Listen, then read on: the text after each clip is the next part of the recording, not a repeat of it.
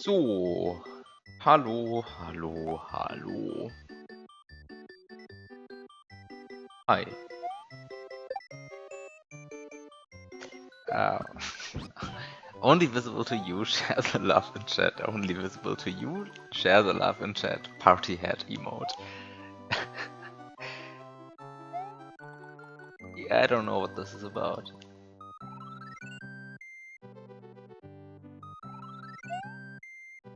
But also,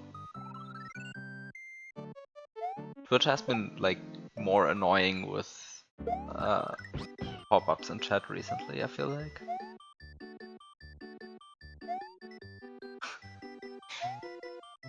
And then it doesn't auto stop the stream.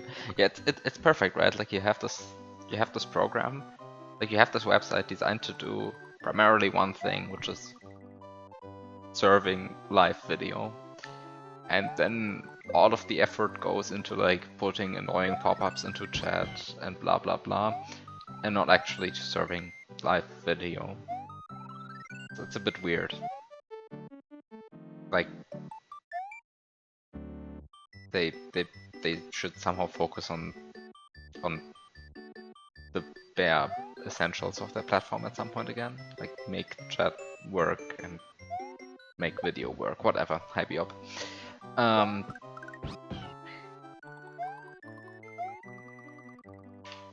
the way, I realized one thing, which is your timer is horribly inaccurate because after all it doesn't run now.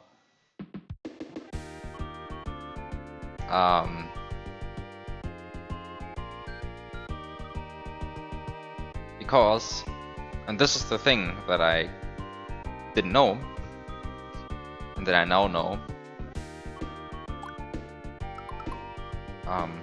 which is that you rewind a bit. And it's probably something that, if I say it now, it sounds obvious, but I didn't know it. Which is that on this frame, for example, there is no NMI. There is no NMI on this frame, and there is no NMI on this frame. And there's also no NMI on this frame, by the way. And also NMI doesn't run on this frame. So like you get like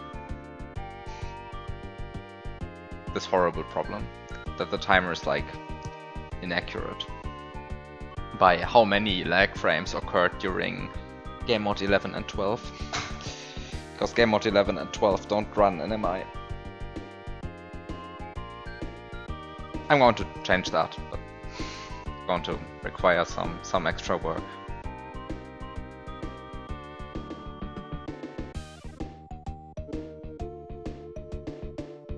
Basically, I was like, yeah, there's really no reason to ever disable NMI, right? Because like you already have this address $10, like on direct page address 10, which is, well, measuring that NMI has already run for this frame.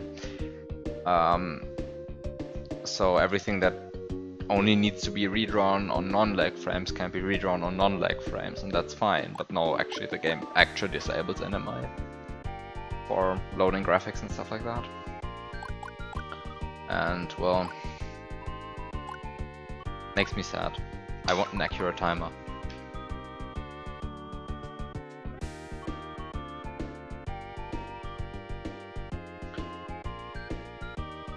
Okay. Why do I have fast travel? Oh no, you lost a couple of frames in the game mode. That happens like once every session. Yeah, right, like you have... do you even have game mode 11? It certainly doesn't even lag for a single frame, game mode 11. I frame counted. So like on level reload, you actually don't lose a single frame. I counted that. Because I was curious. You don't lose a single frame. But not on, yeah, on first entry of the level, you do get the non-NMI time. Well, whatever. Just something I realized. I'm going to change that for my hack.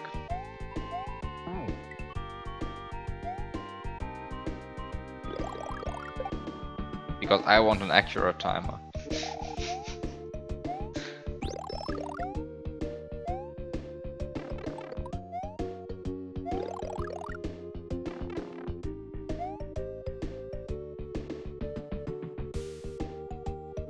Yeah, there absolutely is a reason to disable NMI. You learned that while making the fast reload. You tried running the level routines while NMI was enabled, and it very quickly crashed. Yeah. Yeah. It really isn't as easy as just removing the STZ 4200s from the game. That would be kind of too simplistic.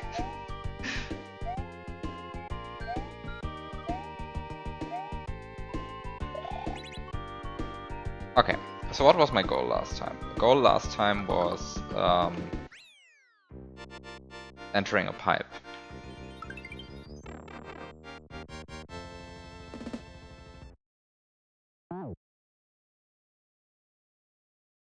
I'm changing the DP register to something without a RAM mirror. Yeah, okay, that's going to be just changing the DP register. Yeah, right, because the vanilla NMI routine doesn't actually make a backup of the DP register. So I mean, if you want to fix that, then I guess you can just add a PHD PLD combination, and that should fix it.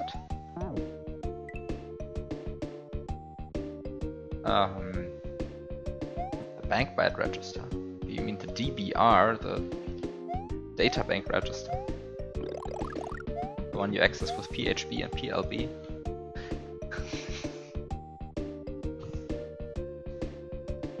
You don't remember terms. Yeah, I mean, like, I didn't know all of these terms like 3 weeks ago. It's like I'm now like slowly learning the actual technical garbage about SNW.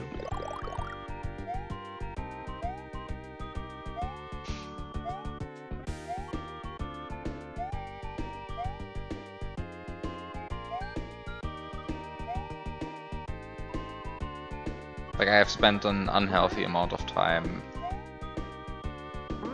debugging some ASM over the last whatever days.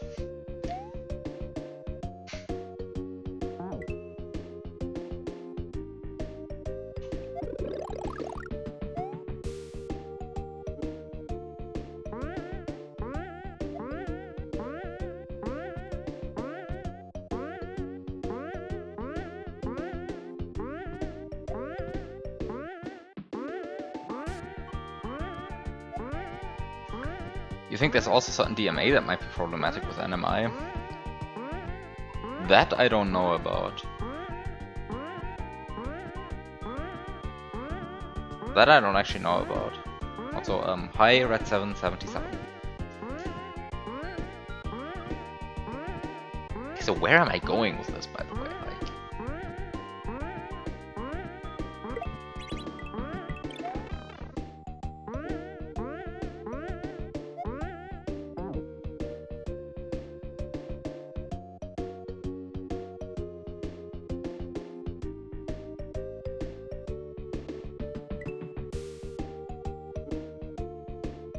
Actually, yeah, I don't actually know what happens if you get if an NMI happens during a DMA.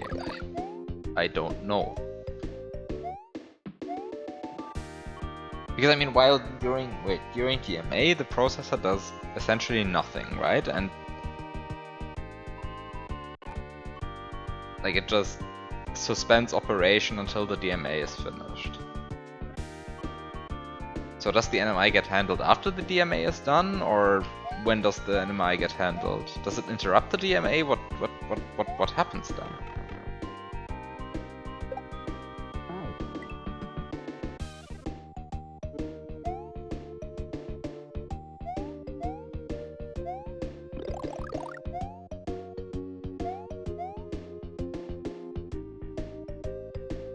Good evening, Datsin.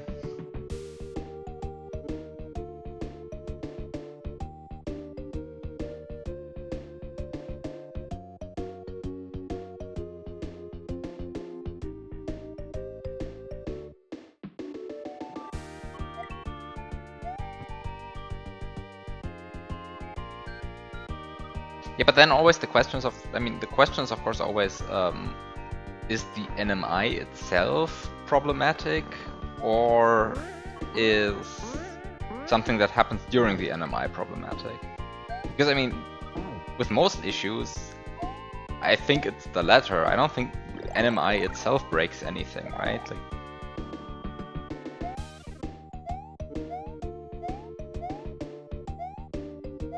right, so like if you just rewrite the NMI routine to make sure that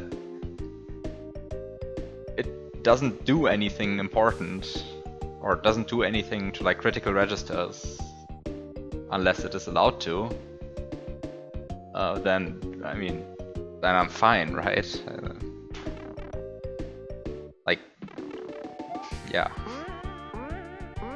I wouldn't know a single situation where the NMI itself is the problematic part. I mean, there's stuff like the NMI routine overrides scratch RAM, the NMI routine overrides or never backs up the direct page register and stuff like that. But yeah, overall, that's, I mean, you can just rewrite the NMI routine to not do that.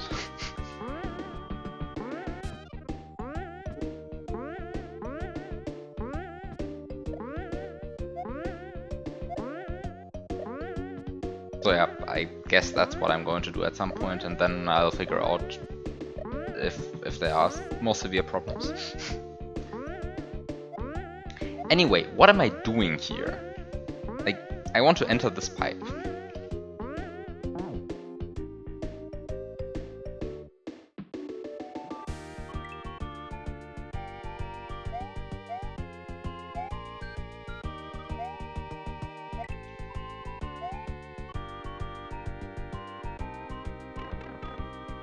How was Ulvabox?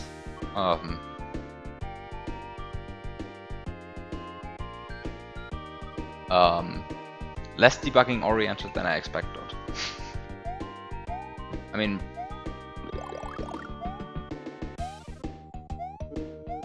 apart from that, nice hack, but well, less debugging oriented than I expected. That's, I think, the main thing that surprised me about the hack. Yeah, also 40 minutes of confusion followed by doing every other room in 5 minutes or less.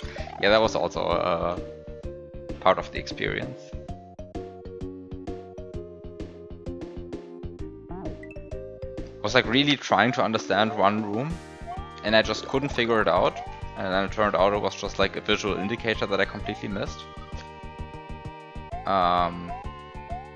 We still don't know how the SBC puzzle is supposed to work.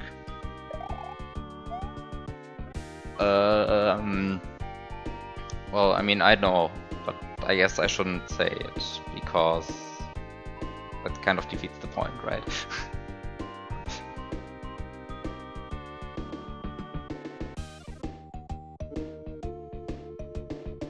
Actually, is the SBC puzzle solvable in BizHawk?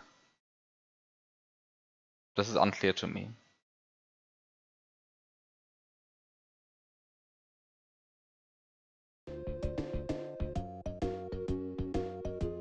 It's not clear to me if the SBC puzzle is actually solvable in BizHawk.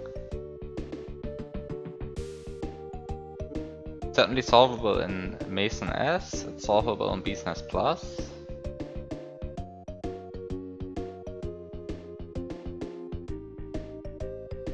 You're assuming trace logging the log is not intended.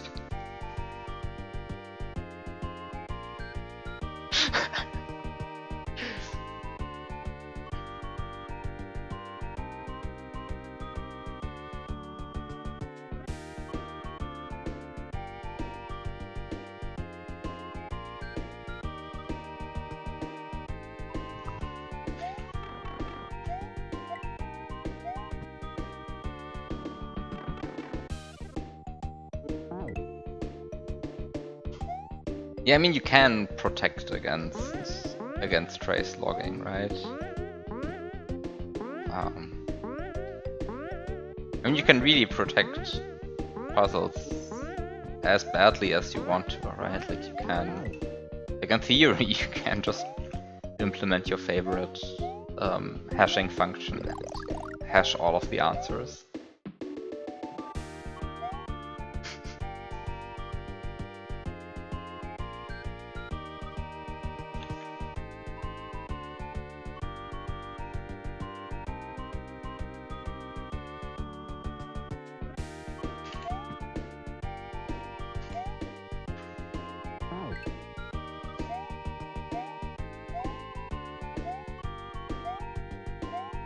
CMP solution is so practical.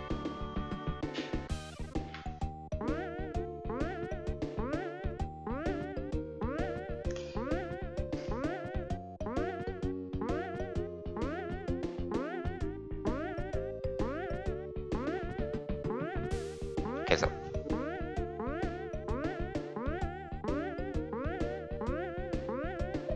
what am I doing? I want to enter this pipe. And to enter this pipe, I just need to bring an item there.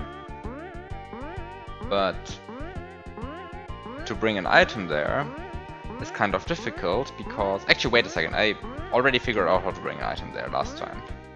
I just didn't do it.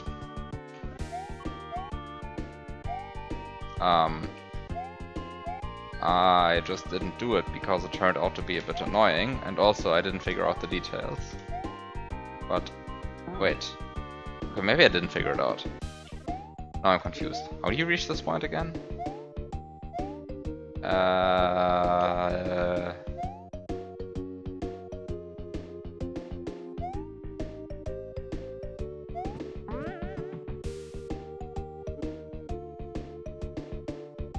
Ah.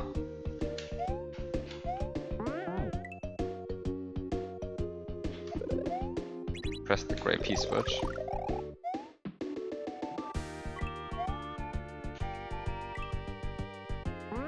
And then you can go here. And then you can go here. And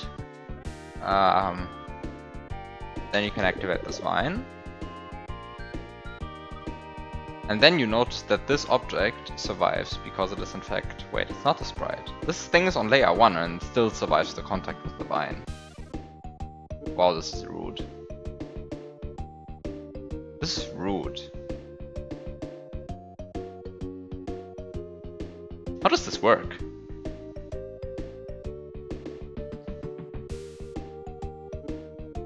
Is this a custom vine? Or is it just a custom block? Or is it like evil magic? Like some very weird hard coding. Hi, Celica.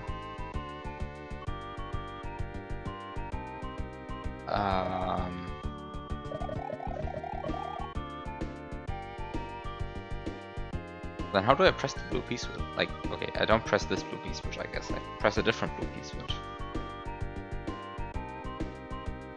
It's a hijack vanilla vine. Okay.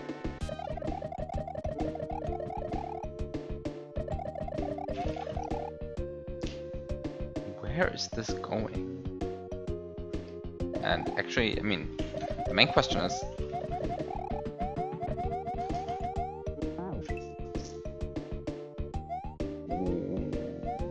Where do I get a blue P switch? Actually, wait a second. Oops. Actually, I know where you can get a blue P switch from. I should actually grab the vine sometimes.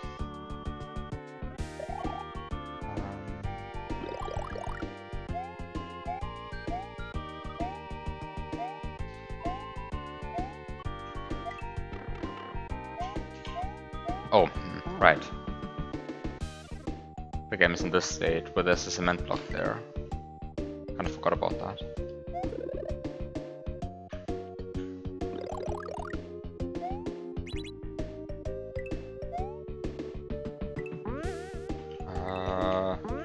No, this is... Maybe I don't want the mushroom right now. Maybe I don't want the mushroom right now. Maybe this is a signal from the game to not collect the mushroom. Just don't.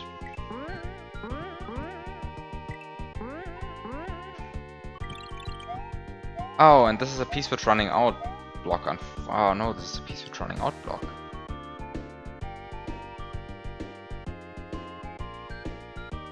But if there's a P switch running out block there... Then, Oh.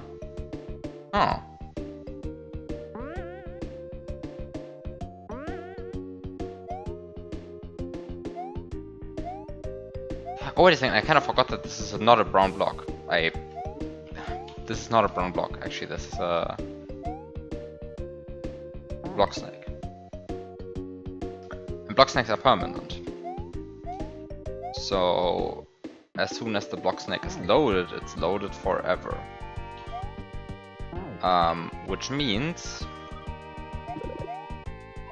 I guess I just need to get over there and load the block snake and then find some brown block to stand on. Oh look, there's a conveniently placed brown block right there. Well, actually, maybe that works. Because like now if I stand on this brown block, yeah, this triggers it. Okay.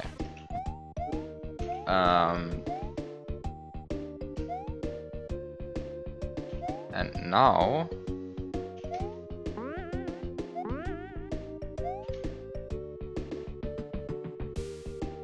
I realize that I maybe should have activated the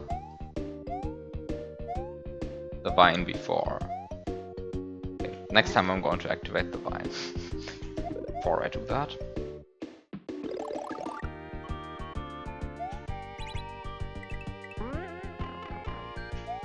Get the springboard. This is going to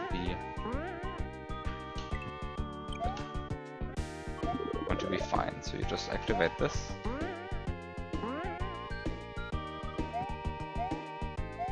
And then you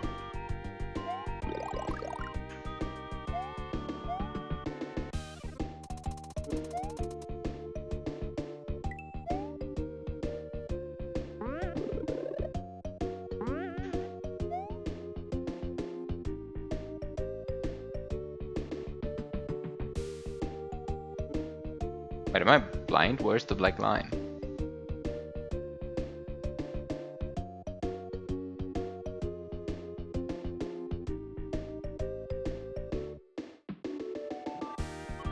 Oh, the vine ate it.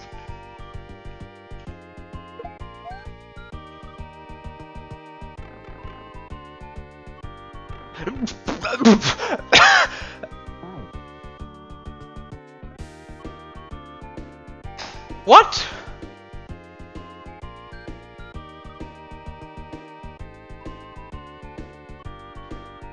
Are you kidding me?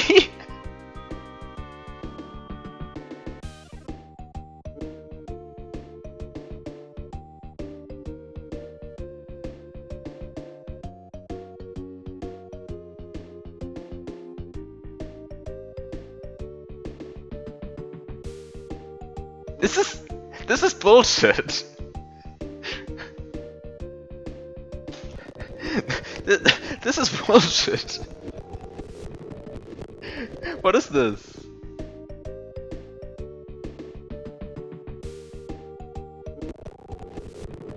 What's happening here?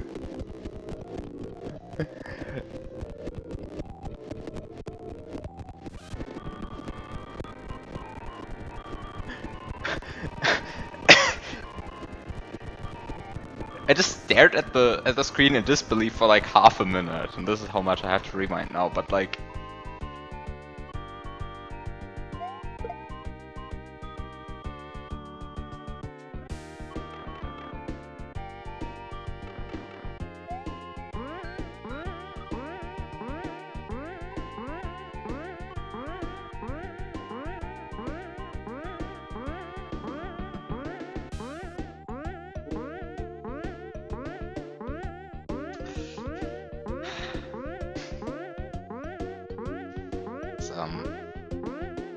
Unfortunate. Unfortunate.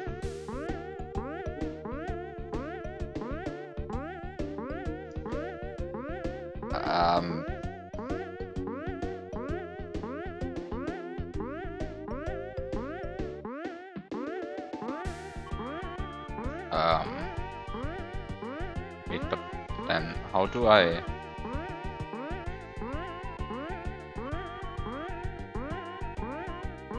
How do I enter this pipe then? I mean, like, how do I get into this enclosed area? Right here.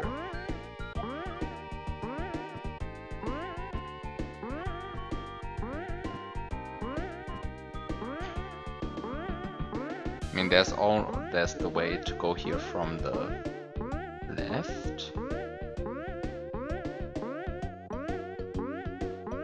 Oh. Oh. You're not meant to bring an item, you are meant to use line guides. You should sometimes just look at the screen and then you see a line guide. So you line guide a platform over here and then you enter the pipe.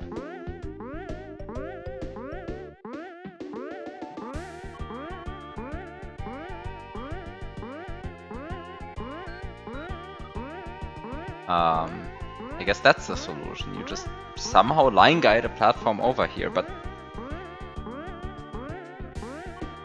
how do I line guide a platform here? I mean, there's only one line guided platform in the entire level, right? Right? Right?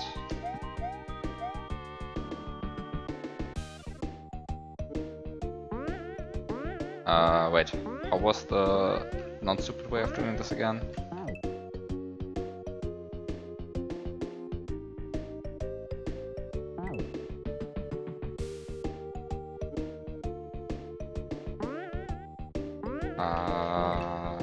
There was a non-stupid way of doing this.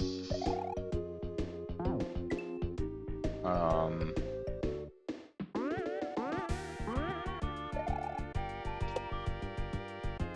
think it was that.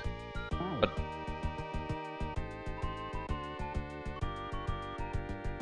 the platform kind of goes not in the direction that I wanted to go in.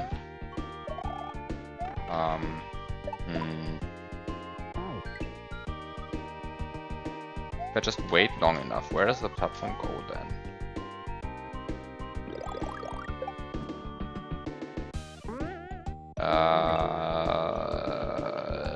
If I just wait long enough, how?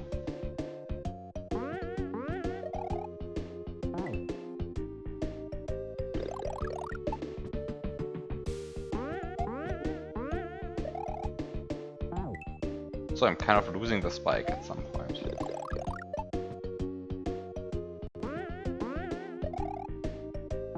Ah, this is too slow.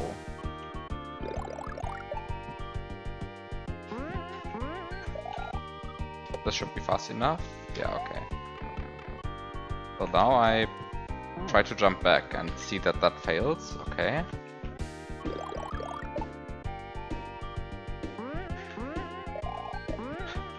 Really land on that node block? Just don't.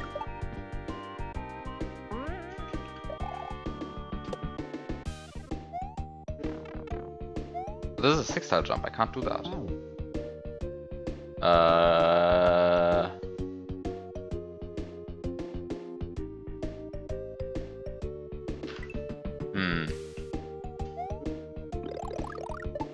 It's going to be an exciting line guide puzzle.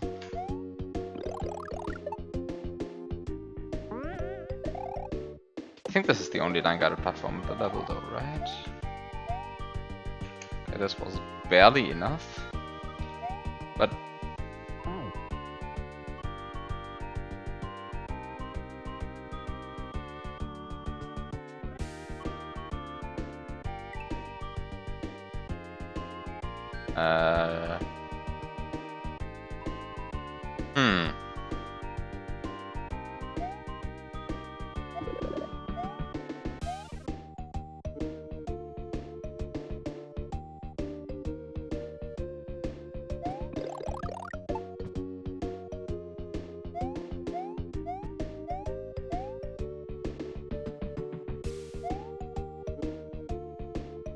I'm pressing the on-off switch. I mean, if I press the on-off switch, then I know where the line guide goes, and that's kind of not where I wanted to go. Also, nice moving blocks.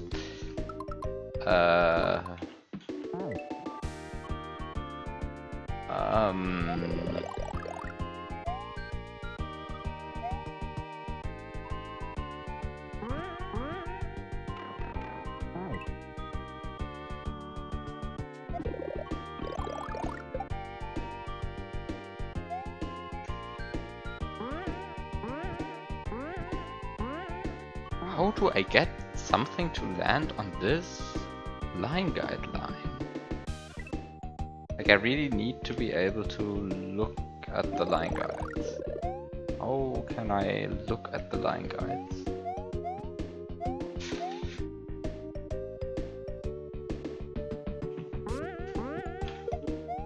Oh, spin jump, come on.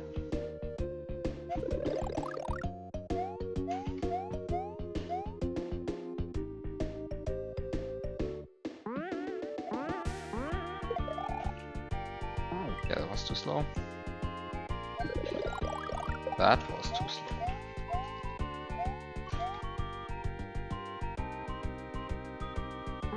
Not sure if grabbing this this silver piece which actually helps with looking at line guides. Probably it doesn't. Probably it's just weighing me down unnecessarily. But I mean, maybe it helps. Should have just gone there.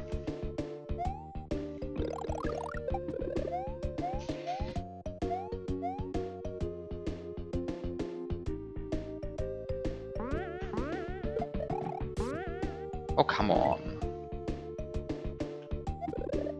This,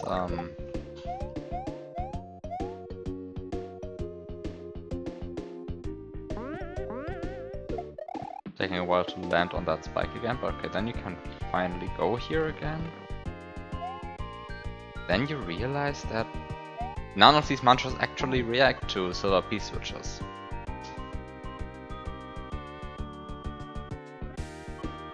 Unfortunate. Unfortunate. None of these silver piece switches, none of these mantras actually react to silver piece switches. Actually, wait a second. No, this one would have. This one would have. Huh. This one would have.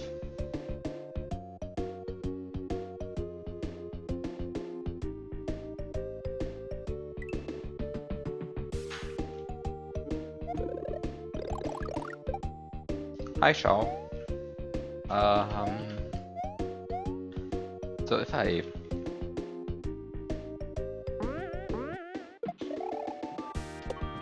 do the thing of...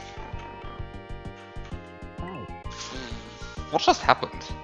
I just kind of got squished somewhere. Maybe I should just press the gray P switch.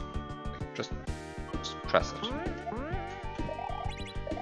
Oh no, wait, pressing it is kind of a bad idea, that kills the spike. Don't press the gray P switch, then just revert to earlier strats.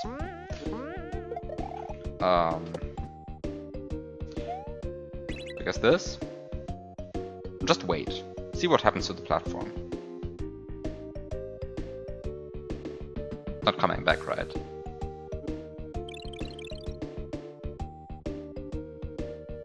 I think this platform is not coming back. It's off screen now. Vertically off screen.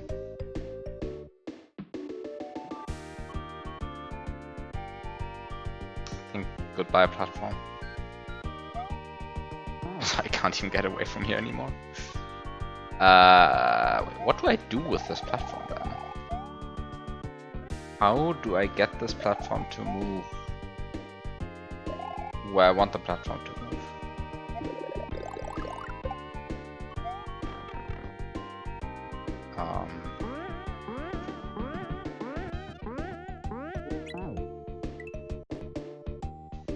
I mean...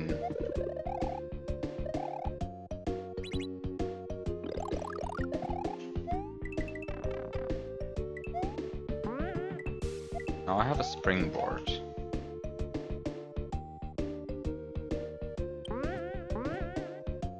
But it's not like I can do anything with that springboard, right?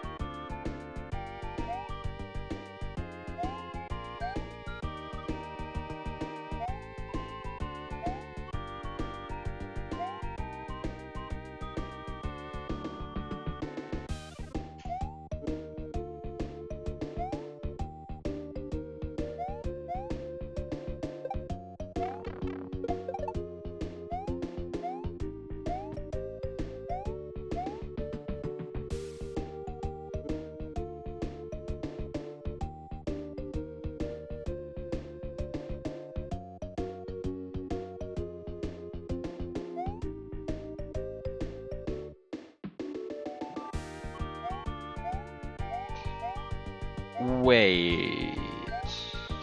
If I recall correctly.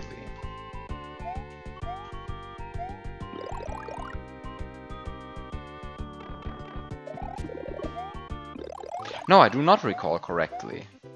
There's still a Mancha there.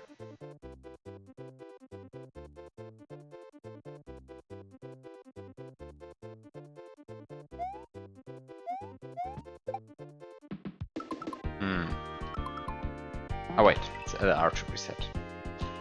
I do not have to wait out the star.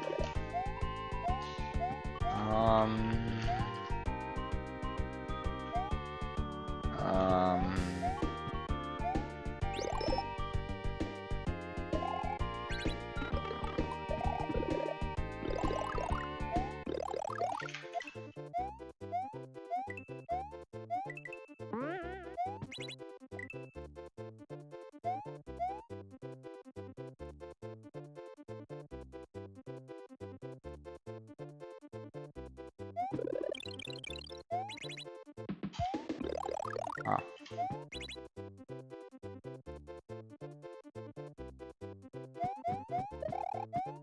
Such a nice P-switch. It's just sitting there and you just have to press it because otherwise you can't remove it. Okay, so now oh, probably shouldn't have done that.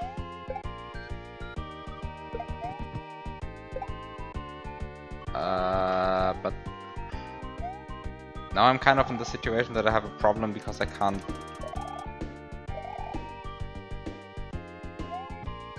Because I can't. Well, can't run anymore. It's kind of the problem, right? So I can't go from here to there anymore, I think, because I won't have enough speed. There are no sideways, no blocks here to give me speed. Not in any useful positions in any case. I know. Huh. But then, what do I do? I mean, even if I can press the on-off switch, then it's still not clear to me what actually what do I actually achieve from that? Because of course, then I have pressed the on-off switch, and then the platform goes a different way. But I mean, I know which way it goes. It goes to this pipe, which is not the pipe that I want to enter. I mean, I want to enter the pipe like way over there. We have fractional clouds now. You mean this one?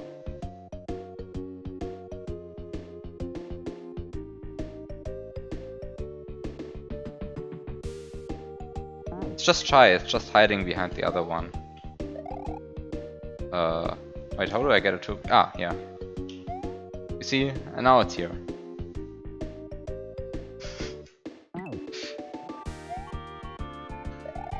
How do I get this thing to appear? What triggers the animation?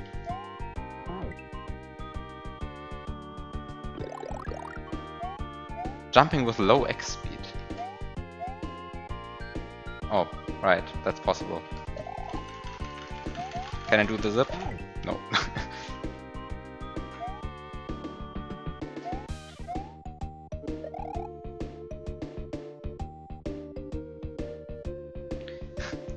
Such a nice animation.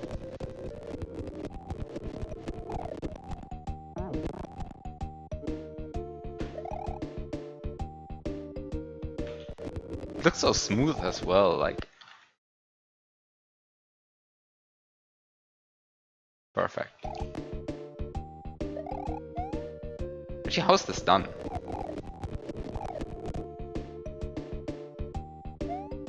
Oh no, it's a okay, this is sprite. It's like... How is this done? No, it's a sprite, okay.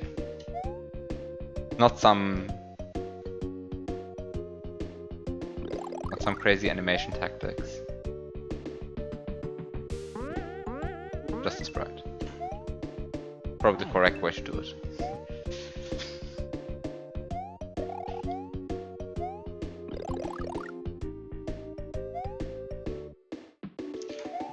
So where do I go from here?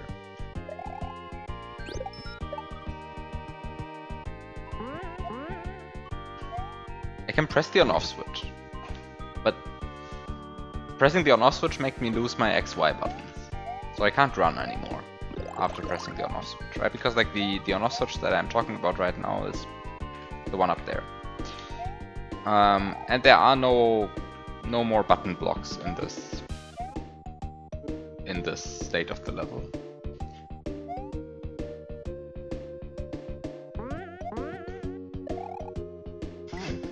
Where's this going? What does the heck want me to do? Apart from somehow make a platform move, but how?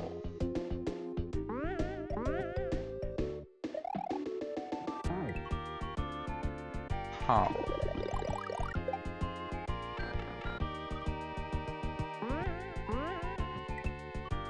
Okay, wait. I should probably be a bit more careful here. He said, jumped into the puddle of green goo down there.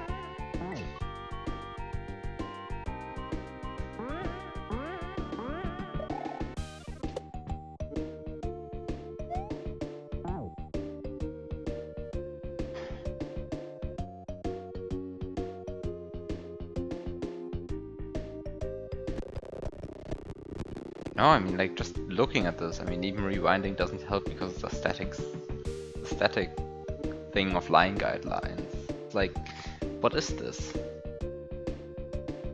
I mean, the only thing I can do is I can switch the on-off switch, and that changes a few of the lines, sure, but I mean, I guess I can just do that again.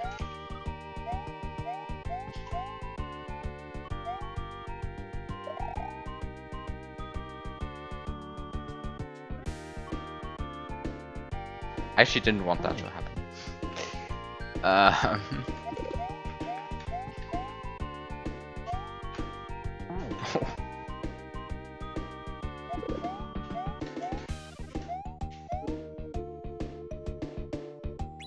Wait a second, why am I doing this without a mushroom? This can't work without a mushroom anyway, because, like, obvious reasons.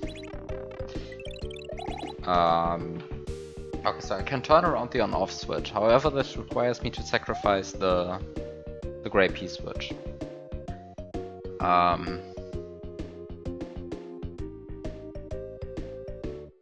Which is, I think, the only gray P switch in the level. Which already tells you that there's something fishy going on here.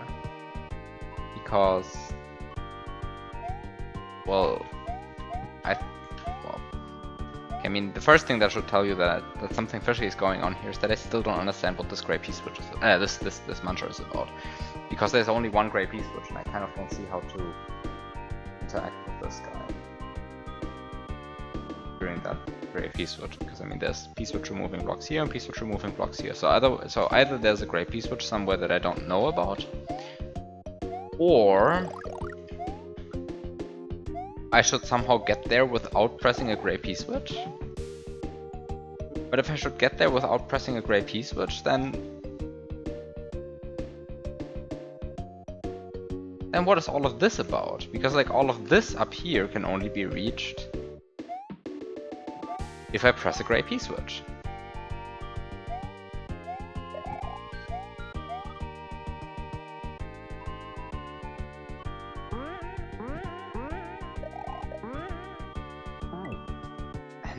I don't get it.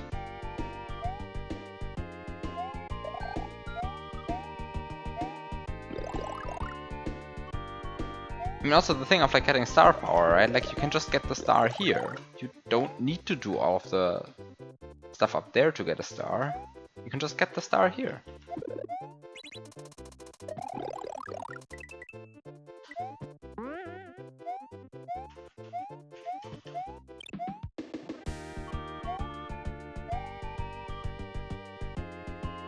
And now I can't reach the on-off switch anymore.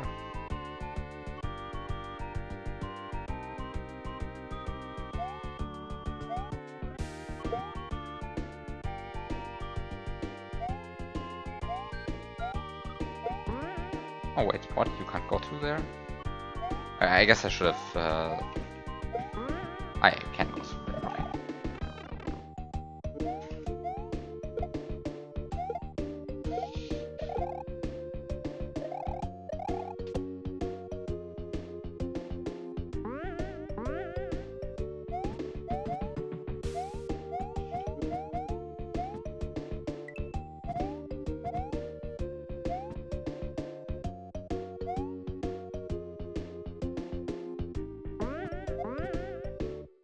Good level. I mean, I just like that you can throw the springboard into the ceiling there. It's beautiful. It just works. It shouldn't work, but it just works.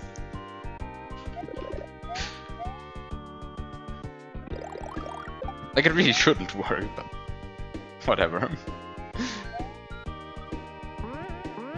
What's going on here? Like...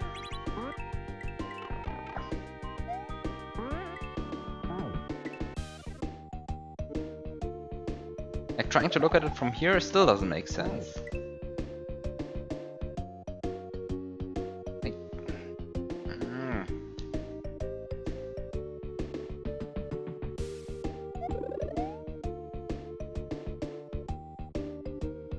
Wait, if I look at what's happening down there...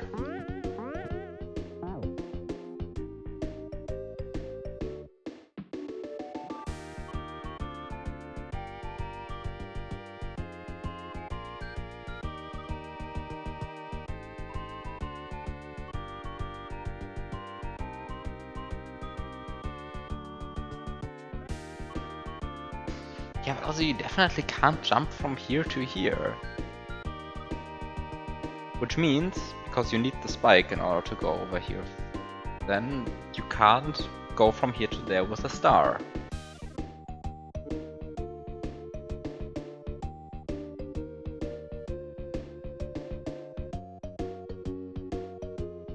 I mean, there's no way I can go from here to here without bouncing on the spike here. I mean, I guess I can like try some stupid acrobatics with like a springboard or a B-switch jump, sure, but none of this is intended, surely.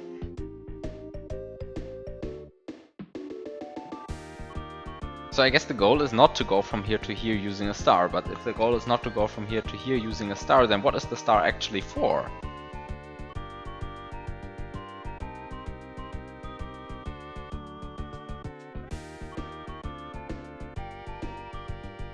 Where is this? Where could this possibly be going? I think I need save states to figure this out. There's no way I'm going to like just figure it out by just looking at it. I need to like play around with it a bit more.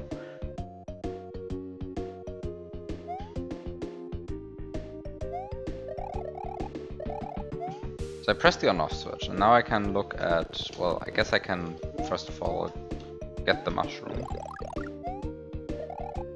And then I can stand here. And then I can, well, be super annoyed by missing the timing on that spike, because this is definitely salvageable, but a bit annoying. Okay, and then you can, like... Ah, right. I guess you can just jump here. And despawn the platform in the process?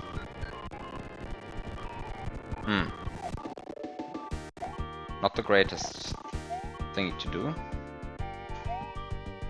You really just despawn the platform in the process, or what?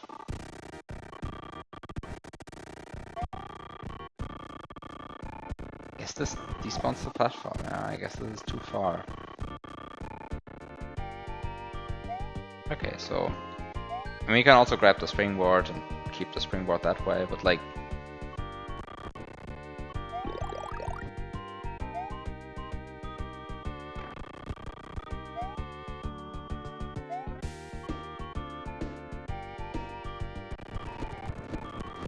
But now you run into the problem that... Even though there definitely is a line guide here, it kind of is not reachable? I guess it is reachable, right? Like you can just...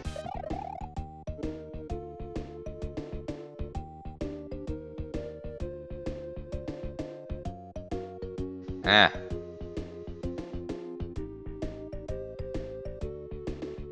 How do I get a carryable item to here? Wait, I have an idea. This is going to be like a huge amount of horrible setup though. This is the kind of stuff I definitely want to try with save states first. Okay. So, horrible setup. Time to do more horrible setup. No.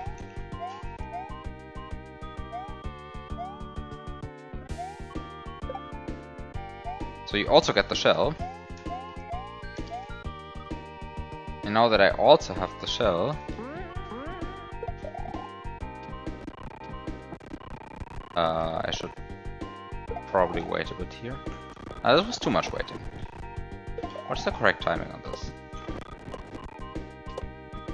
Well, I don't know what the correct timing is anyway. It doesn't really matter what the correct timing is. There's some timing that works, that's all that matters.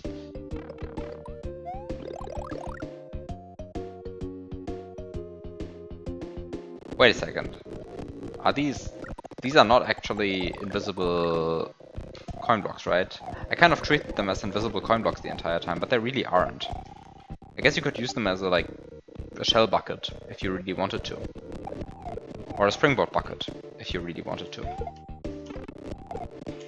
But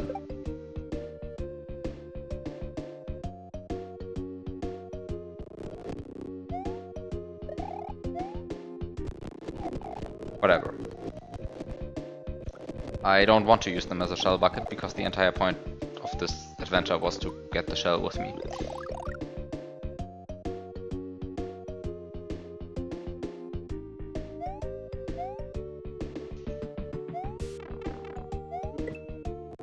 And now you land on this thing.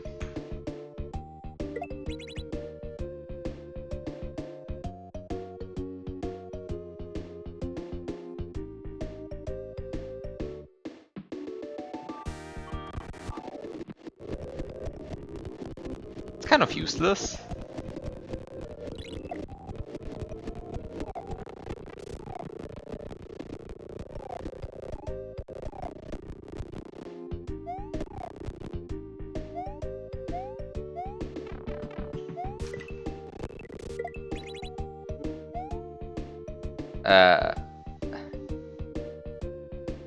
Kind of nothing changed. I mean, of course something changed.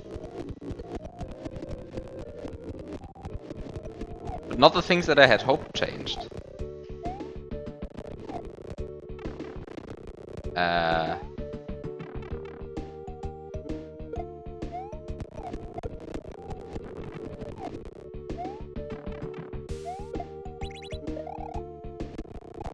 Also, you can do this without losing your XY button, which I guess is great.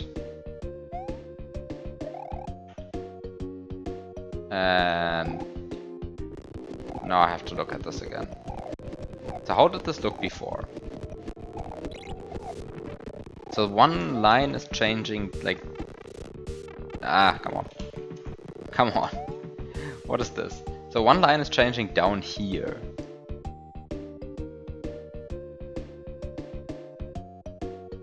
Hello, Zeppel 3210.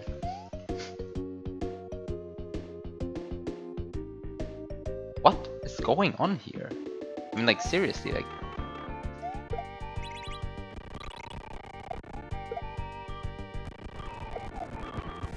I guess I was a bit faster, but, like, would have to be, like, super fast. How am I that much... How can I be that much faster? Can I be that much faster?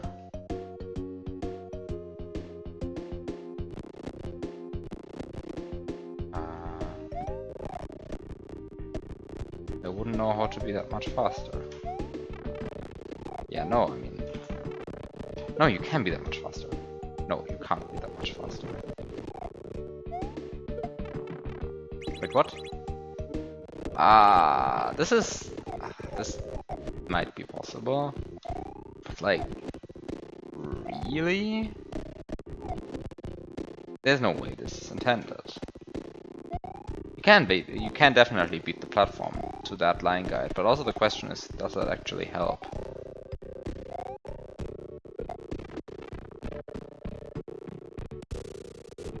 Yeah, it's possible, so it must be intended. Right.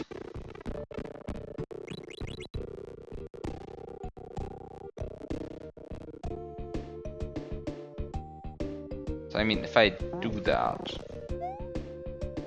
somehow find a more elegant way of doing that, perhaps.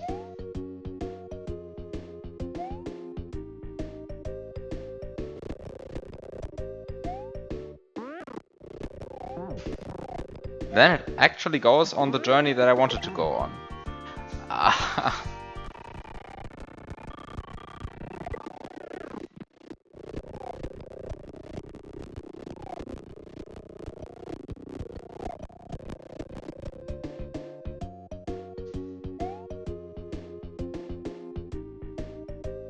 Okay, so what is the not stupid way of doing this then? I mean, like, there must be also a not stupid way of doing this.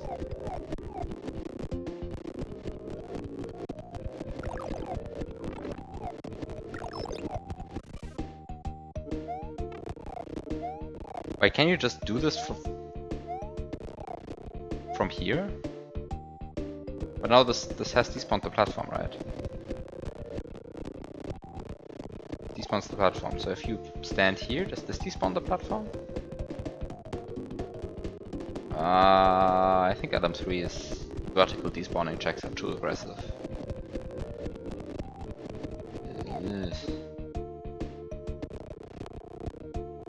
Because I mean, you can go up here, right? Like, it's definitely possible to go up here. Kills the platform. Goodbye. Wait, doesn't kill the platform. Am I confused? Oh no, it does kill the platform. This is the natural spawning position of the platform. Oh, wait a second, but I can just do that. Ride the platform again. Cry.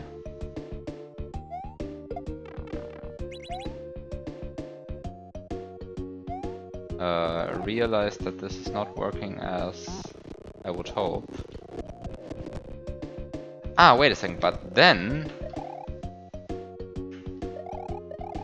I can do this. This is horrible. Oh no, wait a second, but now the on-off is the wrong way again.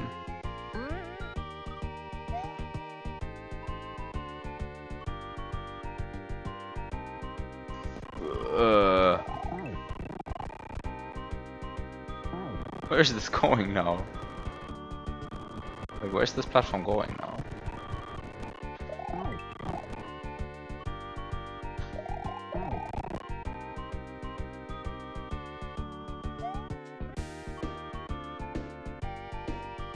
Yeah, I think this is kind of not where I wanted to go. Yeah, I think this is a dead end, this path. But if this path is a dead end... Wait a second, if this path is a dead end, then... What is the actual solution to this?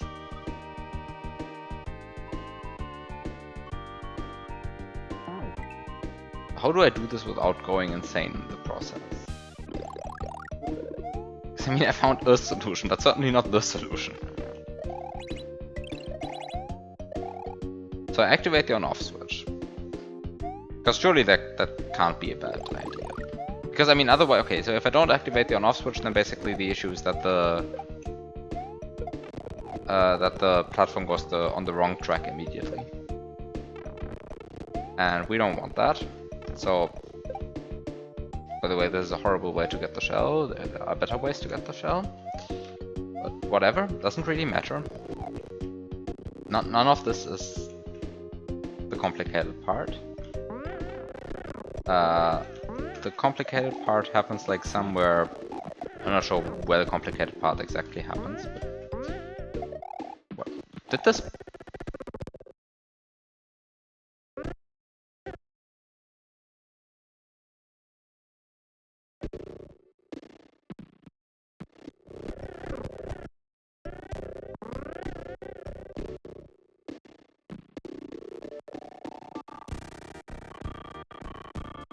This is absurd, and now it's not doing it. I like this cloud. Good cloud.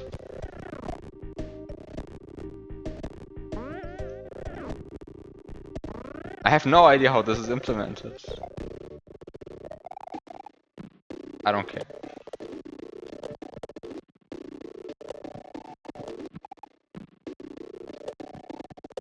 What happened? A cloud happened.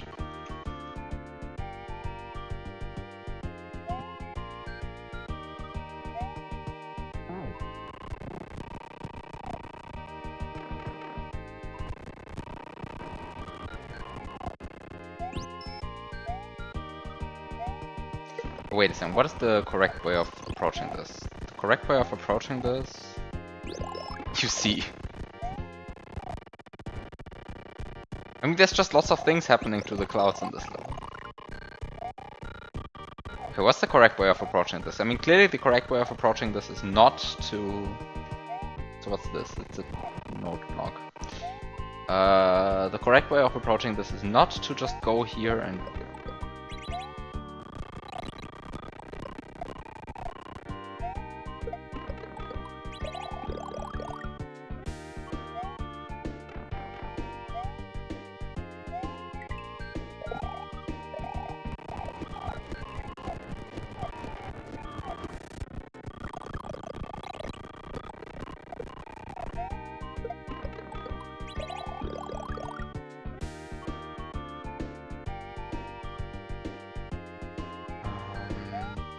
But if this is not the correct way of doing this...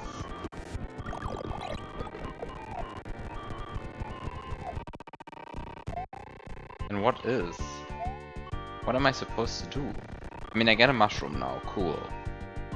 But... I mean, first of all, that requires me to do like these slightly technical inputs, but okay, they're not so bad. This is definitely doable in an attempt. But...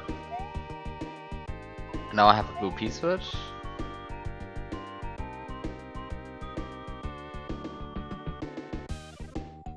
No, the gray blocks are not wall jumpable. The solution is definitely like not some crazy glitch tech either. I mean...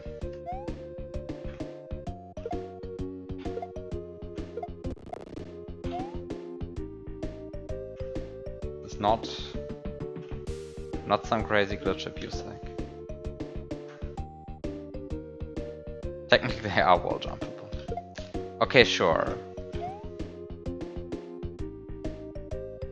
But like, I'm not going for that in an actual attempt.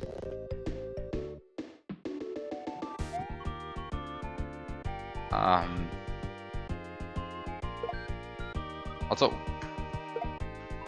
this double grab is horrible. And I don't even need it. But now I'm like, it's possible, so it surely is the correct way to deal with these two items.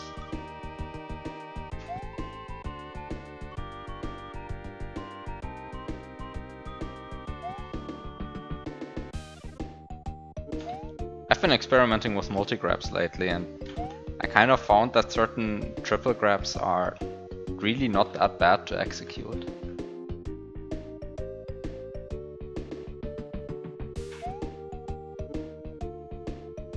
But this double grab for some reason is horrible. This is not one of them. I mean, this one would be always horrible, right? Because it involves a shell. Like the not horrible triple grabs will always be the ones that involve something like key P-switch springboard also, finally. Should have just done that from the beginning. Ah, nice, you keep your shitty grabs on getting hit in this hack. This is very useful. At least for people who enjoy, who consider themselves shitty grab enjoyers. Does this keep the platform alive? Yes.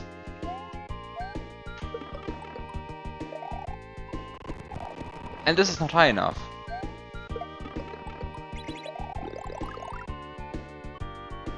Okay, so...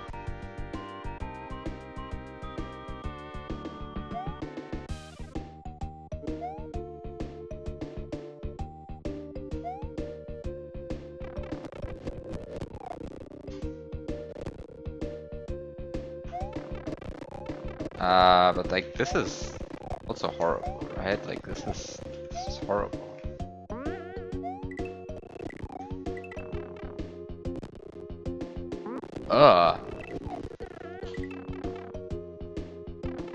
I mean, this is possible, but like, I need another run through of this. This is a horrible route. There must be a better route for this. Okay, so the first thing is you press the on-off switch. The next thing is you get a mushroom. The next thing is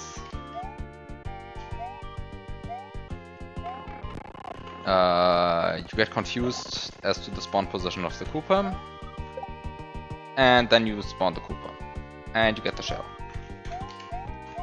You respawn the spike,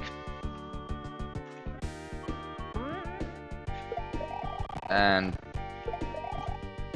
do this jump here. Then you do this jump here. And then you do this jump here. Then you get confused about springboards. Position your springboard in a way where you can still get the shell. Take the shell and cry because the position where you want to get the position your springboard is kind of not the greatest one. Actually, no, it's fine. It's fine. It's fine. This is no. Maybe this is not fine. Like my shell will be gone. This is a horrible strat. Oh wait a second. I can do this.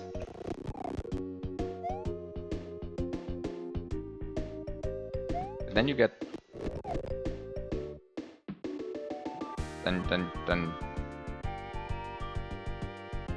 You don't get your platform back. That's kind of bad. I want my platform. Oh no. Can you respawn the spike? Yeah, I kind of can, but like I kind of don't want to do it if I can avoid it. But yes, I mean if I really have to, I guess that's the strat. I mean it's definitely better than going for like a. I think it's better than going for like a shell springboard double grab. I mean, maybe the shell springboard double grab is actually the correct thing to do here. Maybe the correct strat is to go for the shell springboard double grab. Like, this is a horrible double grab. Like, if you mess this one up... If you mess this one up, then this happens, and then the shell is gone. And if you mess it up in the other way, then... kind of don't want to do that one, I think.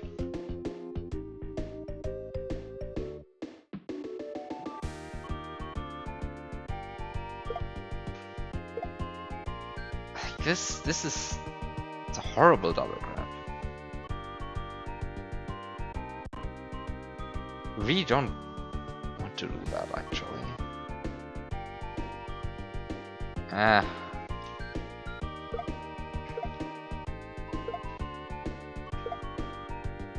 This ranks high on the list of shitty double grabs. The frame roll is patched, right? This would normally be actually a pretty good setup, I think. But not if the frame roll is patched.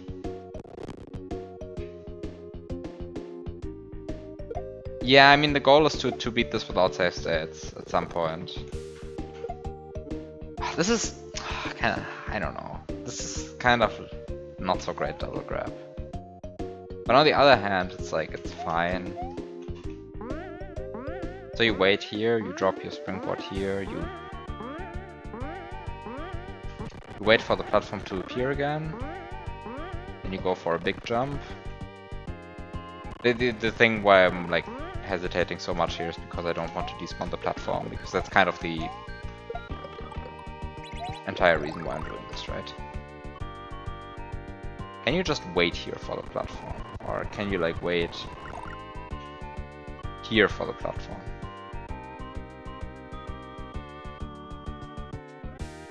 And wait there for the platform. Okay, that's great.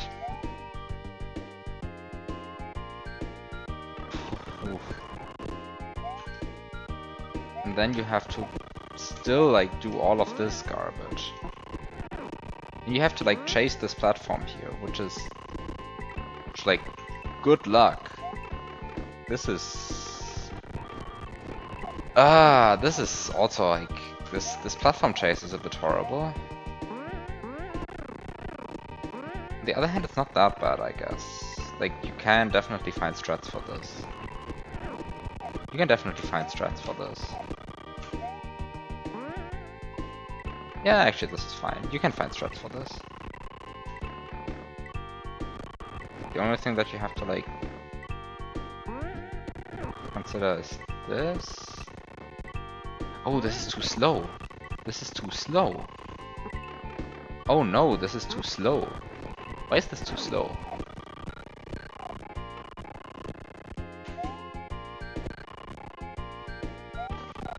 Ugh. This is... There must be a better strat for this, right? Like...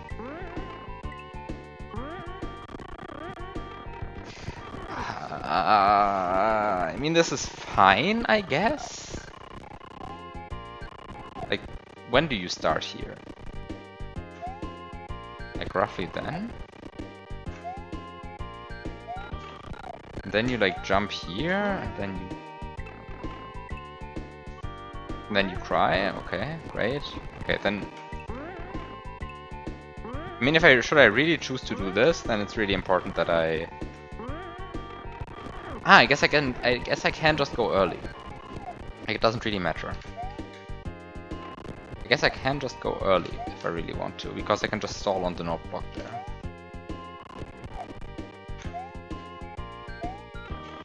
But this is like still horrible. Oh, wait a second, I can just do this. I can go here, wait a second, jump. Then try to hit this node block. But like, hitting... Oh, wait a second, this is fine. Because actually doing a low bounce off this node block gets you the perfect height to get through this Mancha tunnel, so that's fine. So this strat is actually not terrible. The problem is that I land on the platform. I kind of don't want to land on the platform here, because it delays the landing on the node block. Do I want to do this? Is this strat terrible? I'm going to see if the strat is terrible. Time to see if the strat is terrible. I think it's not actually that bad, honestly.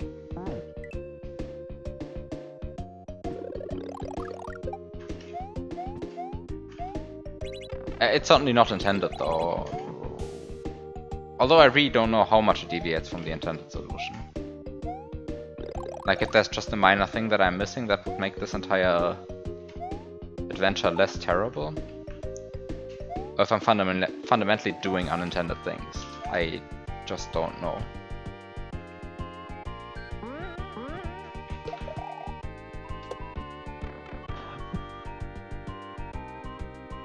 Really? This is a scam?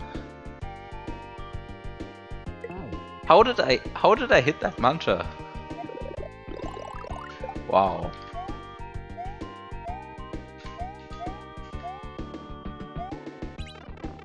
Yeah, that absolutely isn't. It's going to be exciting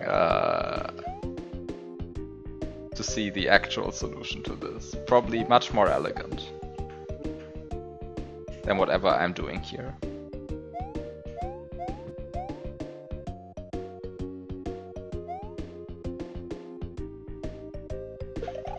what am I doing here? No, no, no, no, what am I doing here? What am I doing here? I'm missing the spike.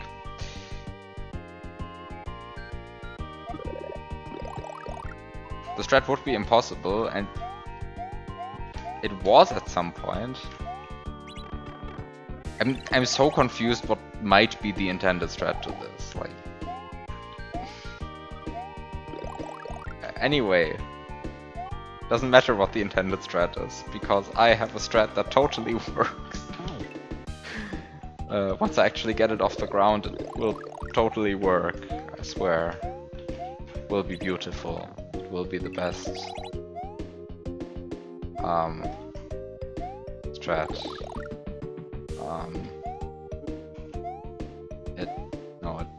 It will be horrible. I mean, let's face it. There's non-zero chance I'm going to like stop this strat and like look for a better strat because it is too painful to execute. On the other hand, like failing at grabbing the blue shell, that's like kind of... I mean, that's not the bad part of the strat, right? So I should be failing at that. The issue is that I... Yeah, this is fine. Okay, this is fine. This is a good setup then.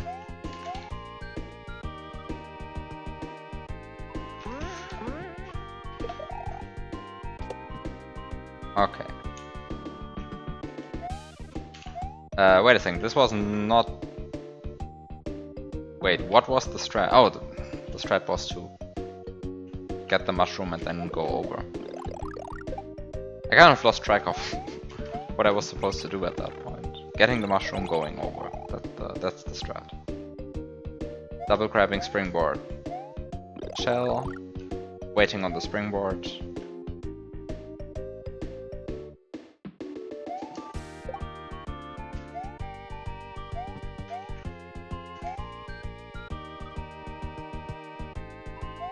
Wait a second, I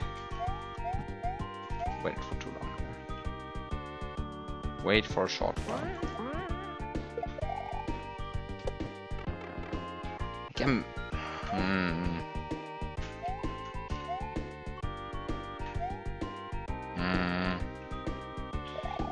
This will just fail.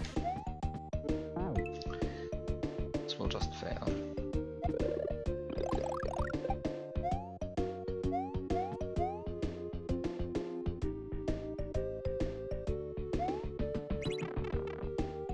It might affect the intended solution as well?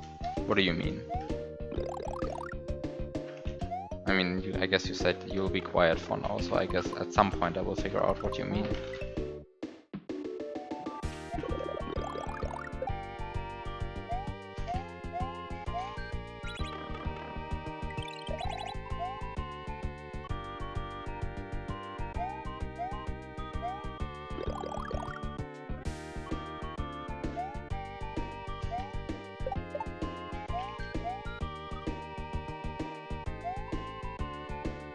Ah.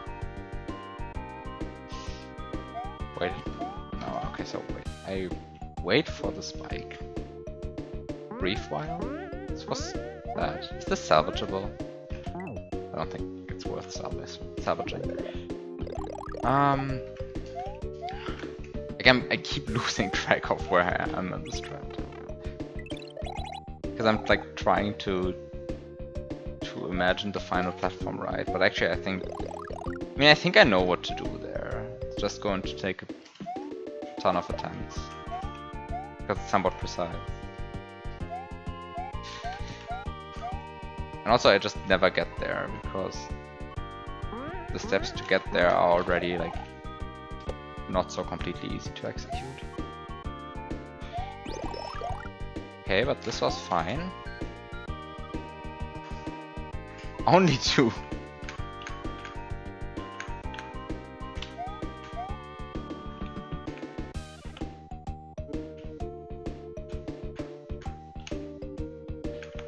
Okay.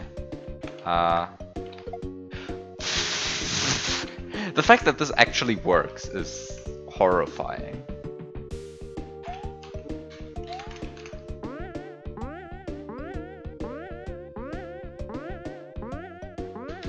No! No! No! No! No! No! No! No! No! Fuck. Also, I despawned the platform there. No! No, I think that wasn't one of the two spots where it's supposed to fail.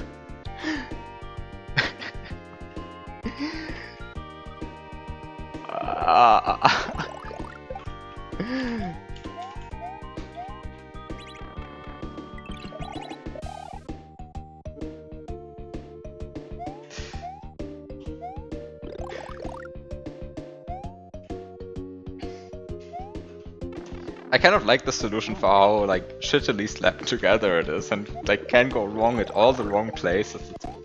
It's beautiful, really. Viel Spaß mit nichts, Apple.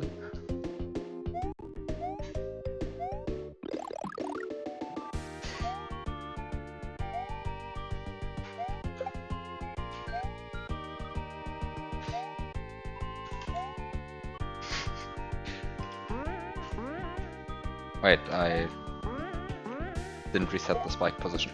Fuck.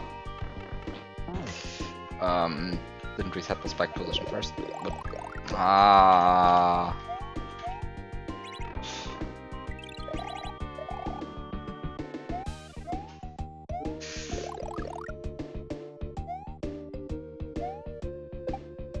But this is fine so far.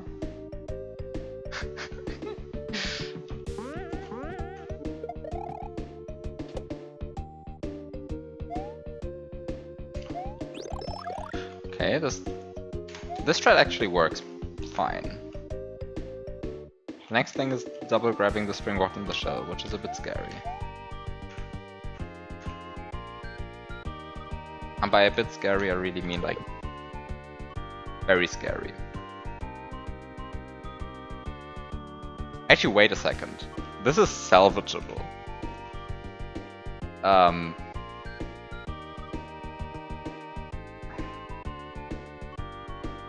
I can get the shell again. Oh no.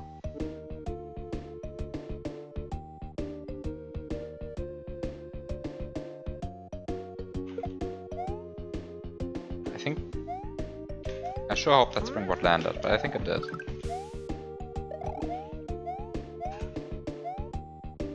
I think that springboard actually landed. No! Really? Come on! Oh!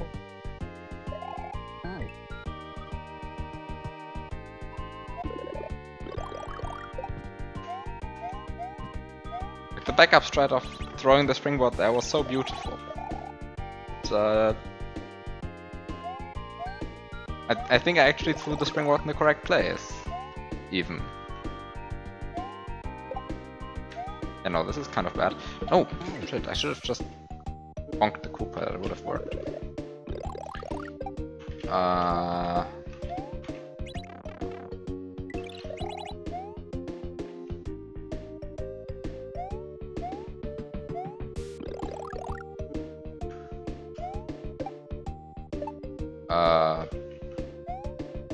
Just respawn the Koopa, this will be fine.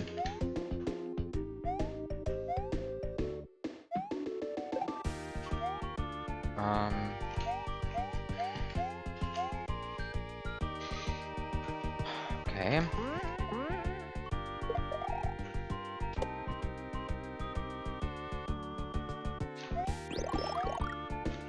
This just works, he said, and then the jump into a two-tile gap just fails. I love this game sometimes, right? Like, you would think that this is plenty of space to get a Mario into. No, it just isn't. This is not plenty of space to get a Mario into. If you hold right against this wall, you would sometimes just not get into that.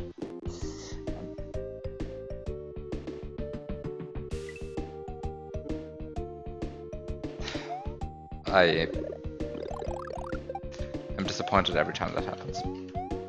But that's how the game is.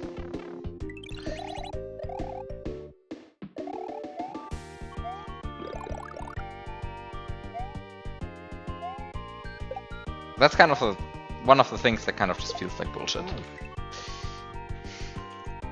Like being flush against the wall, not being able to enter a 2-tile high gap, that's...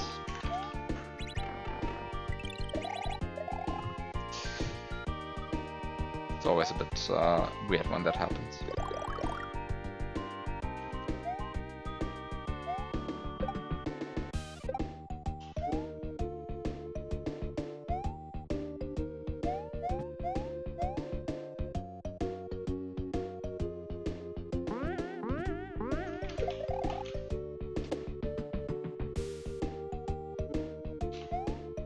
No!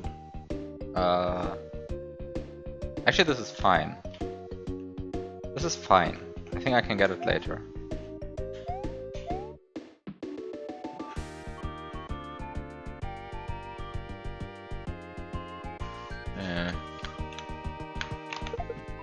Yeah, no, this is kind of like, the double grab kind of sucks.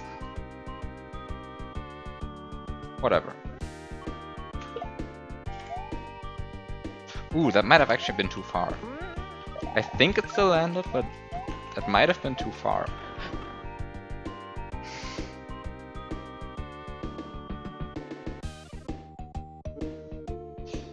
I love this level.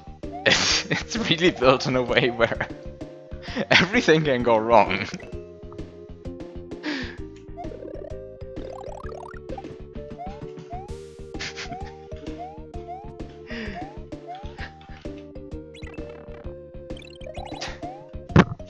Like, come on.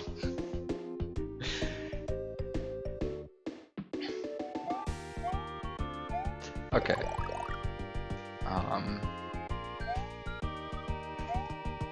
Okay, wait. No. Hit the Koopa. It's not so hard, just hit the Koopa.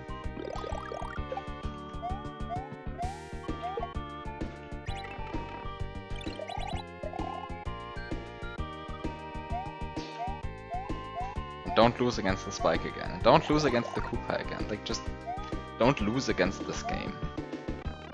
Fuck. This game is just winning. Like, the issue is, I feel like kind of all of these steps would, or at least similar steps, would also be in the intended solution. Like, I don't think the amount of like Rumgedümpel I'm doing here in order to just gather all of the items and set everything up, I don't think that is actually the part that makes me fail. I mean, kind of does make me fail, but like, I feel like that would also be in the intended solution, at least some amount of annoying Rumgedümpel. I mean, beautiful Rumgedümpel, of course, is great. It's working perfectly. I love this game. Smiley.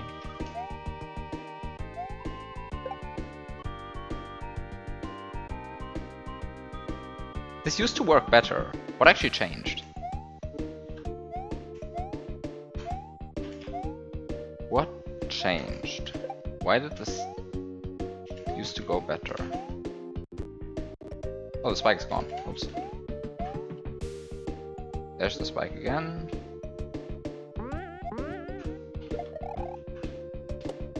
So this works. It just works. And then you just grab the springboard. And then you mess up the double grab again and again and again, because it's really how the double grab should go. I mean, it is kind of an inconsistent setup, the double grab. I mean, I do have a backup for this.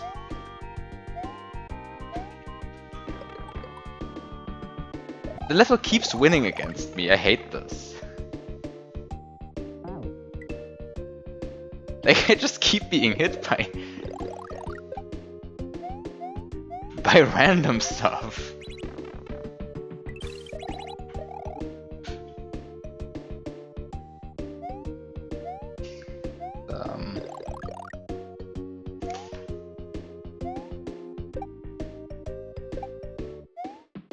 An experience to lose against a level so hard.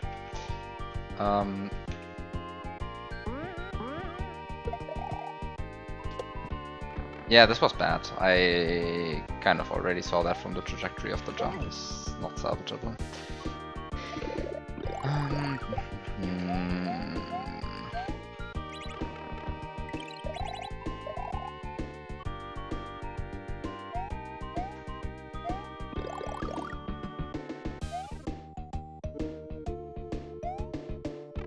Okay.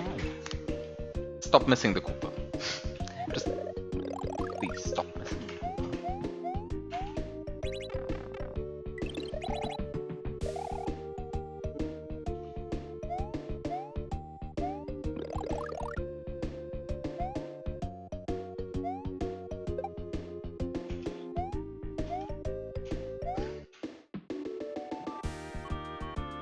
What am I supposed to do with this?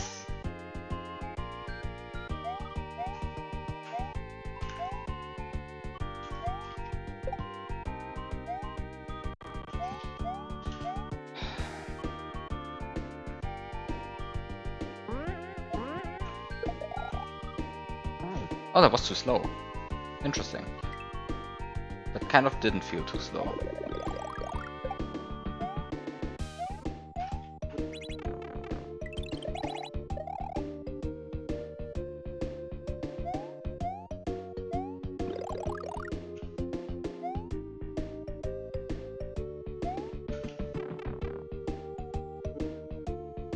Why am I so bad at bouncing on that Koopa though? I kind of feel like it's just a Koopa bounce. Like, how can you mess that up so many times in a row?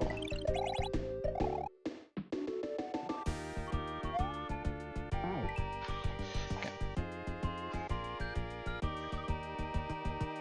I bounced higher on the first of the two music blocks. Okay, yeah, I guess that's... If you do that, then that loses time, yes. Yes, yes, yes.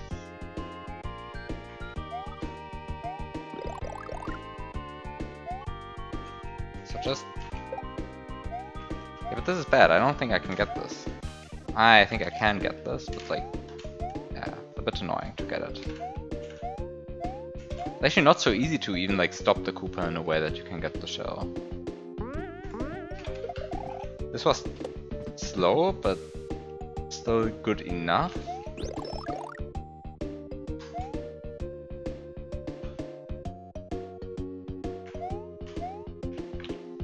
Okay.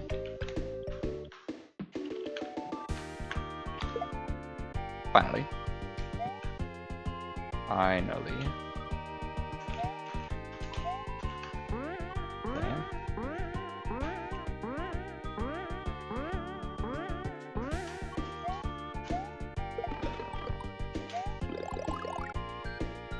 I missed the on-off switch! Are you kidding me?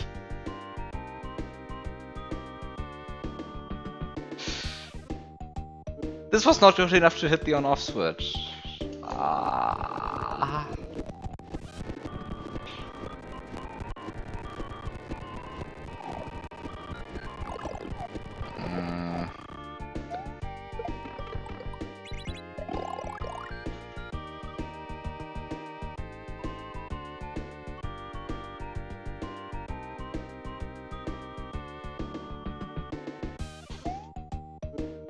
Oh, and then this can also go wrong.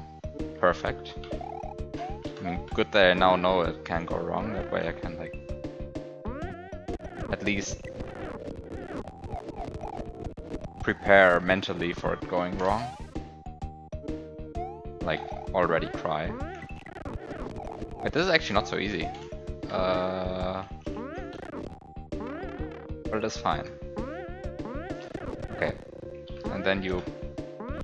And then you miss the brown platform. That would be amazing if in a run. Like if I just missed that brown platform. Okay, so you just do this.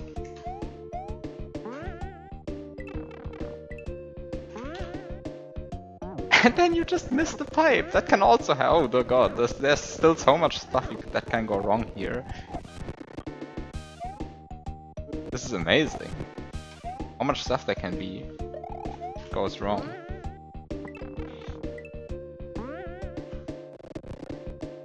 Okay, but you can just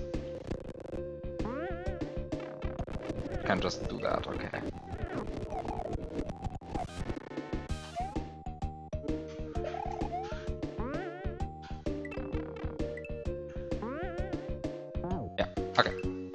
I would have entered the pipe there, I just released the right button.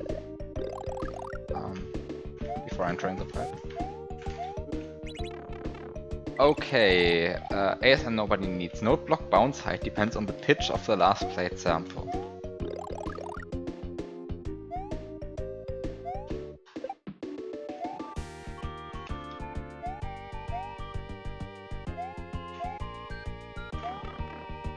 I mean, I guess that's codable.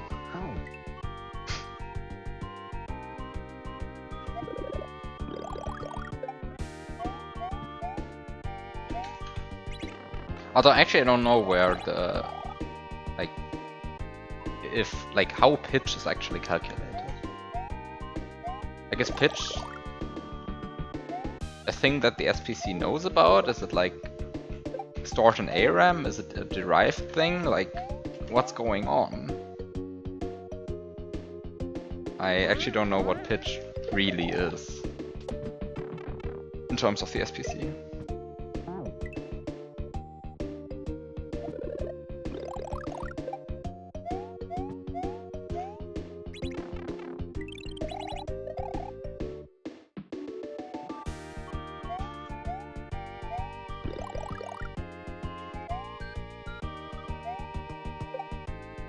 Well, that's bad.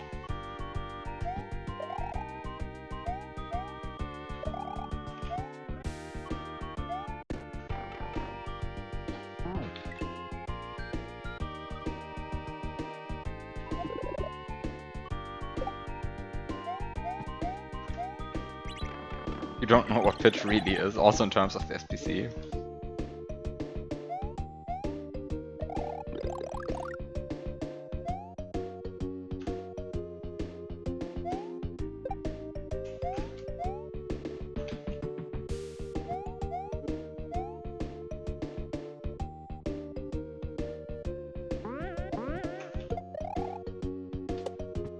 This was actually good. This was also good. Like, all of this is going well, and then you just get unlucky. Love this game. Love this engine. I mean, I know that there is like a way to... I mean, I know that I could theoretically make up a better strat there, which is less luck dependent, but also harder. I'm not sure if this is the way to go, or if just complaining about it when it goes wrong is the way to go. I think complaining about it is really the way to go, because it is easier, even if it doesn't work all of the time.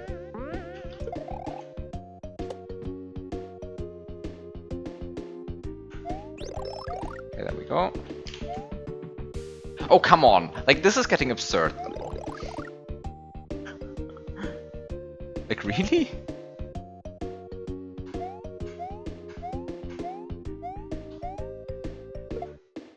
I mean, of course complaining is the way to go, but like...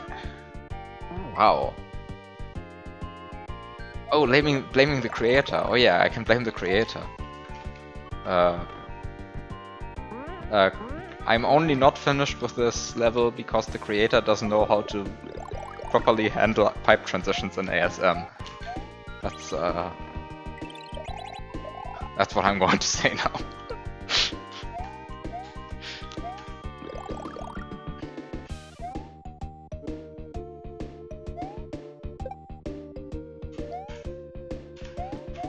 True.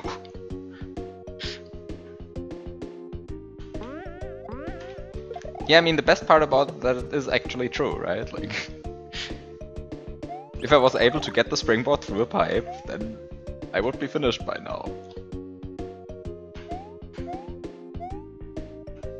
Unfortunately, this hack decides to eat your springboard when you go through a pipe, instead of giving it to you. Grr. Okay, that springboard landed. In a good spot, actually.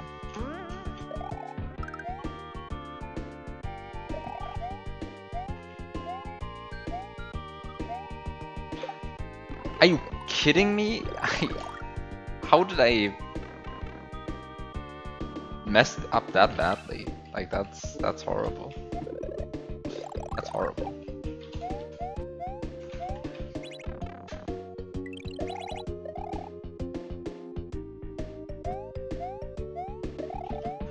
Yeah, to be fair, yeah. I mean, the majestic mess of the line guides.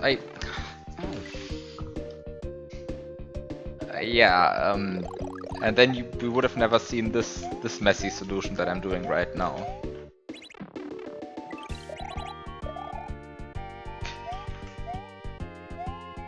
And I mean, messy it definitely is. Like, whether it's intended or not, any given step of the solution that I'm doing here, it is certainly messy.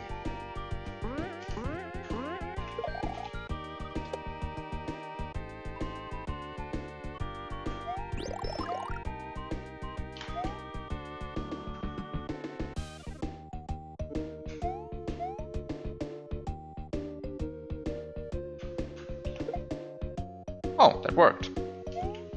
I like it when things just work.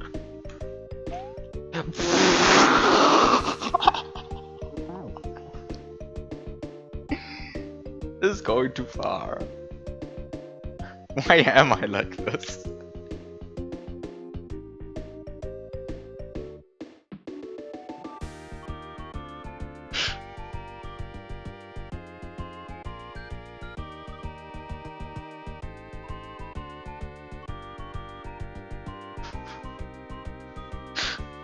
This is going too far.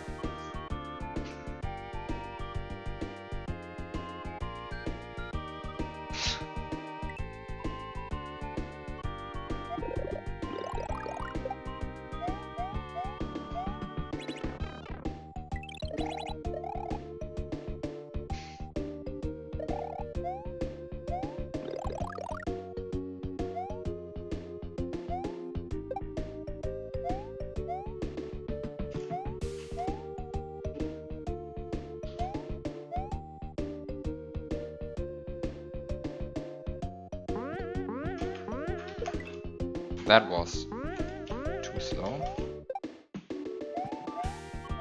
Time to respawn the spike.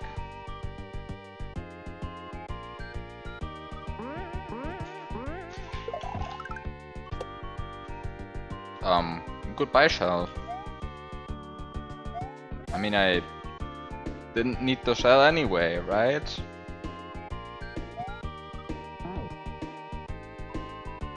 Also, wow, that's that was also a first. The fact that the platform didn't spawn.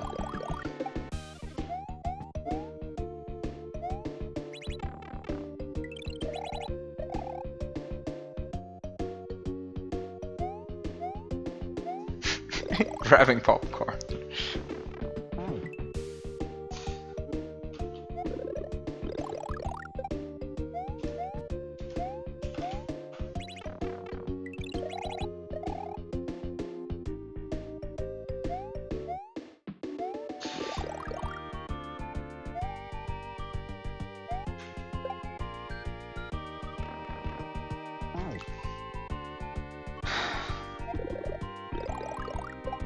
One day I will be out of this level.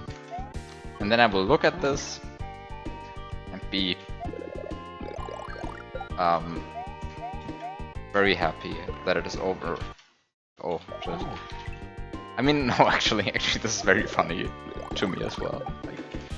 Like how much stuff there can be that goes wrong. It's really beautiful.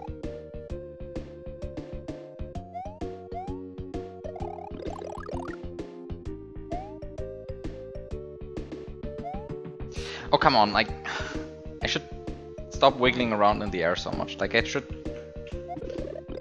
just get a proper strat to, like, despawn the Blue Koopa. The issue is that I kind of don't understand what's going on here.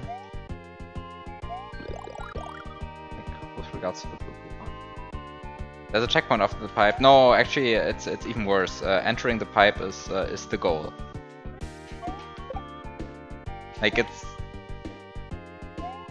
Like I'm entering the pipe to have so that I can say I have entered the pipe. That's it. The remaining challenge here is, like, I beat the level. The remaining challenge is actually to enter every pipe.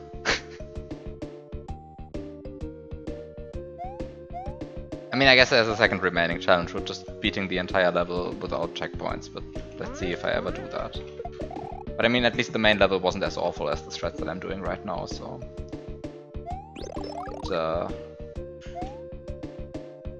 It's actually, like, it's actually feasible to... Oh, that's also a new one. Did I press the B button for so long? Crazy. Wow. Oh, that's pretty bad though. This requires like lots of extra loops if I want to salvage this. This actually like requires like a huge amount of extra loops.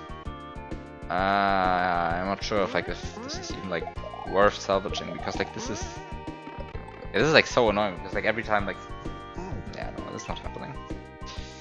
Just no. When that happens again, I'm just going to reset. Like getting the springboard down there again is like not worth it. Ah, now I see what the strat is here. Okay, it's actually decent.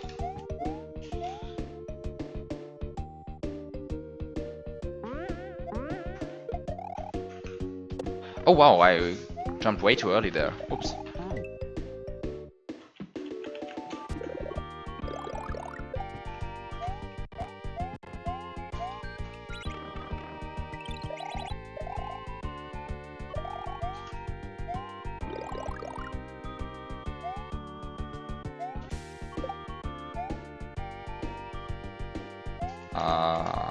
Go here. On the spike, wait for a while. Jump over here. Jump to the mushroom, jump up here. Pray for the two-tile gap. Get the springboard. Just lightly tap the B button. It's really not so hard to like lightly tap the B button so that you don't like jump up there. Okay, I got the springboard and shell double grab. Like, how can I mess this up in so many new ways? Like, this is awful. Okay, wait a second. There's actually another strat that I kind of want to like try out, because this is the second time that I messed up this drop. Because like the drop is kind of not hard actually, but also there's might be a better strat, which is this.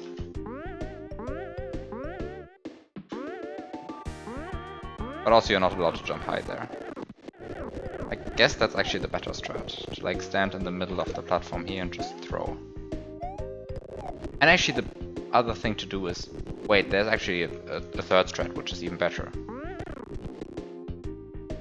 No, actually that's worse. That's actually worse. Oh, but maybe that's the strat.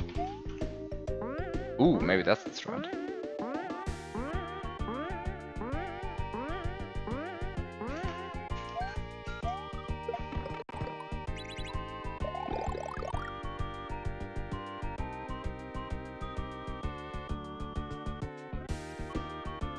Yeah, I think this is actually the strat.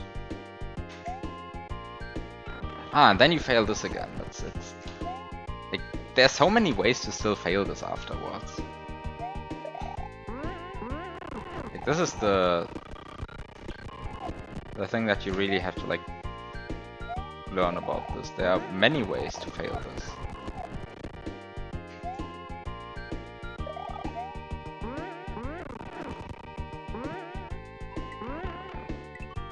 You are back.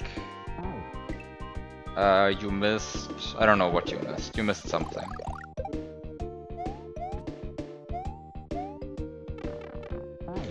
I think you missed me getting the springboard and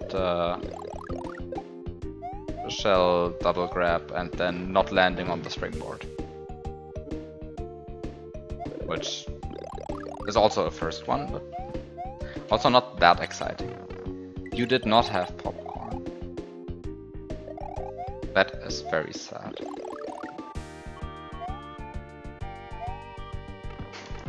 So now you don't have popcorn. And now you have to suffer through this without popcorn. Guess that just happens.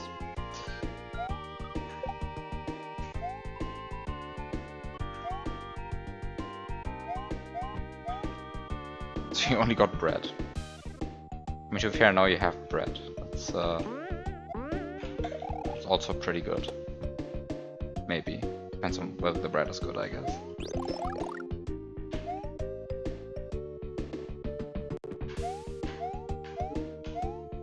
Come on! How can I mess up that so many times in a row? Like, by that I mean like twice actually, and it wasn't even in a row. Maybe I should not complain about that. I only messed it up twice, and it wasn't in a row. So just don't mess it up twice in a row. That would be bad. Because like actually, I mean, it's just like it's just the act of pressing the B button for a short amount of time. There's nothing crazy going on there.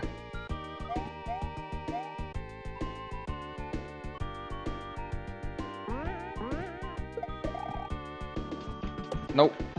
I should have waited there.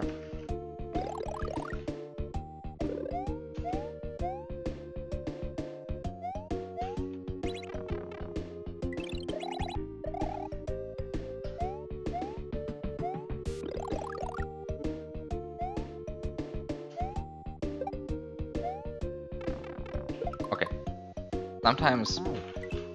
Sometimes it goes a bit too far. Like how stupid the deaths are.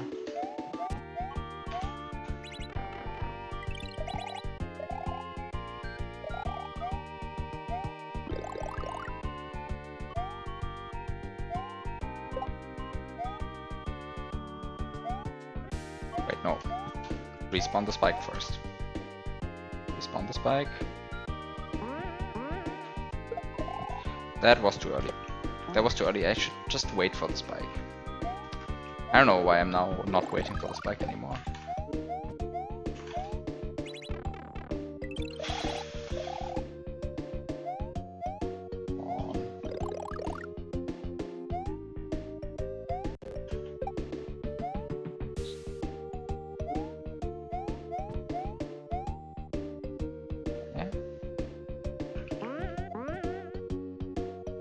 I despawned the spike.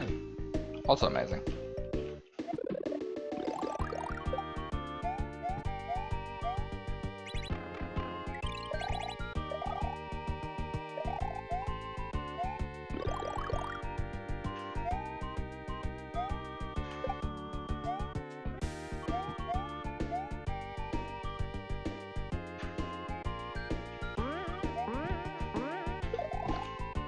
Yeah, no, actually that would have been fine. That would have been fine actually. I should have just landed on the spike. It was just a bit lower than I expected.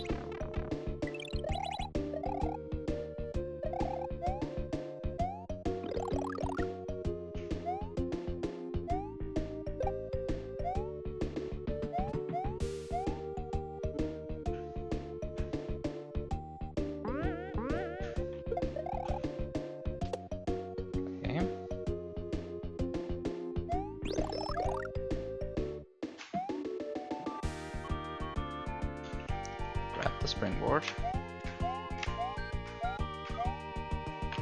Perfect.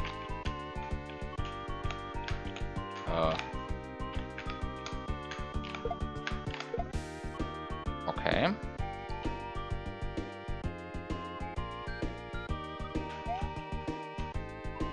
Okay. I was kind of like just afraid of this strat, but actually it's like it's so easy. This, you know, maybe the strat is not actually that good though. Maybe this is not the strat to go. Maybe there is a better strat. But the issue is like kind of if you do like up throw strats like this, then the issue is that you kind of like need to aim a bit. Like throwing the springboard here is like okay, but not the greatest. I guess it's fine, really. I guess it's fine if you do that. Oh, you bet there's a better strat. No, I don't think there's a better strat. I think this is actually the optimal strat. I think this...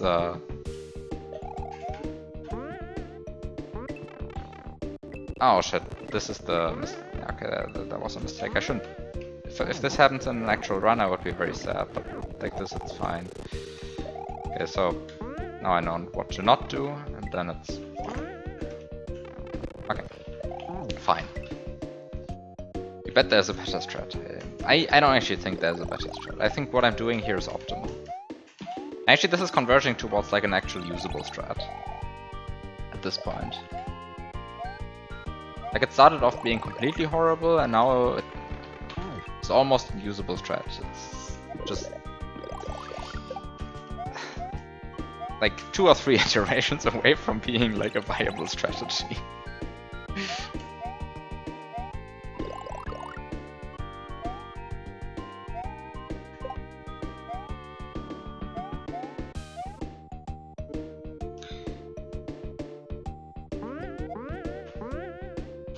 Nope, that was bad.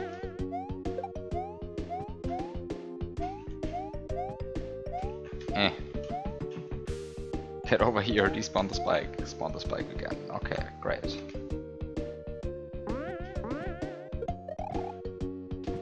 No, that was just not good. Don't do that.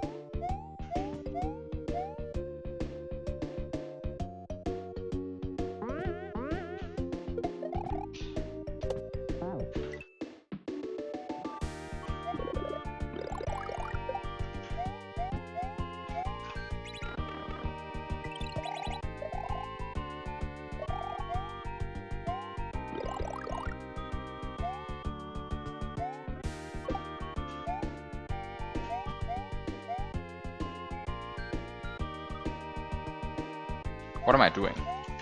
Waiting too long. Just wait a bit less. That was fine. That was fine. That was also fine. Okay, now grab the springboard. Thank you, it just works. Like, sometimes it just works.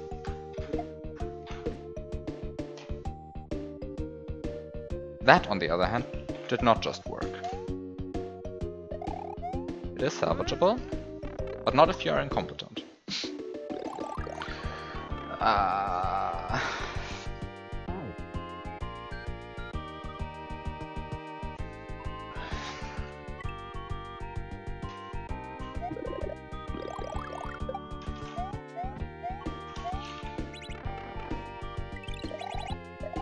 can it take so long to enter like a random pipe somewhere in the level?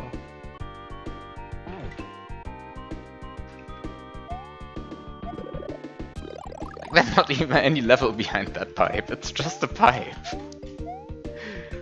It probably doesn't even lead anywhere. Like maybe it leads to itself or something stupid. Okay, maybe no, actually I think I know where it leads. Actually it probably won't lead to itself, probably it will lead to a room that I've already been in. There will probably just be another instance of the achievement collection room behind that pipe.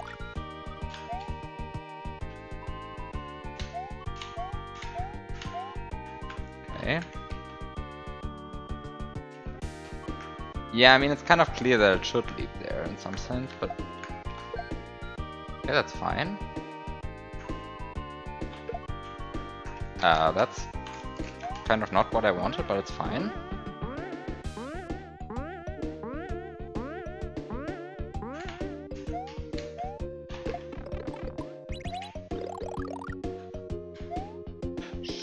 That might have been too slow. No, it was fine.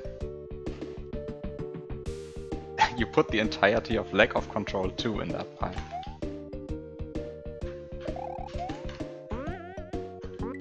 No, no, no! Yes!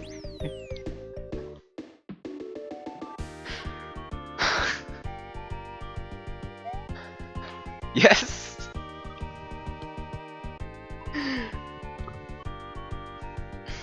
5 out of 5.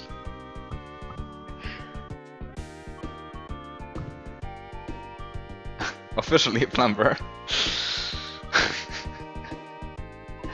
Yes.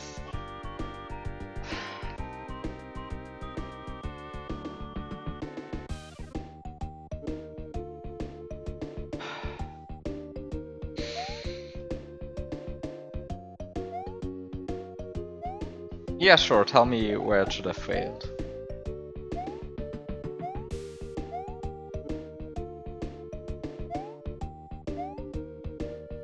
Also, I'm scared of this achievement.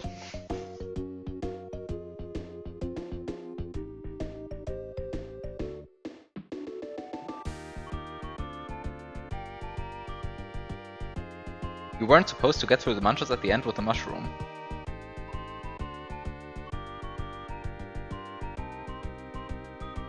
Yeah, I kind of figured that that was unintended. Because that's like, that can be a bit finicky to set up, it's just a one-tile gap, but actually it is perfectly fine because low bounds of the node block will guarantee you entry into there. Now of course if you rewind and see what I did on the winning attempt, it was a high bounce, which is why I said no twice. Because I was like, fuck, I messed it up, I did a high bounce, and a low bounce would have gotten me in, but actually I just got lucky randomly.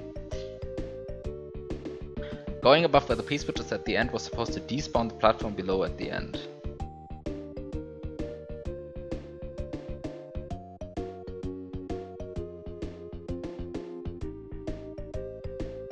Ah, the springboard. Yeah, yeah, I mean, and sometimes it... Yeah, okay, no. Well, can't really tell you what happened there. Okay, so you are intended to keep the gray P-switch, or to use the gray P-switch to remove the munches at the end, but then actually... I mean, I guess then you are forced to use the on-off switch to... I guess that forces you to use the on-off switch way over there.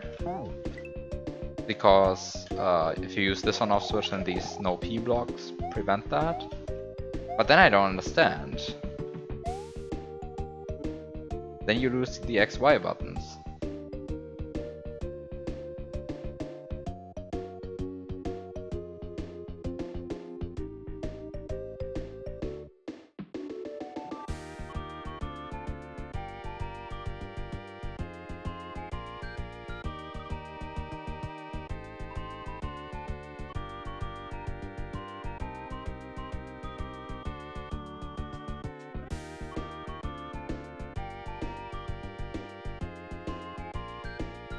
I mean, there's no way I'm getting to the pipe.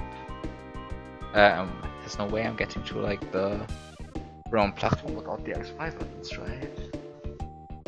No, especially because like I need an item that I can throw into the on-off block at the end.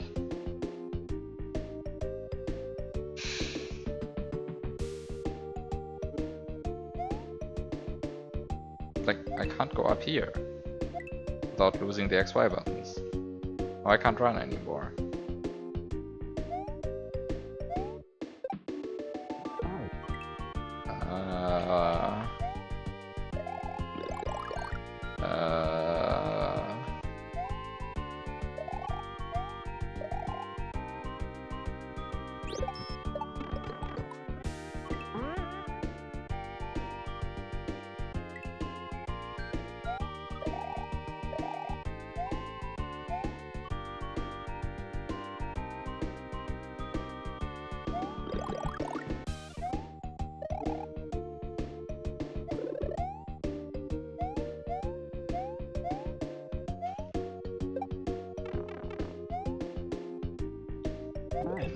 Really confused.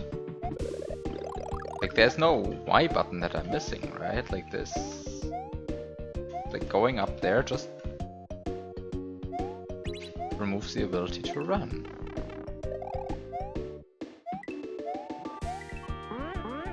there is no Y button here.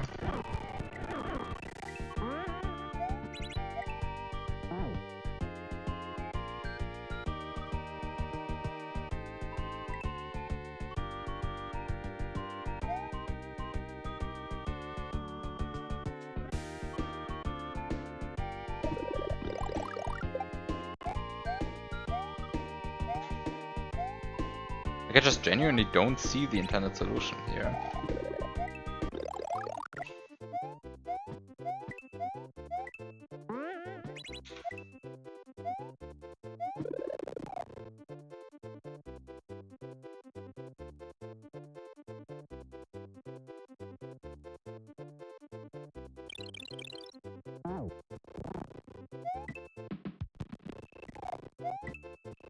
So this is too late.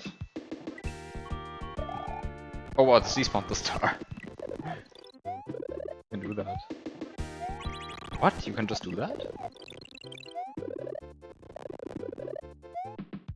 Oh no, it's not despawning the star, it's just the piece was already running out. Oh.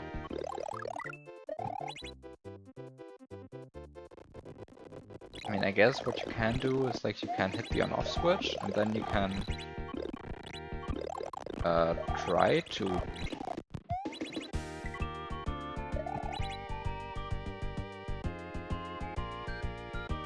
that.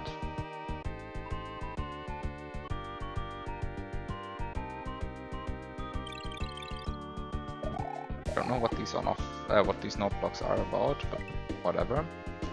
Then you just wait.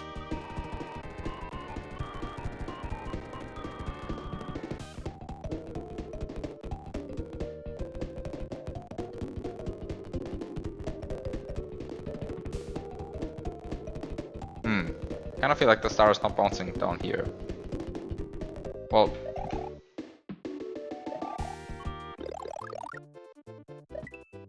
but now what? Like, where is this going now? I now have a star, but where am I going with the star?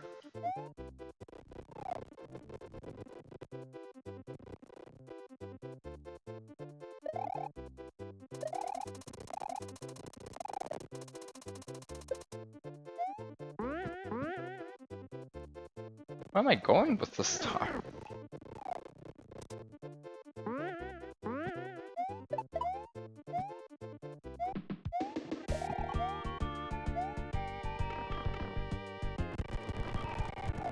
Where am I going with the star?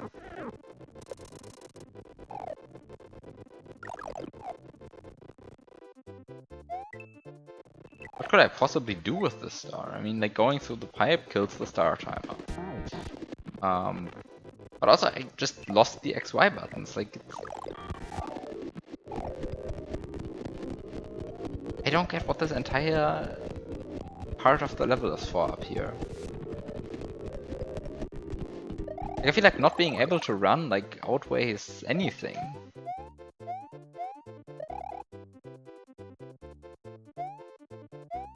Like, I cannot run. What am I supposed to do now?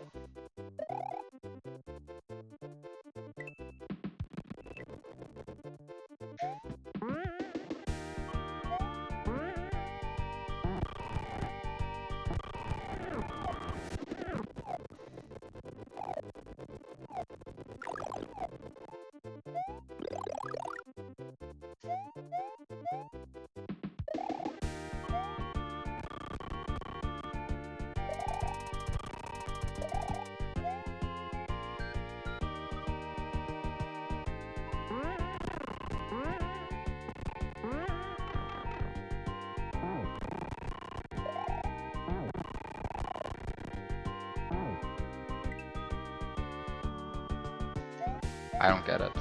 Like, I really don't get how the intended solution might work.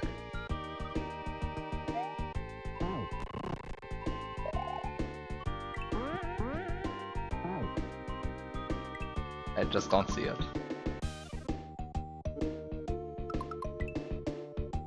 Okay, well.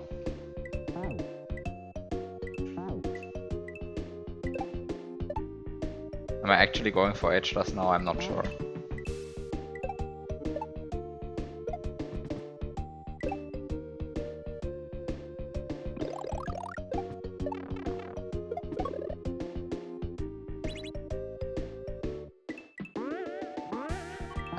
Wait, what was the intended solution for this part again?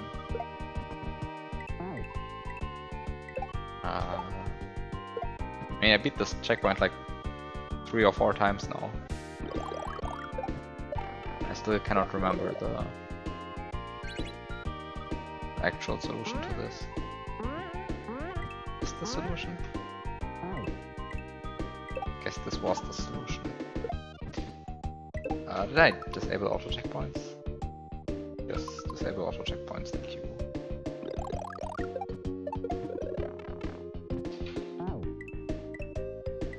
You can tell me whether I'm close when looking at the star.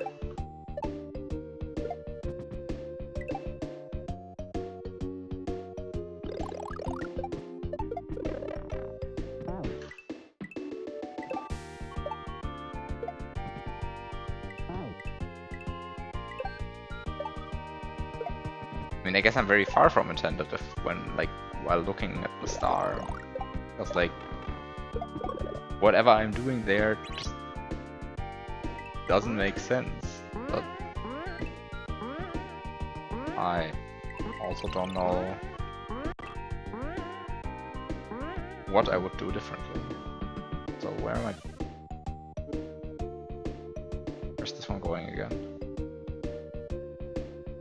Wait, where am I going again?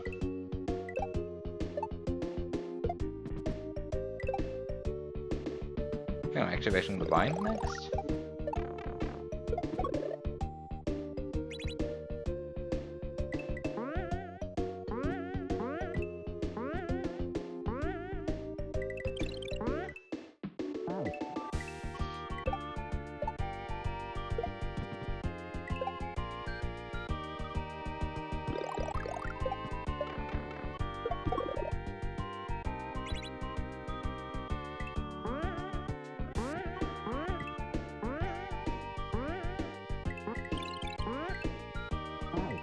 Find 5 ways of parsing that sentence.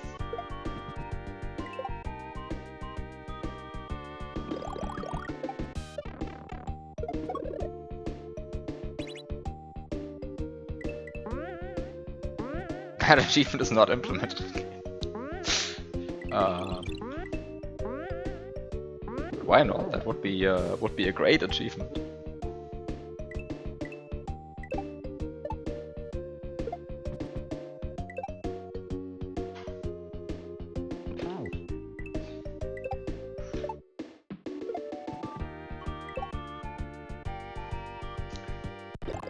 Learning this level is going to take a while, if I actually want to go for this. And I guess the first checkpoint is not actually that bad, it's like mostly a memorization thing, like you strat it out and then it's fine. Until you realize that you keep missing the down button, and you really should remember to get the down button. Achievement unlocked, what the fuck did Bjork mean by that?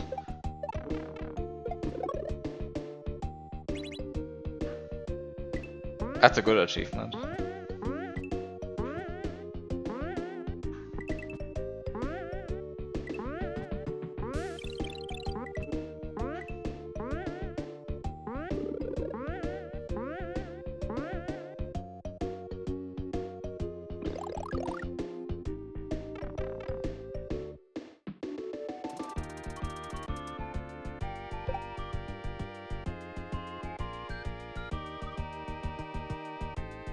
Oops.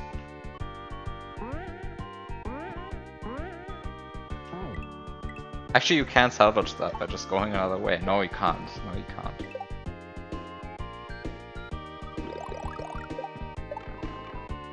Yeah, I kind of forgot what to do there, and I was like, let's just stop and look at the situation. But actually, I should have just not stopped and not looked at the situation. Then I would have been fine.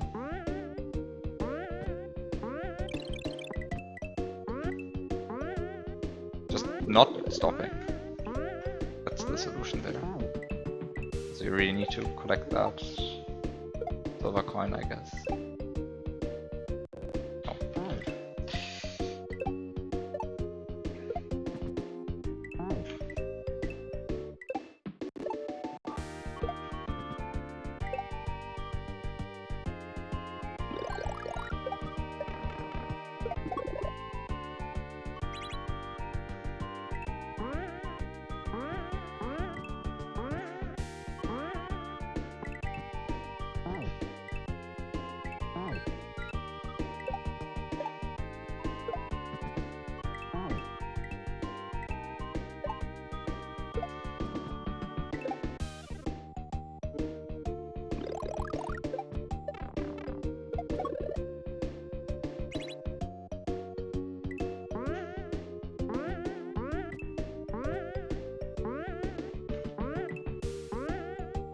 How do I do this? How do I collect this coin? While also collecting the down button. I'm a bit confused. What am I doing wrong? I guess I'm losing like unnecessary time somewhere. I mean, must be it, but like I don't see where it could be. I don't see where I could be losing that much time.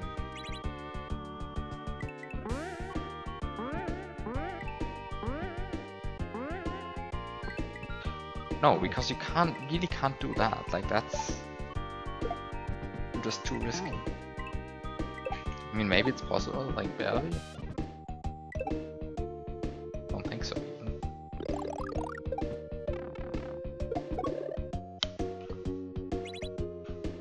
Oh, that's bad. Avoid red.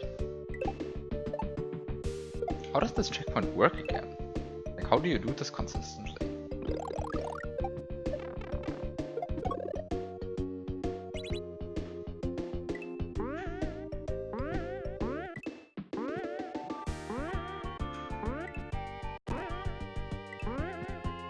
Wow, this is...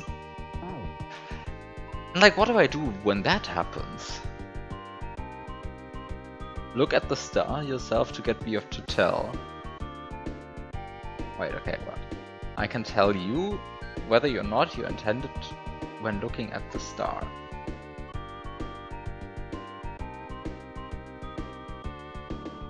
Get Bebop to look at the star, so he can tell. Bebop tells you about the hypothetical of looking at the star.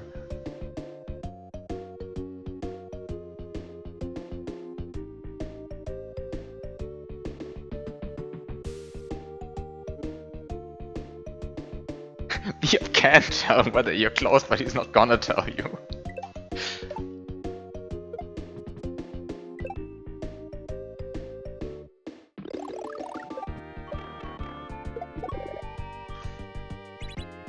I like the fifth interpretation.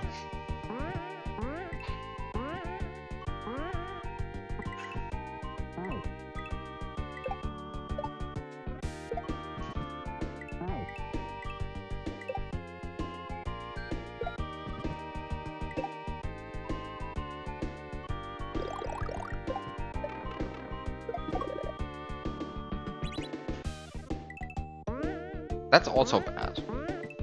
Like now I will definitely have enough time to collect the blue Koopa shell, or rather the silver coin corresponding to the blue Koopa shell.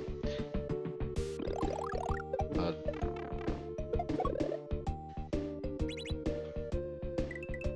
like how do I avoid red without waiting for like ages there? Because I mean like I need to avoid red, right? Like the game tells me that. Tells me avoid red.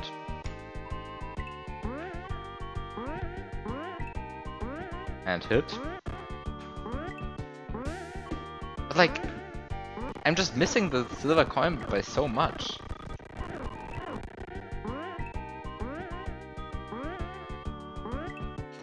Is there like some clever way of like doing this?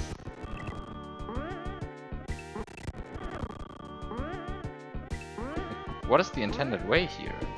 Because like it's also not to do this again. Like what is it? What am I doing wrong?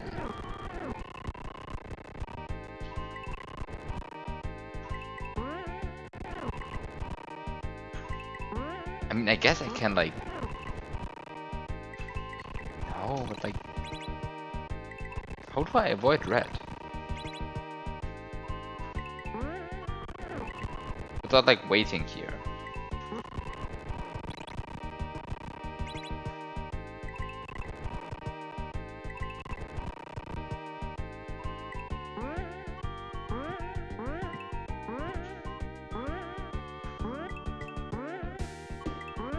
Now I have so much more time, like, how do I do that? And then I still need to somehow hit that, like...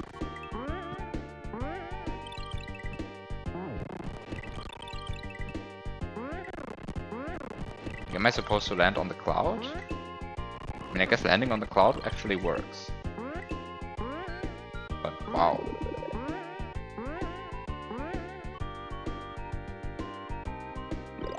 What is the correct way to do this?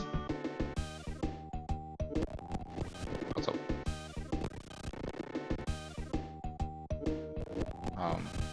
you need to press B here and then it's fine. Oh, this auto aligns even. How friendly. Okay.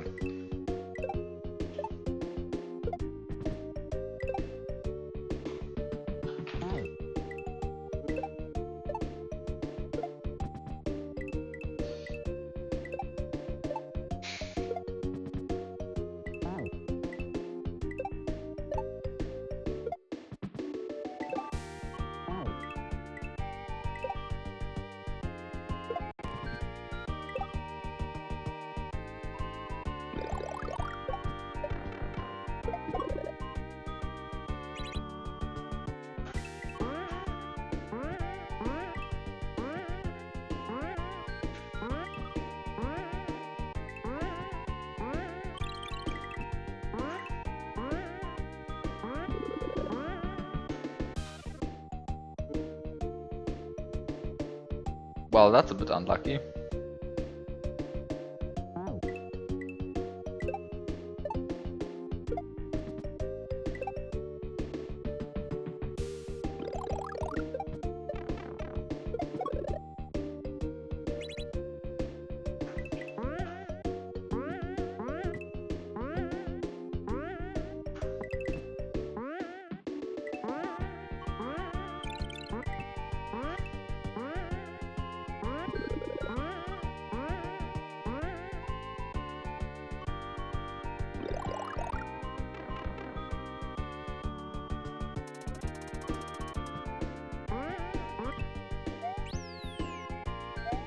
Okay, what was the goal here again?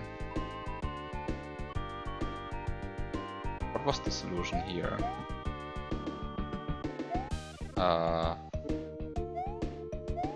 What was the solution here?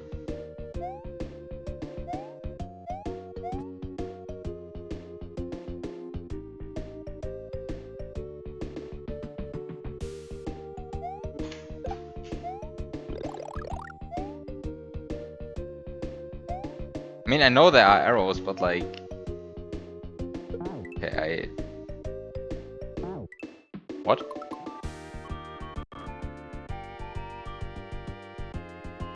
Oh. Disable auto checkpoints only disables auto checkpoints, right. The H's you collect are not auto checkpoints.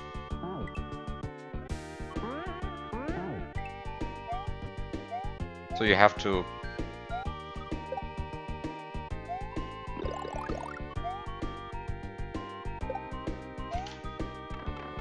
Ah, no, right. You need to grab using down.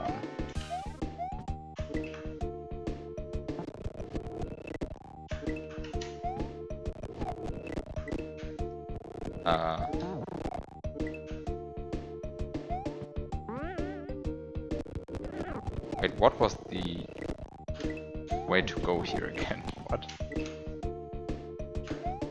This? I guess that was the way to go. And then this, and then this. Now you have the Y button, but you still don't have the X button.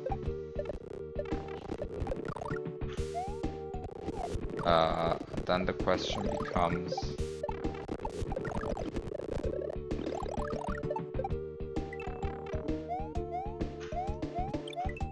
and then... it's this. And then you do this entire situation, which...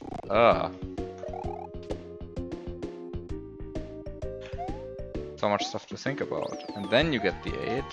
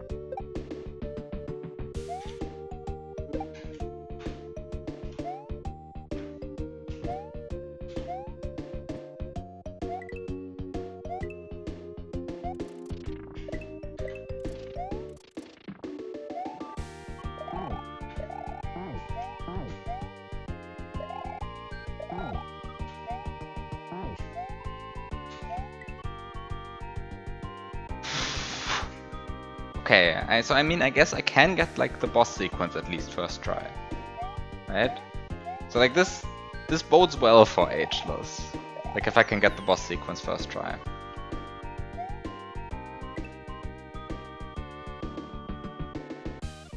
But oof.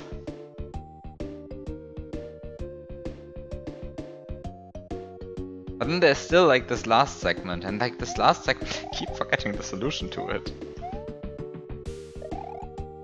What do you actually do in this segment again?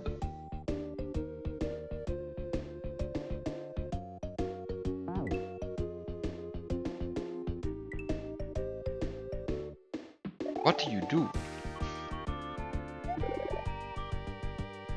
How do you start this? You activate the gray P switch? You activate the gray P switch? I keep forgetting the solution to this. Hilarious.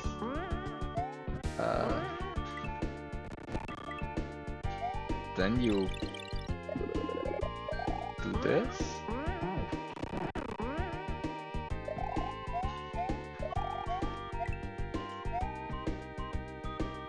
Oh, this is not what you do.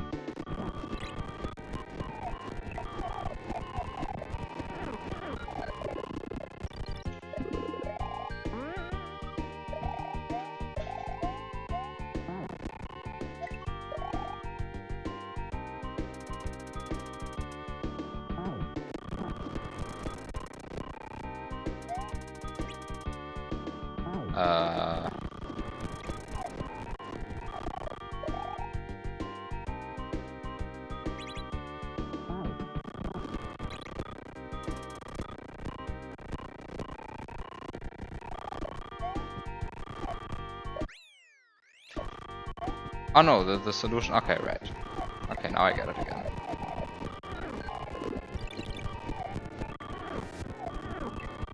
You do this, you activate the vine block.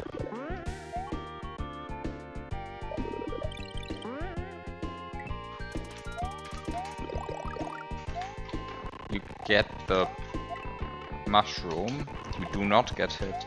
This is like such hectic though. Oh god. Okay. What is this? Just do that. And then you're good. Right? No. What? Why does this not work? Oh, because I do not hit that brown block. That's the issue. Okay, so you need to also stand on like the left side of the vine, but not too much the left side of the vine, and then you're good. like this ending section. Okay, wait. How do I? Like this is the one I'm least comfortable with on like an RTA attempt. Like everything else is like sort of fine, I would claim. Like I'm really uncomfortable with this one.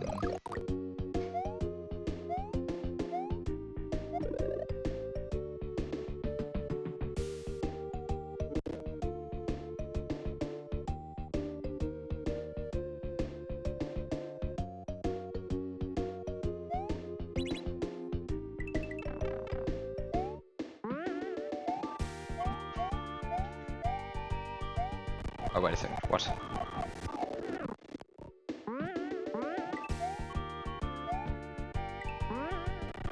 Okay, so you go here, you do that.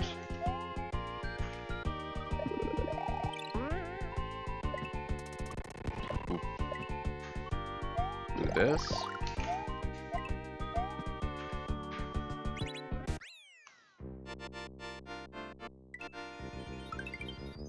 This wins the level, right? You don't know how to say this.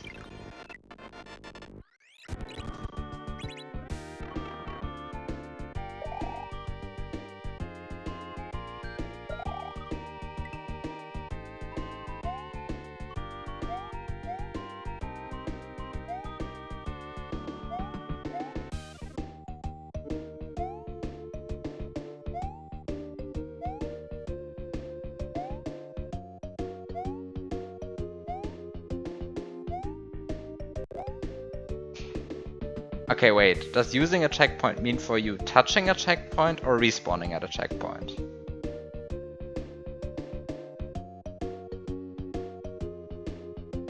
Both. So you want me to do this without touching a checkpoint as well? I see. How much does this change in the level? It does change things in the level. Let's see where this is going.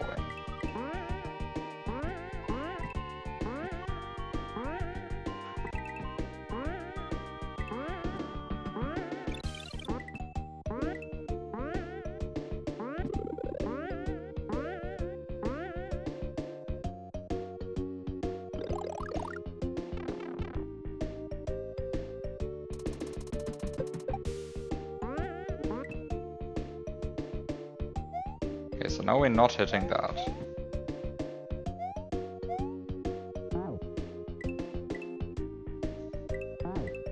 Ah.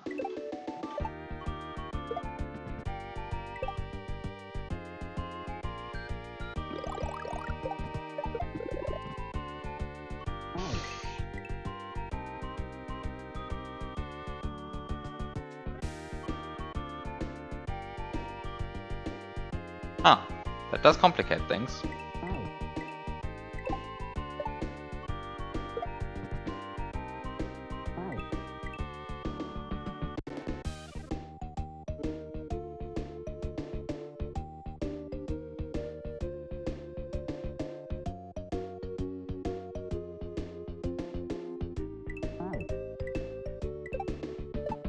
On the other hand, it means that I do not have to play all 4 normal sections in a row without save states.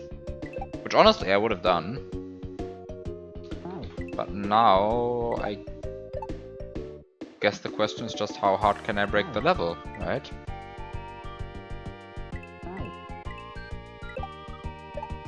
Also an interesting question. Time to start the Rumgedümpel again, I guess. That is usually the question of the stream. I guess so.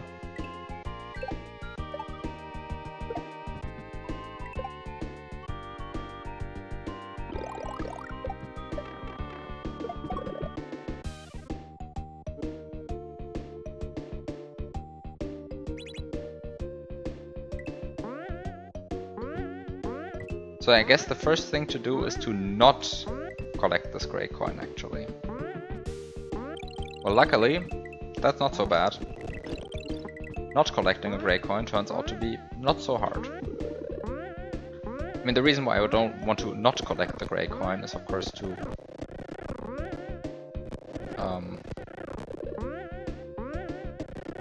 make sure that I can later still interact with the blue Koopa, but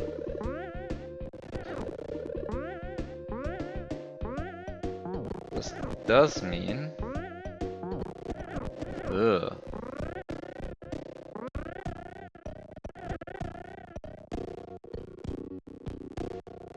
Oh, wait a second, I can just go here, right? Ah no, I cannot go there. Because that also blocks the mushroom.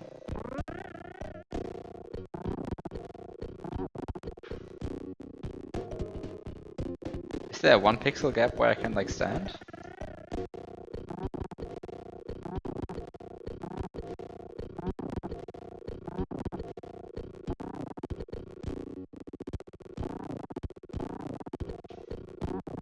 I don't think there's a 1 pixel gap that I could stand in. Actually, if there was no retry, if there was no frame rule patch, then I could actually, then there would actually be a 1 pixel gap on the correct frame rule.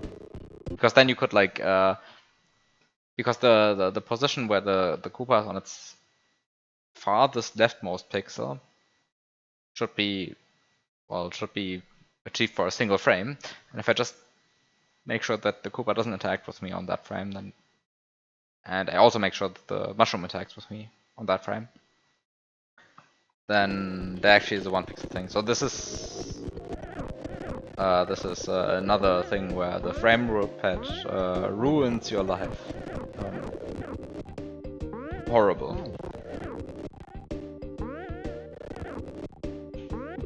What a horrible day.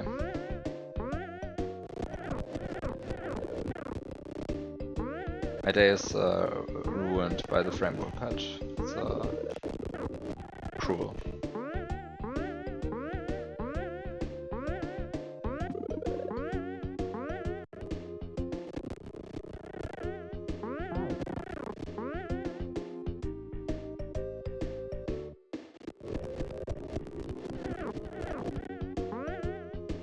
You removed that?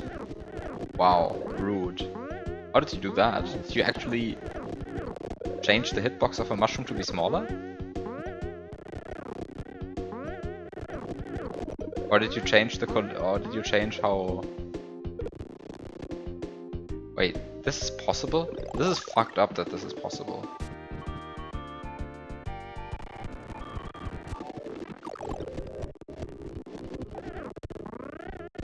This is fucked up that this is possible. How did I do this?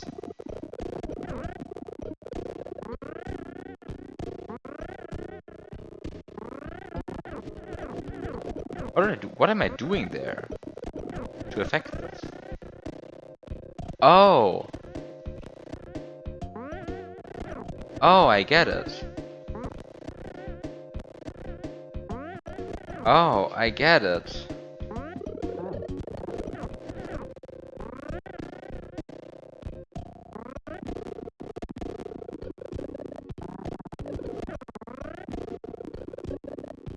Is there like a non-shitty way to set this up?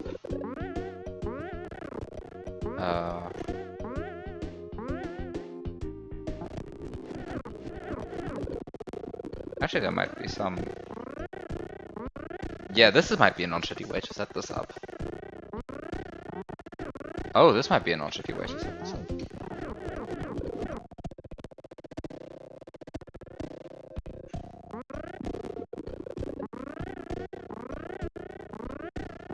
Ah, no, this is a bit ugly. Doesn't work.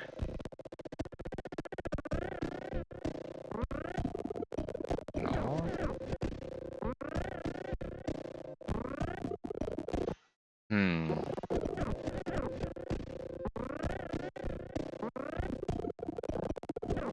This is...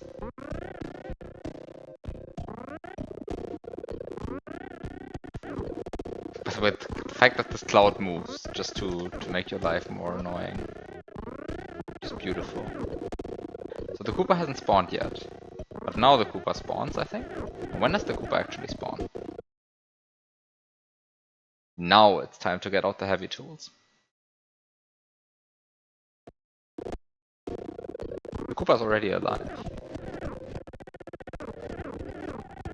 What do you mean more annoying?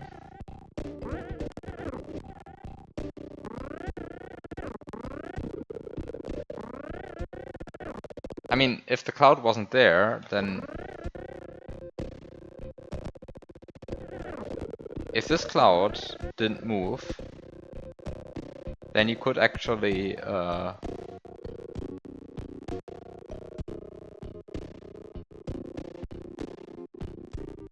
then you could actually do like a little bounce here. And not land on the cloud, right? And stall there, manipulating the off-screen Koopa.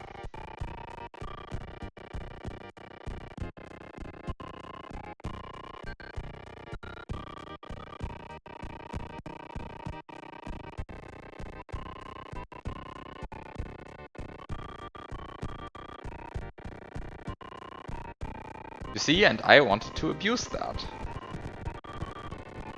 Exactly, break prevention is annoying. Especially when you're trying to break the hack, right? I mean, I'm trying to break the hack here. I mean, I know the cloud is just doing its job, right? Like, I'm not blaming the cloud or anything, but... Okay, so how do I do this? Oh, the Koopa already spawns here. Ah, the Koopa already spawns here. The question is just how many small hops do I do, and the answer is 1. I do 1 small hop, and that's fine.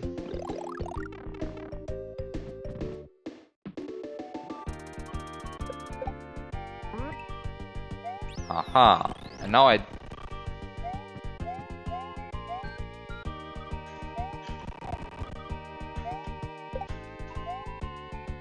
Now the issue is that the mushroom is gone.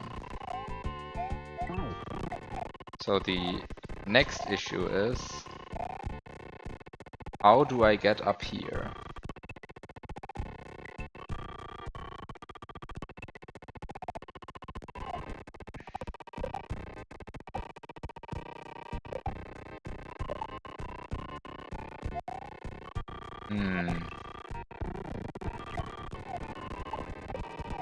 How do I do this?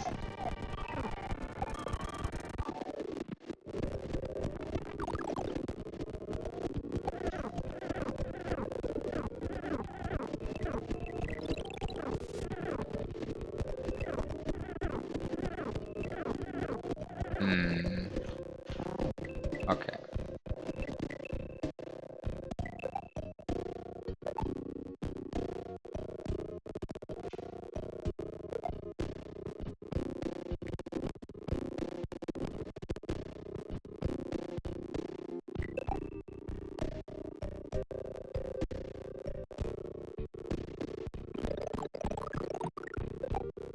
I guess the goal here is to not get hit by the spike.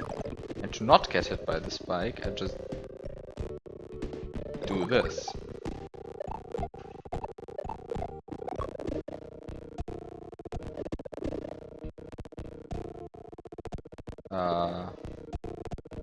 Ah, right, there used to be this shitty strat. Is this shitty strat still possible?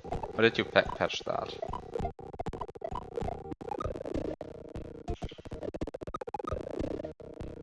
Ooh, that seems patched to me.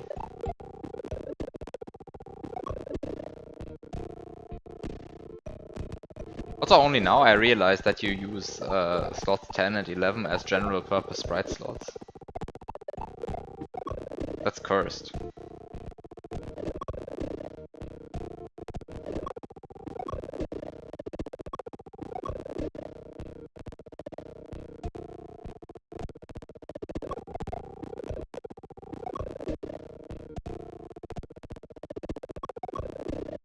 Ah, I think this is not happening.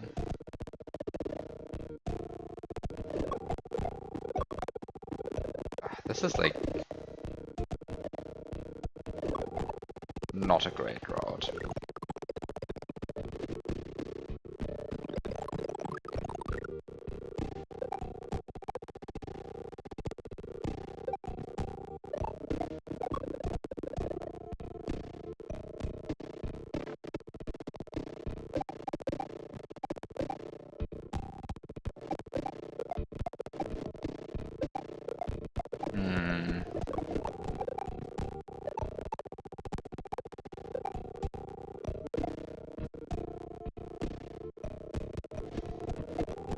do I do here?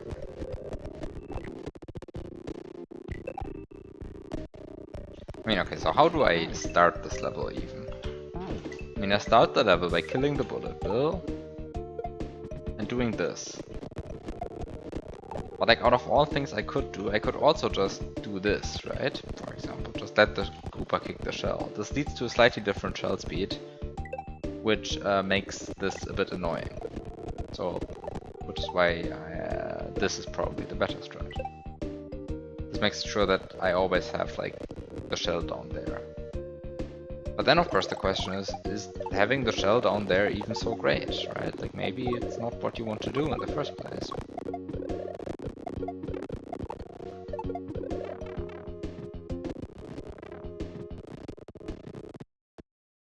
Wait a second, is this?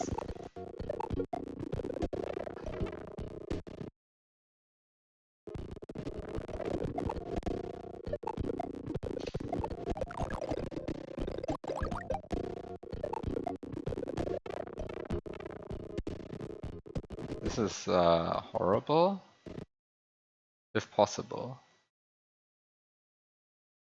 But probably not, right?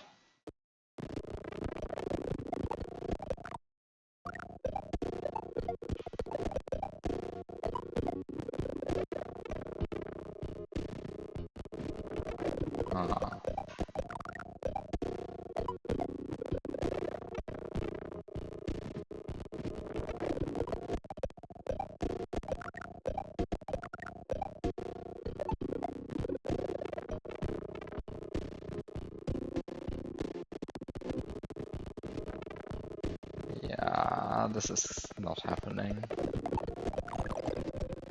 Okay. How would I even like attempt this? This is so confusing.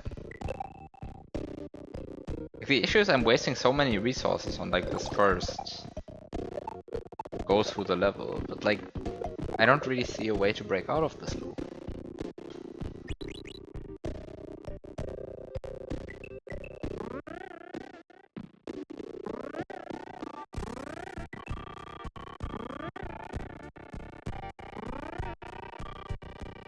Like, how would I break out of this loop? Without running or pressing right or ducking or anything. Like, how do I do that?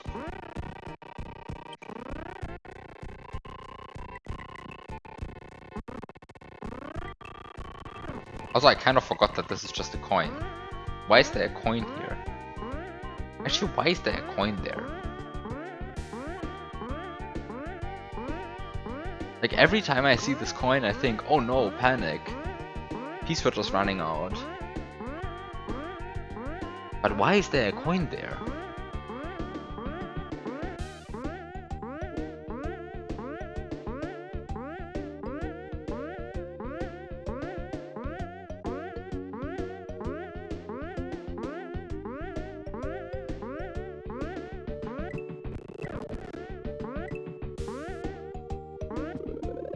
What can I do apart from that?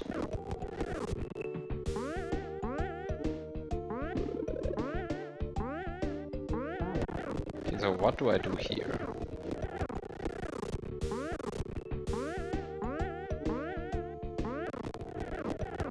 I need a like decent setup for this.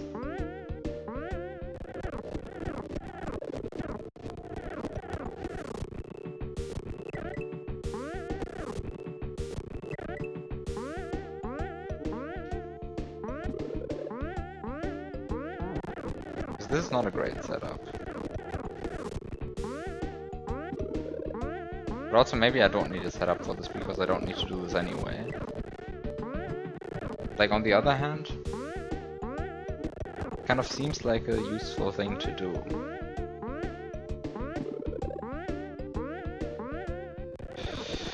But this is going to be a bit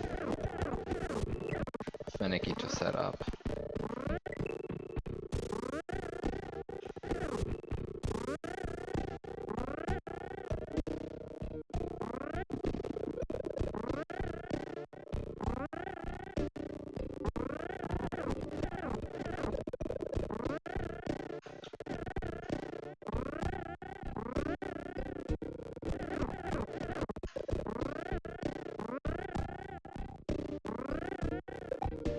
Hmm.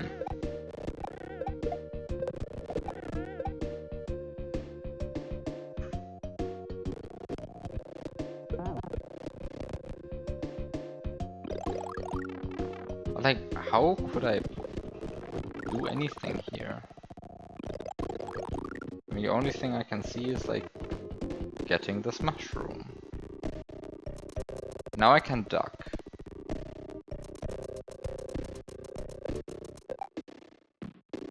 Now I can jump.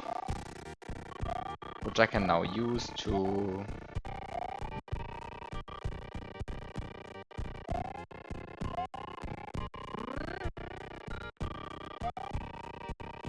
well, jump.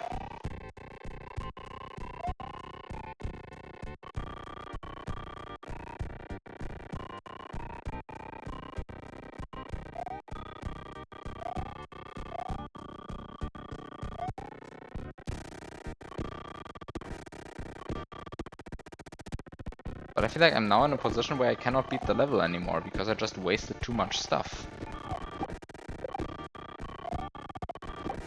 Like, I just wasted too much stuff, I feel like. Like, I lost 2 mushrooms at this point. Like, this... there's no way that this is still possible, right?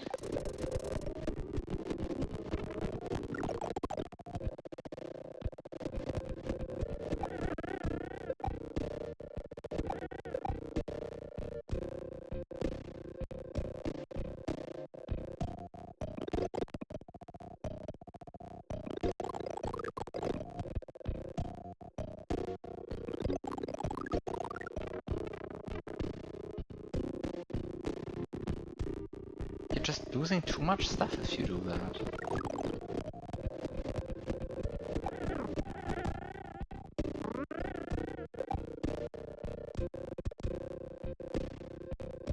Like, the issue is also just that getting the mushroom is just...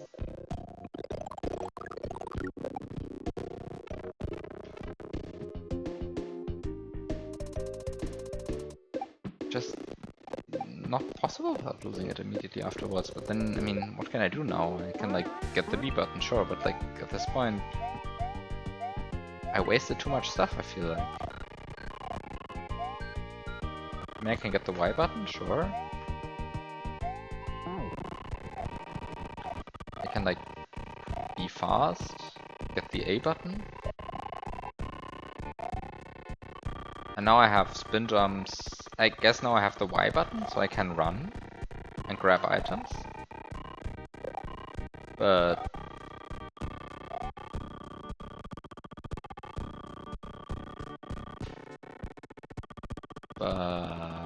I just don't have enough stuff.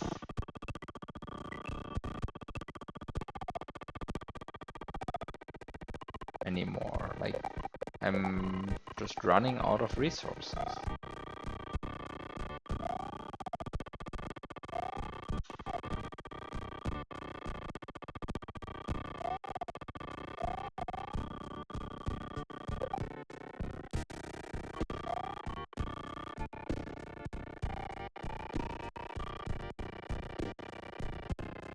And how would I activate the star block?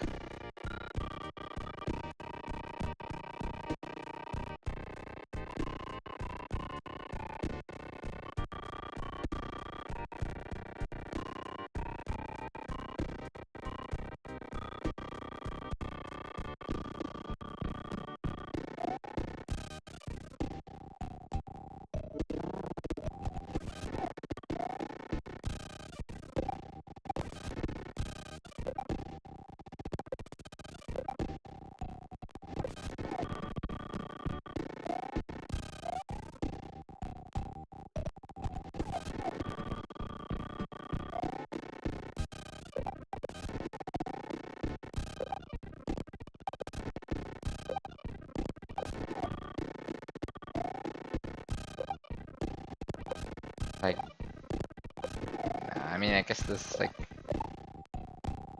can go back here? But I don't really see how to proceed from here. Also, I love that this spine is just vibrating.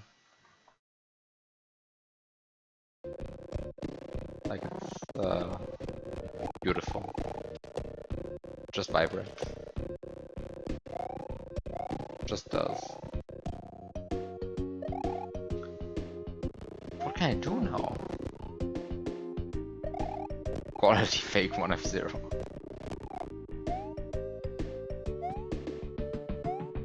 I only work with real 1F0. Freshly sourced from Vanilla Dome 2.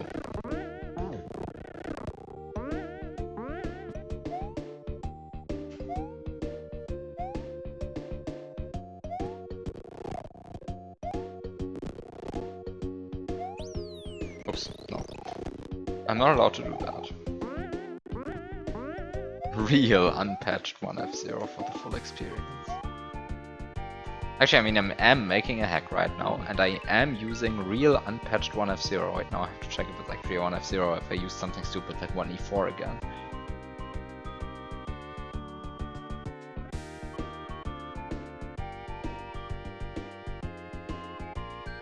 No, it's real 1F0.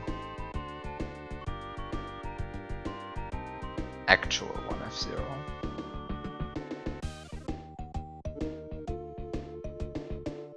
The good stuff. Completely unpatched. It's beautiful.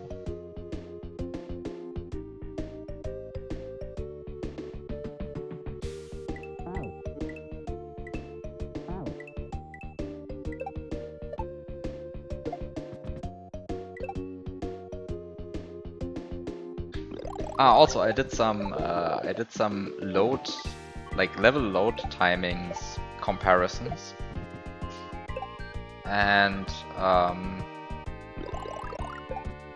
well, basically the summary of it is, if you have like a small level, like 5 screens or so, then like 2/3 of the load time for that level is just reloading the graphics.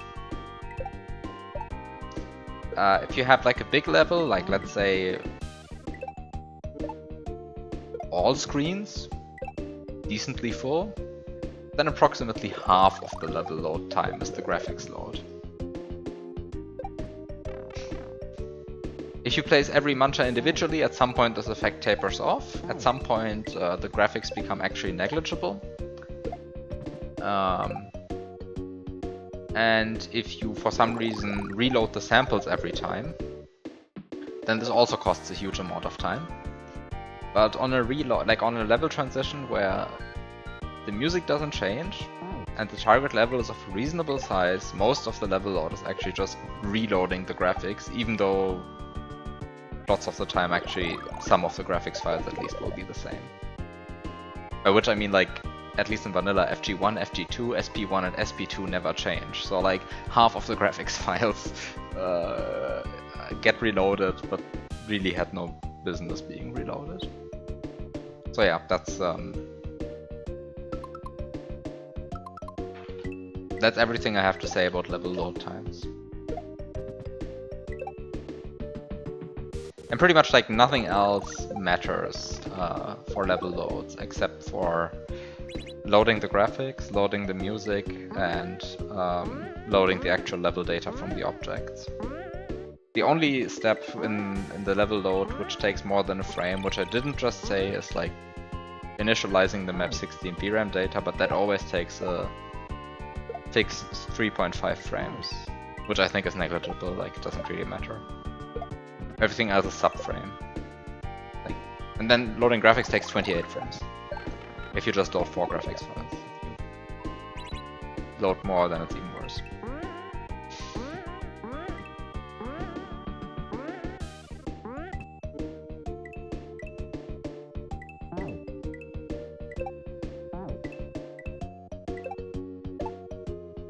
It takes 5 frames for what?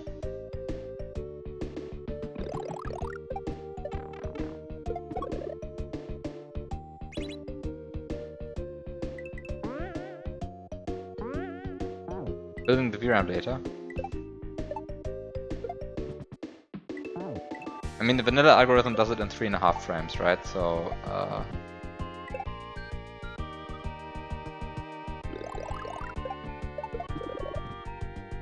but I mean, it also does it during frames which are wholly dedicated to that.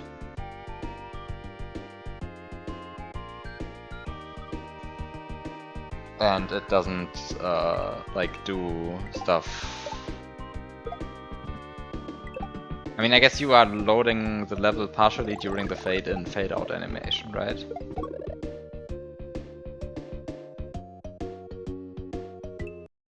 Right, like that's the trick here. You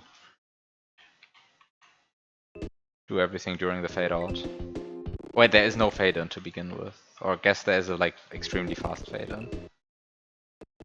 Like this is so ridiculous. Like if you just look at this,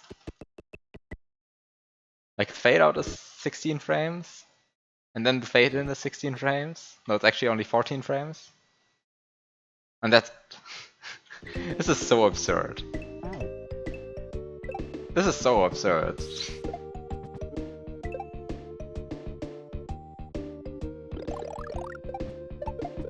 Like the gameplay starts at a point where Vanilla ROM would still like be busy fading out.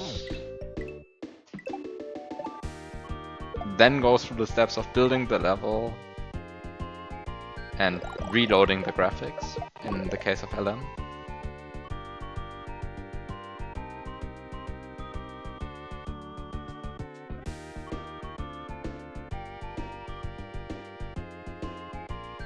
We also skip the VRAM upload part and manually copy the buffer into another RAM buffer. I don't know what that means.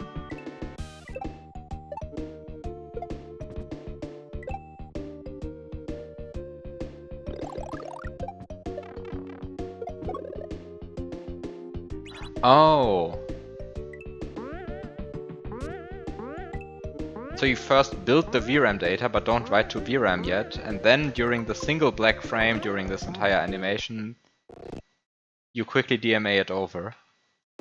Like this is the frame where you DMA the RAM buffer to the VRAM, and then you fade in. Ah, okay, that makes sense.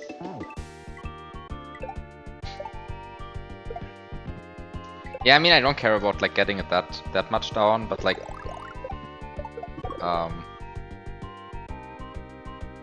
ever since I realized that most of the level loading time is LM loading, like LM code reloading graphics that are already loaded. Ever since then, I'm like, yeah, okay, I'm going to like at least partially overwrite some level loading code. Because this is going too far. Like you're telling me on every death and every SNW hack I ever played, I waited half a second just for the game to reload graphics that are already loaded.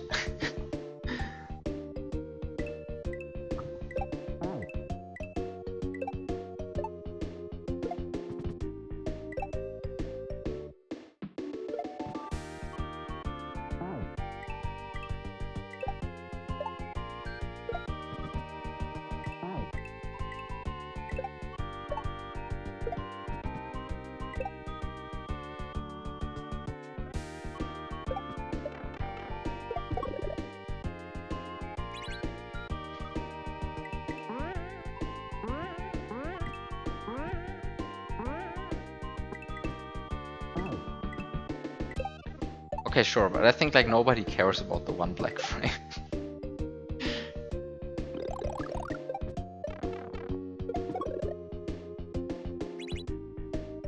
Like it's so absurd, like vanilla SNW even has a check for that, and LM just completely forgoes it. And I know why it forgoes it, right? Like because vanilla SNW has a trick where every part of the graphics tiles which is animated is actually always animated, right? Which means that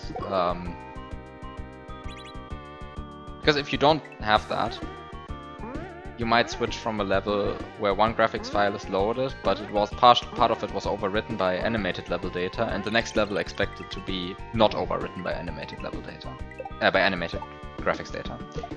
And that would like result in a bit horrible graphical glitches if you didn't reload the graphics files in between.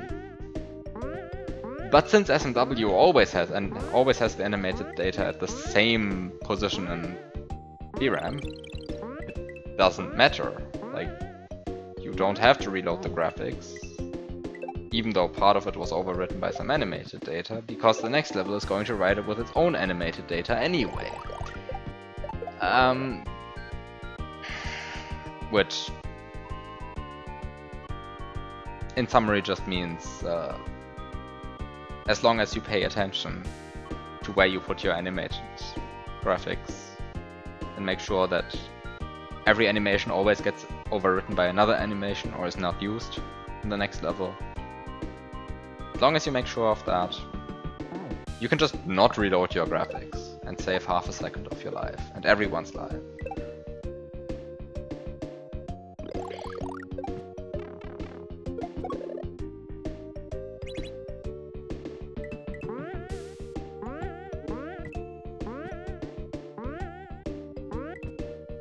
Anyway, that's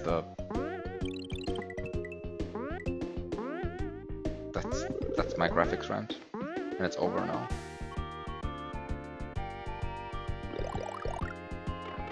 But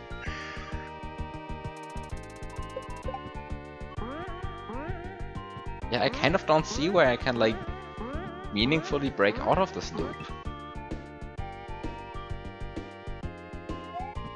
I mean, of course I can now go here, get the XY button.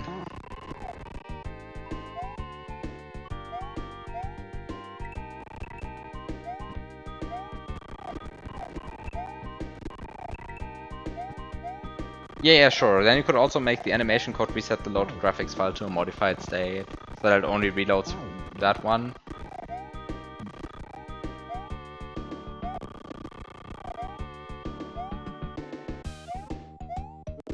Sure, you could just say every time an animation runs, it just sets the... like it just says that the graphics file was modified and it has to be reloaded. Alternatively, if we really want to be like going a bit crazy, you could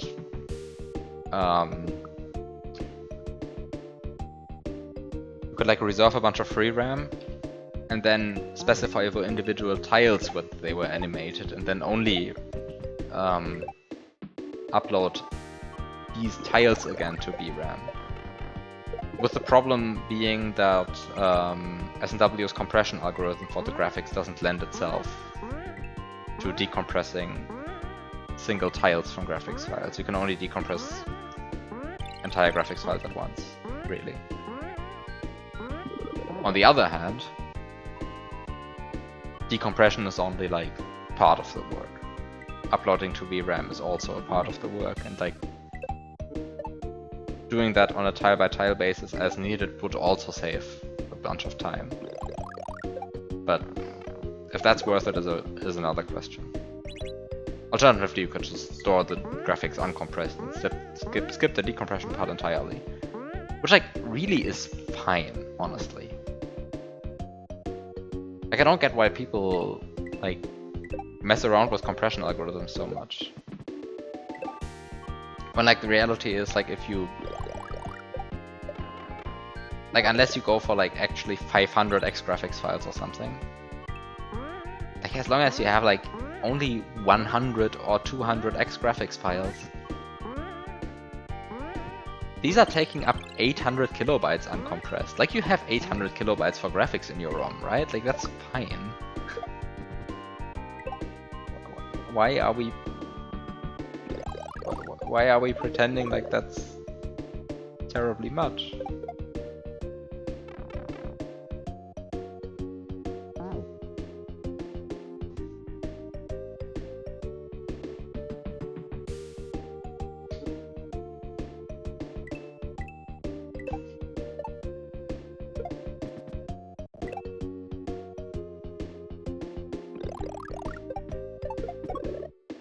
Okay, I really don't see where I could be doing anything else in this level. Like, I don't see how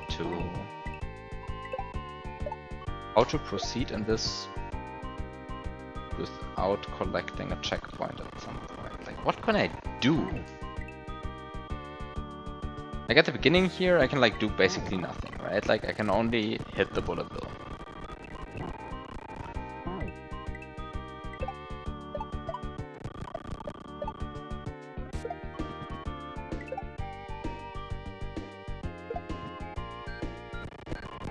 And I guess another thing you can do, like if you really want to, you can... Can you?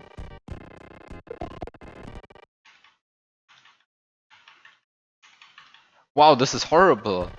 You can't step forward. You can't step forward! Because some code resets your subpixels.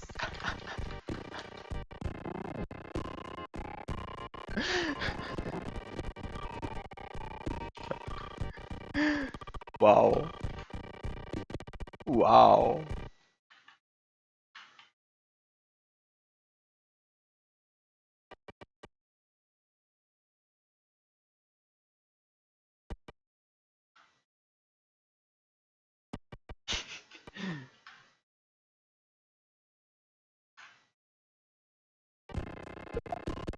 Literally 1984.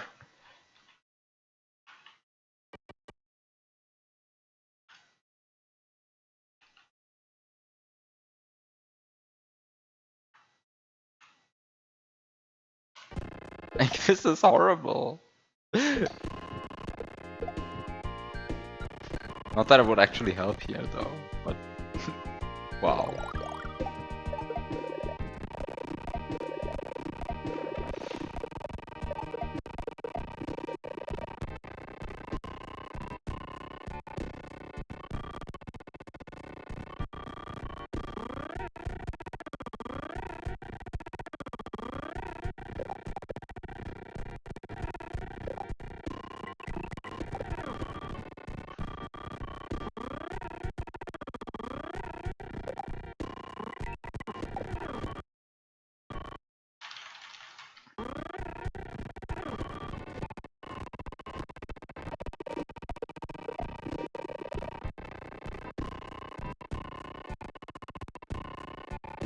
The Artin specific use case was pressing the gray P switch by walking off the ledge. Not recommended. Not recommended.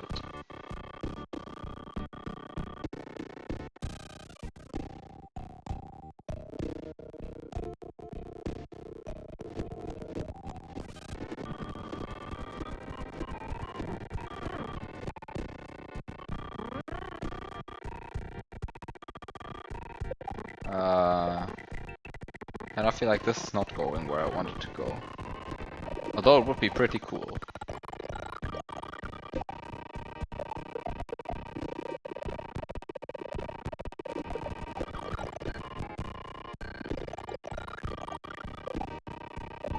What's the goal? I kind of lost track of what the goal is. No, actually the goal is to beat the level without collecting any checkpoints, which also means that a bunch, like, yeah. I mean, the goal is, let me just showcase the goal. The goal is over here. With the problem is that the level has custom code that prevents me from pressing right. Right, so I press right now and Mario's not moving right. And that's kind of the problem in the level that you have to overcome, that most of your buttons don't work. Also the jump button doesn't work, right? And normally you just do this.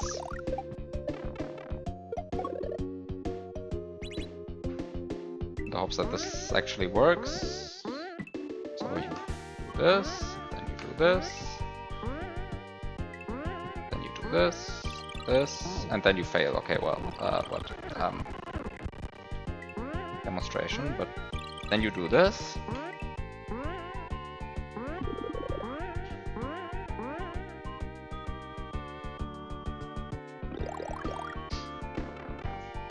And after doing all of this, you can finally collect your B button, which allows you to jump again. And then you collect a checkpoint, which resets the level, which means that all of the stuff that I just used to get the B button, right, because I collected a bunch of mushrooms and lost a bunch of mushrooms, all of them are respawned now. And it is still very much not easy to finish the level in this state. But it is being claimed, at least, that this level is actually possible without ever resetting it. Or rather, oh, I guess that is what is being claimed, right? That it is possible without ever resetting it. Maybe you could try to reset it using a pipe. But it's going to be very hard to enter pipes, because I can't press right. I guess I can press down and up to enter pipes.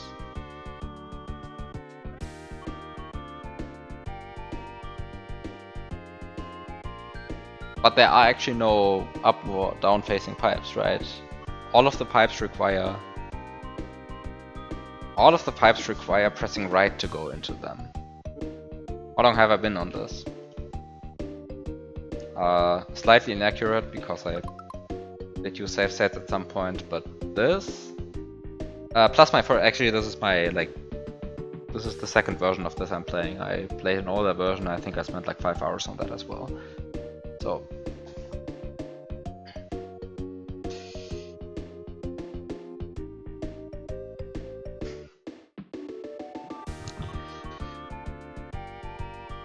so yeah. I guess that makes like 12 hours on this pack at this point. And I'm trying to get all of the achievements. And well, these I've gotten, of course, and this one I haven't, and this is the one that I just described. Beating it without like any checkpoints. And I don't know how to do it. That's what I'm trying to figure out. So, the beginning.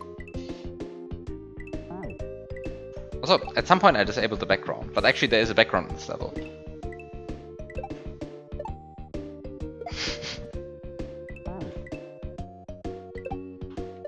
I kind of forgot that I disabled the background at some point. It just felt so natural with the blue background.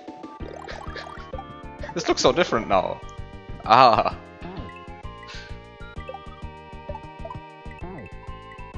Do I even want the background? Maybe I don't want the background. You meant to point that out, that I disabled the background like 2 hours ago.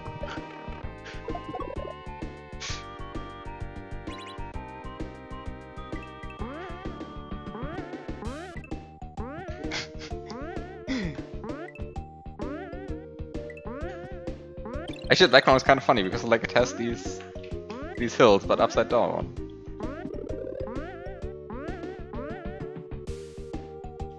It's horrible. Like I'm like decently good at this first checkpoint now. Unfortunately, I just am not allowed to play this way anymore. Right? Like, it was not what I was supposed to do.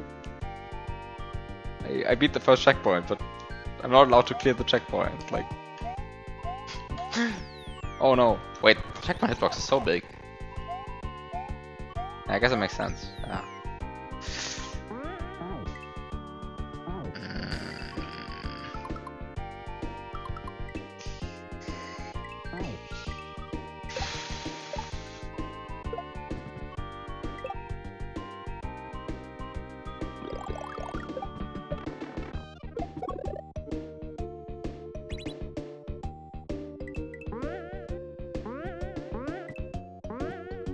I'm just doing this first checkpoint because it's kind of fun to do, but it's also really not what I'm supposed to do.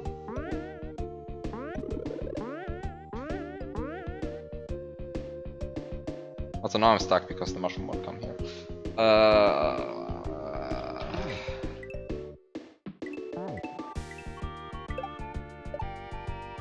What do I do? I really don't understand.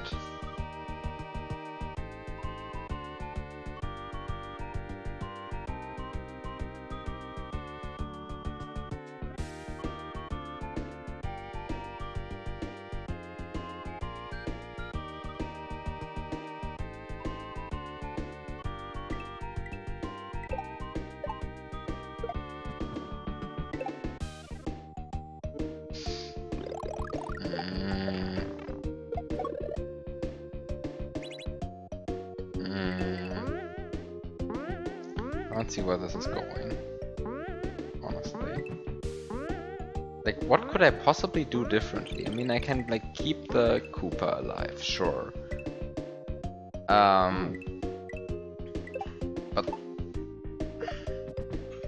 I mean, I guess if I really want to, I can maybe...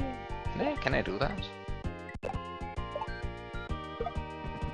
Can I hit this mushroom?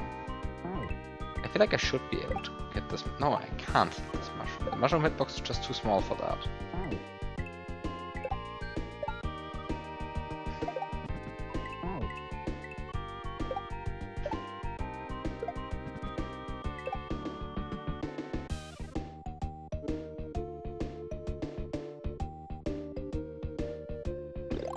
And the question is, like, can I do something here? I don't see how to hit the P-switch without... Without, like, going this route, right? Like, the route would be like... Whoop, whoop, whoop. This is kind of the natural route, like...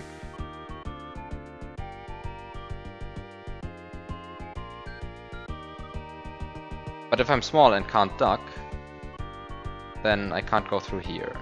No, the shell can't hit it. Also, I can't grab the shell. Because my run and grab button also doesn't work. Right, like, I mean, none of the buttons basically work. I can only press left, really. Actually, the left button is the only button that works, right? Like, I can't press up. The up button doesn't work, the down button doesn't work, the right button doesn't work, the jump button doesn't work, the other jump button doesn't work, and the run buttons don't work. Leaving me to walk left. And still somehow the game becomes a game. L plus R works, yeah. You can kill yourself, great.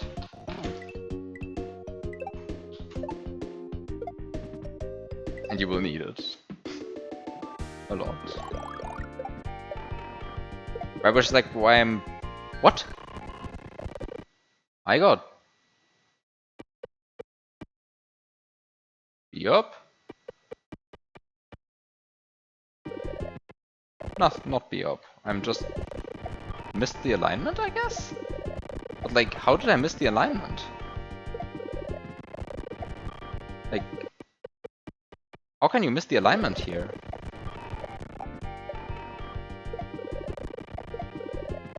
What? What did I do differently from the usual thing? Now it works. What? What? Something unusual.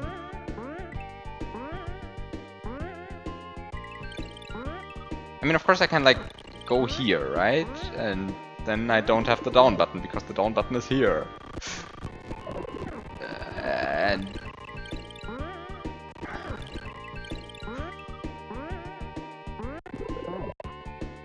but then I run into the issue that there are Mantas here and I can't like go past them because I can't get enough speed, because I can't run. And normally I would circumvent the issue that I can't run by sliding down the slope, which gives me a bit more speed. But yeah, it's not happening. Also, by the way, I really like that you can like visibly see how these clouds push you out. Like whoop, whoop, whoop.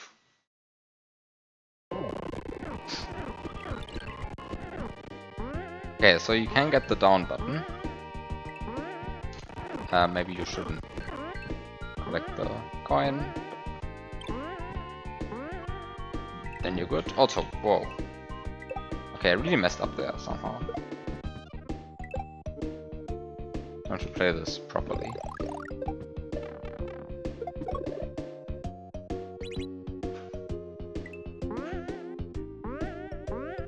I want to play this properly.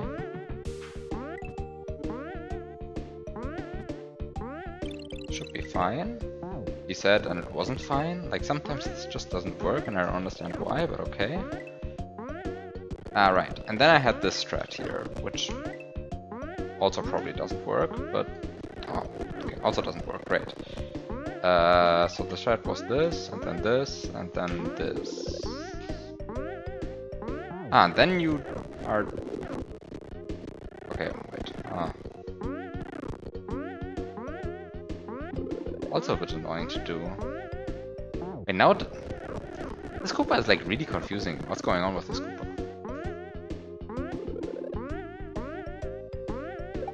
Oh. Now that worked, but like... I mean, that worked with the advantage of not killing the Koopa, so that I have the Koopa available for later. But on the other hand, like, what does this help me? Like, what can I do now? Where can I go now?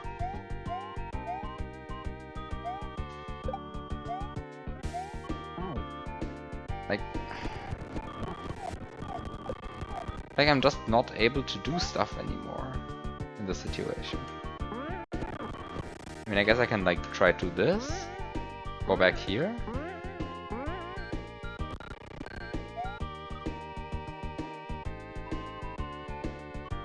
But I can't move right. Like the right button still doesn't work. I mean, and also I can't run. But like the running part is not actually that bad because the running button I can even get. That's fine.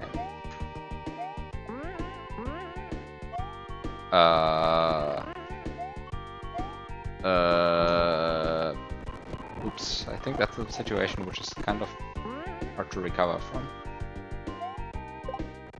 That's kind of a situation which is kind of hard to recover from. Oops. Time to undo a bit. Okay, right. But if you have the run button, then it's fine, right? Like, then you get the run button, you get your run buttons. Okay, here's your run button.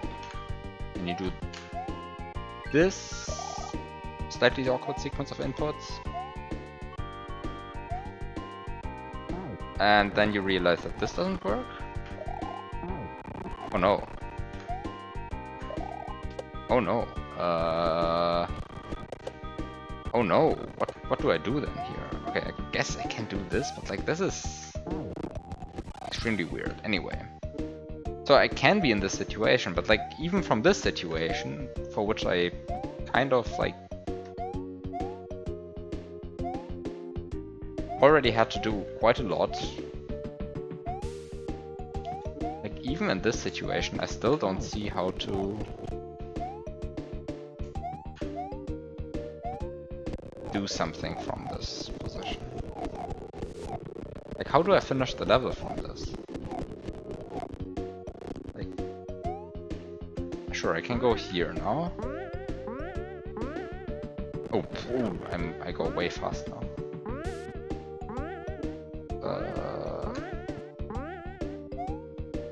But yeah, great. So now I'm here, and now what? Like this doesn't seem to lead anywhere.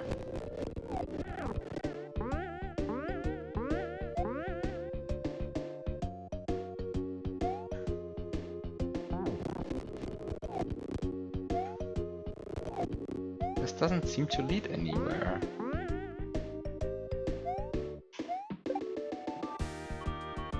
I mean, I can get a shell? But what can I do with the shell?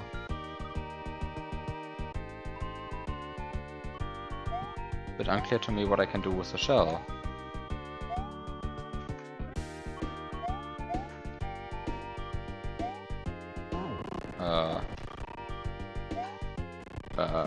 I can like try this insane like, sequence of inputs here. Like I'm not going to do that in an actual attempt, right? Like this is not happening. Like this is not happening in an actual attempt of anything. Like, this is way too much. Also, I can't even climb up the mine. Like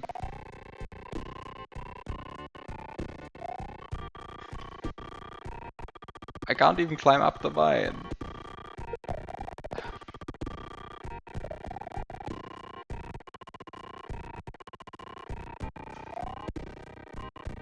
Like, this is absurd. And really not happening.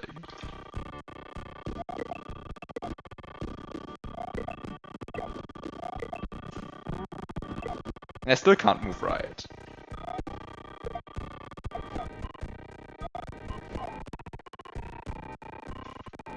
Like this is absurd.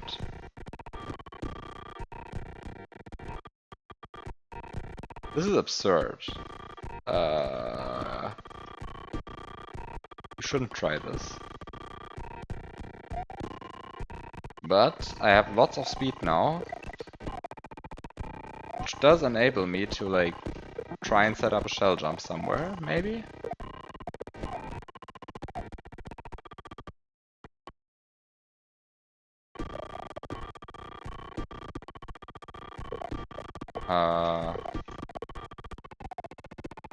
Hmm.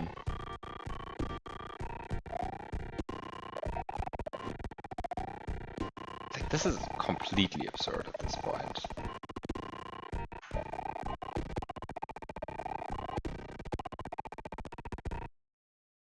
Okay, wait, this is approaching completely impractical territory. I mean, honestly, we've long been past that, but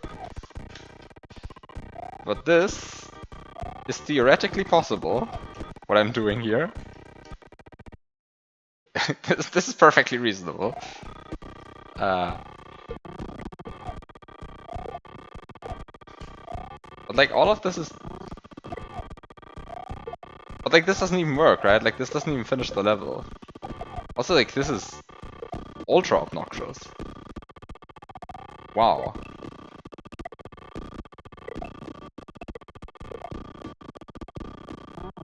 This is like reaching a level of annoying I didn't think was possible.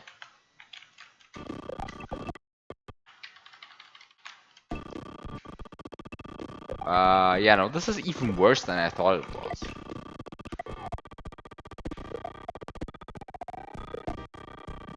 Because like this is not going high enough, right? Like if I do it from here.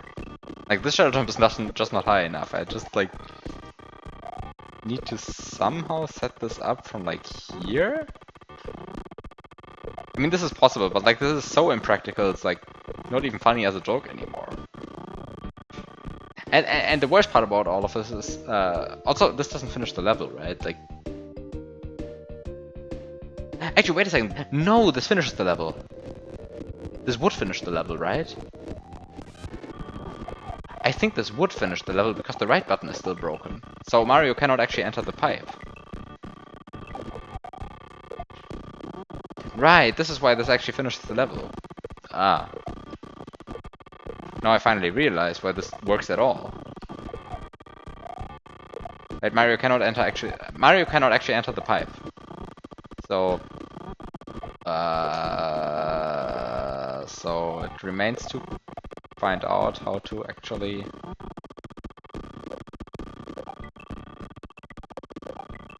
but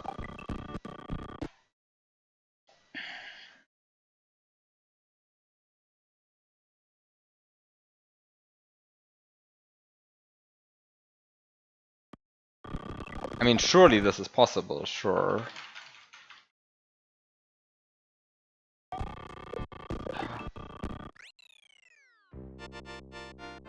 This was actually elegant though at the end. Like the last jump was actually elegant.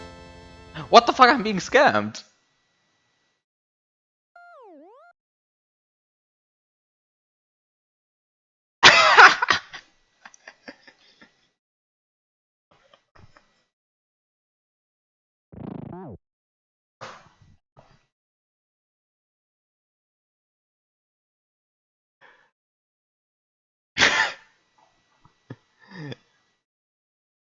What?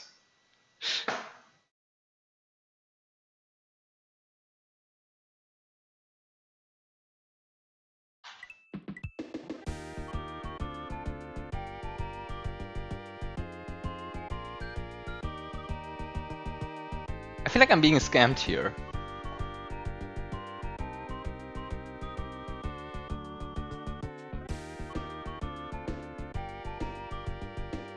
The right button doesn't even work.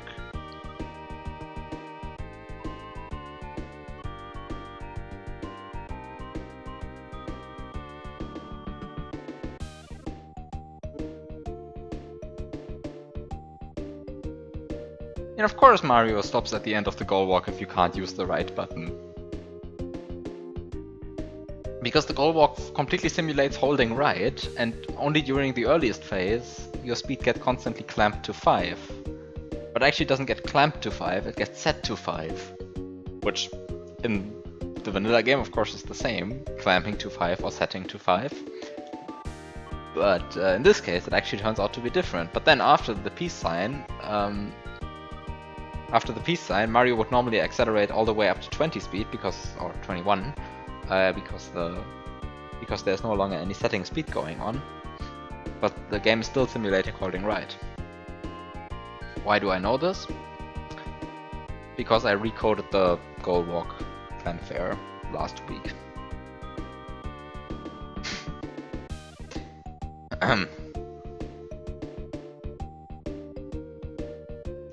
Yeah, I mean, I only know it since like a week ago. Like all of the technical knowledge I have about the goal walk is since 1 week ago.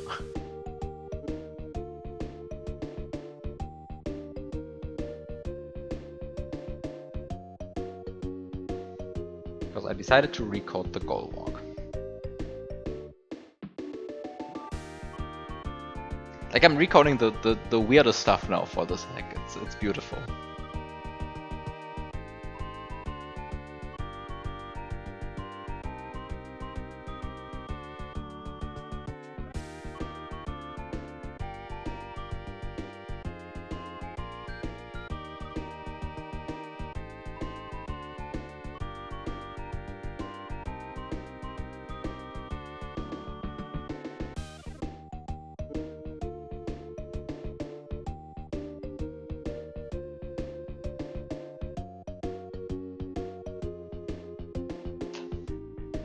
With that said, now I have even less ideas as to what the hell I could be doing in this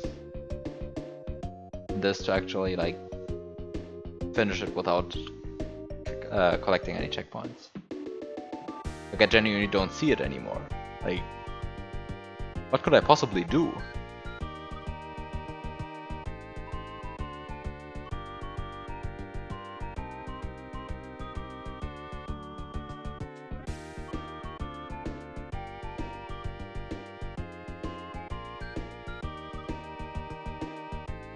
Yeah, I mean, I have more knowledge now, but like, the knowledge tells me that I have to...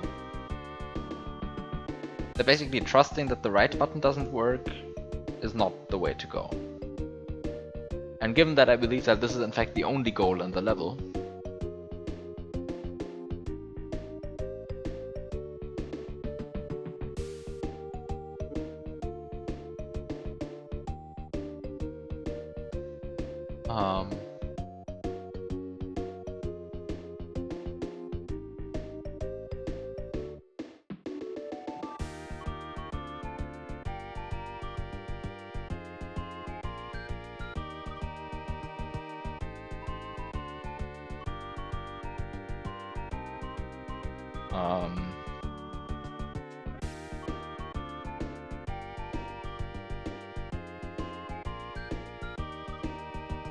so I mean, okay, so I cannot trust on the right button not working.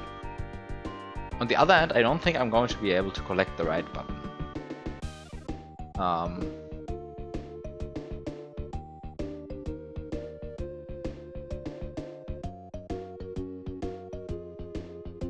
Because that would require collecting the up button, and collecting the up button would require having a blue P-switch pressed, and given the amount of blue P-switches, this basically means pressing a... oh, wait. Given the amount of blue P-switches in the level, this basically means I have to sacrifice a mushroom here. Actually, that doesn't sound completely unlikely that that's possible.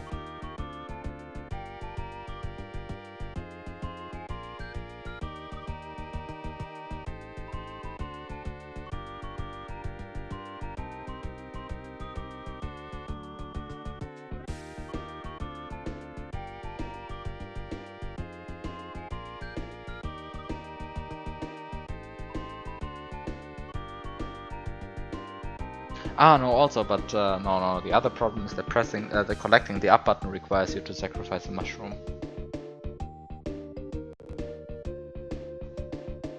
Right, because the up button is placed on top of a mantra. I don't actually want the... I want to change the music. I want to fast travel to checkpoint 1. Yeah, exactly, there's a mantra here. And actually it's even a gray mantra, so you can't like talk your way out of it by saying, okay, maybe you have a gray P-switch available.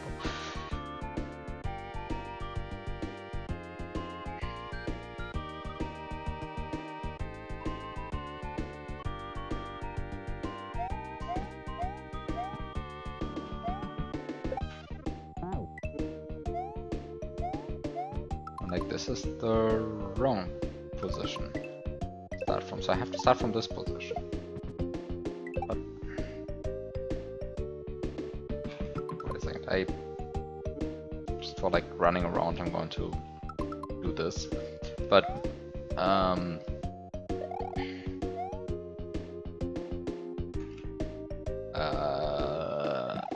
so like I'm not crossing this gap without either a blue P-switch or this block being activated. I'm not going to activate this block without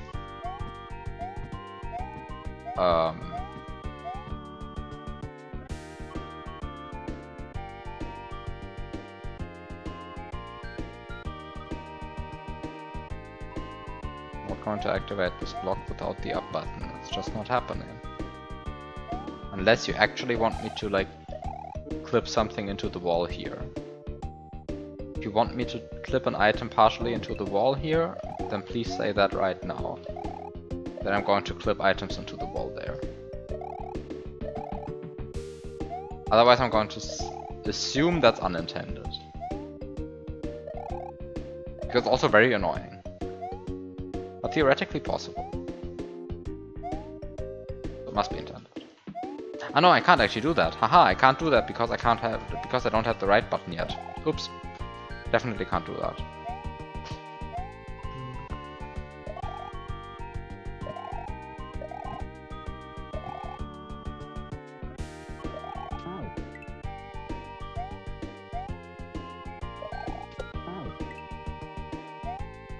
Like this is not a glitch abuse hack, right? Like just to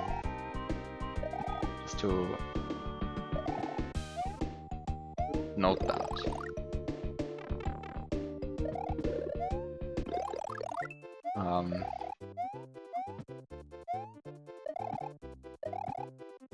Should be able to kill yourself here, right?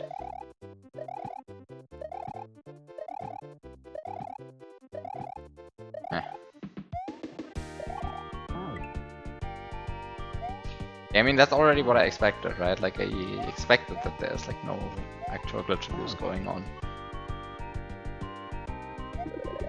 I mean, I assume the double grab with the shell and the springboard was also unintended, but I just couldn't resist. Sometimes I just can't resist. When a double grab presents itself, you just have to go for it.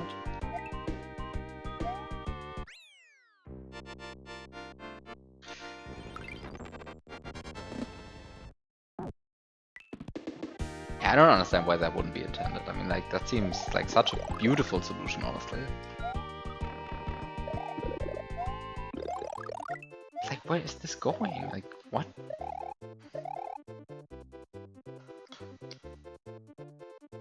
What can I do here?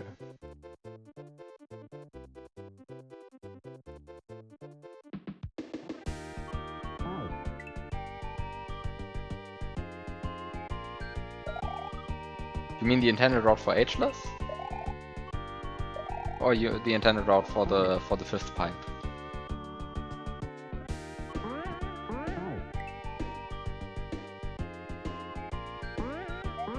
Yes. You think you remember now? Beautiful. Ageless, okay.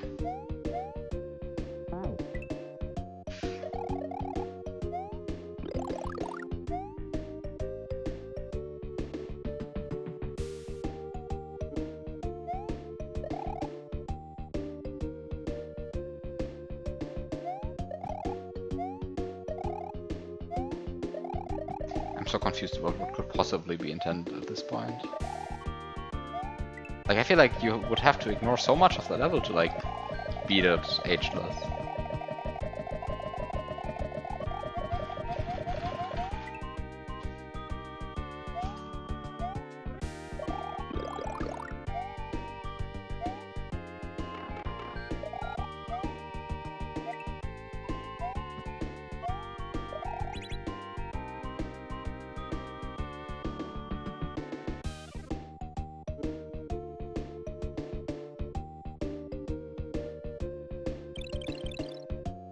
You're more curious about the fourth pipe. You're curious about your own levels now. Amazing.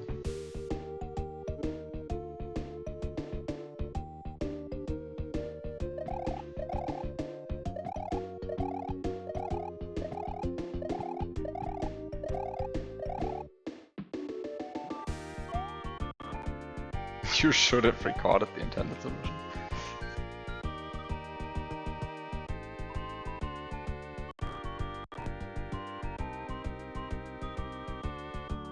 You know, I kind of regret not recording the Cruella 2 intended solutions at any point.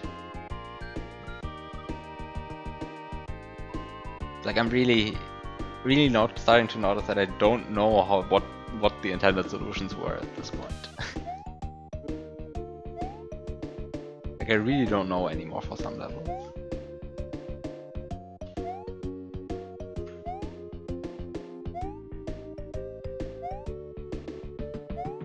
And the puzzle hack I'm currently building, that's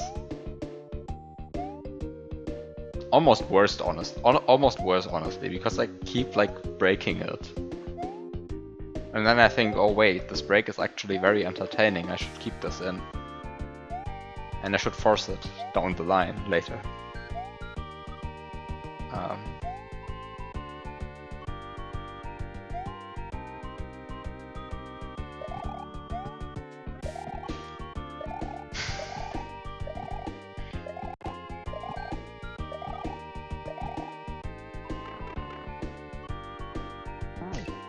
Anyway, since I didn't play 5 the intended solution, you couldn't use that as reference.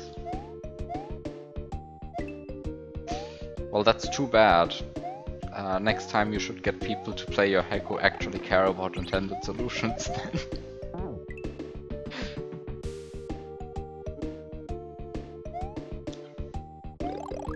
Yeah, actually, like when I started making Cruella 2, like in 2017, I did actually record every level. And I still have a bunch of intended solutions for like levels that I scrapped.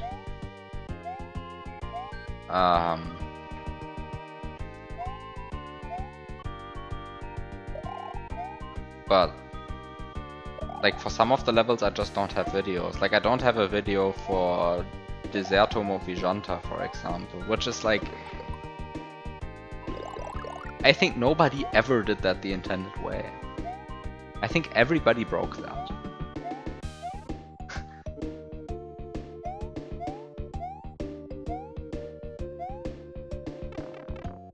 Actually, not sure. Maybe you broke. Actually, maybe you did the intended solution of that.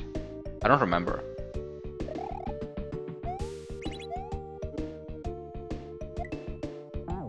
I definitely know that an awful lot of people did double grabs on Yoshi to do that one. And when I built Cruella 2, I was like, no, double grabs on Yoshi? No. Deserto Moviganta was the auto-scroller, was one of the auto-scrollers. Not the snow auto-scroller, but the other auto-scroller. The one where you like get a bunch of P-switches. Wait a second, I can just open Lunar Magic. Like, I don't have a Cruella 2 ROM flying around here. There you go, this is the level I'm talking about.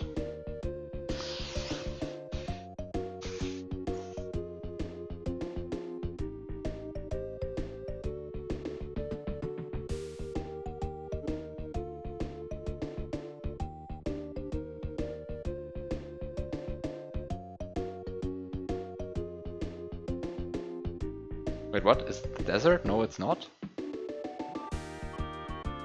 Wait, what's the desert for you?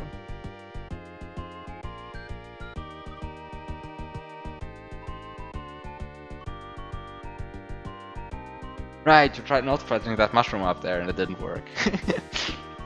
That was a good one.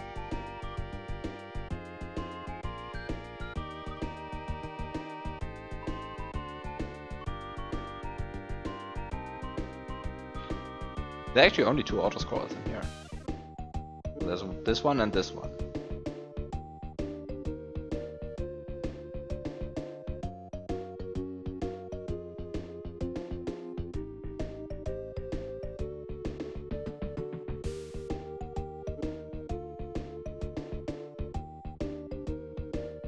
Like this level, I'm still really happy about.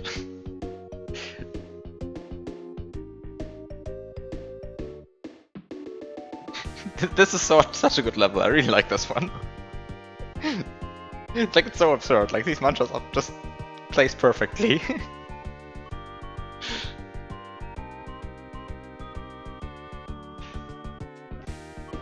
It's a good level. You hated it. Actually, I'm not sure if anyone did this one intended ever. Although I do remember your solutions being like fairly clean.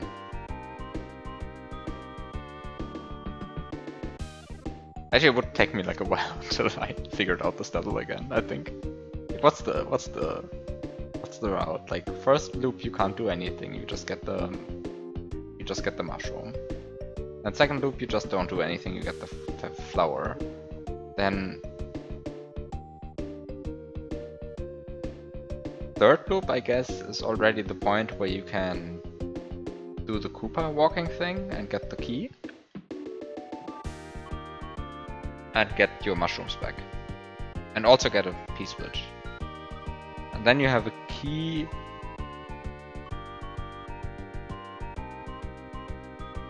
But then you have like lots of stuff at that point, right?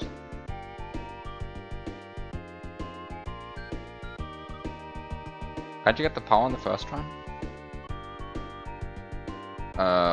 Well, only if you do like a wall clip to remove this one, a wall clip to remove this one, and then you end up in this situation, and then you can technically wall clip this one, but it's really annoying. Yes, you can do that. Dartsin does that in his run, and then I'm like, really? I'm not so happy with that strat. Like, I feel like wall clipping this blocks like kind of too much. Anyway, I mean, if you want to do that, go for it. Not so greatly happy about that strat. You don't have to do it in any case. You can get like all of the garbage and then you can like go up here.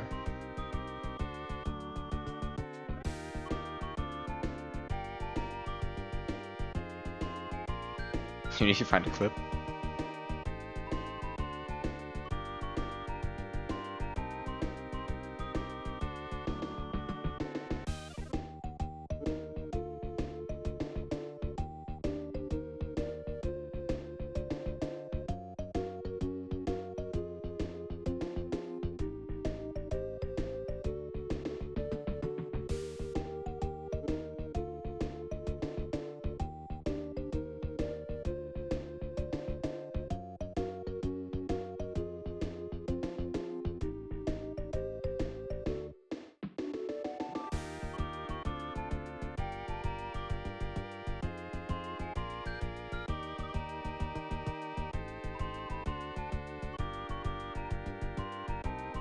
What is this clip? Level. Hier gibt es übrigens einen sehr schönen Softlock.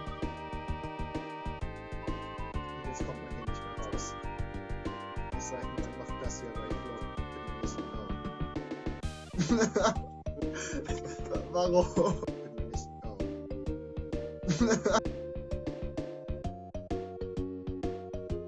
Okay. 6 years ago. Yeah, Internet ate the good parts. Anyway, so there's this one. Like, other levels? I feel like, I mean, for most of them, somebody did the internet solution at some point.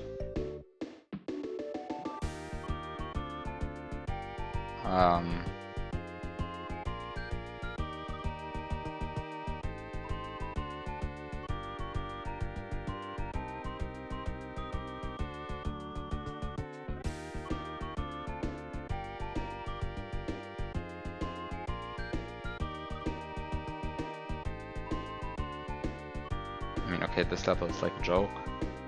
This level is fairly sure somebody did the intended solution. Actually, I mean, I guess every level was beaten intended way by someone.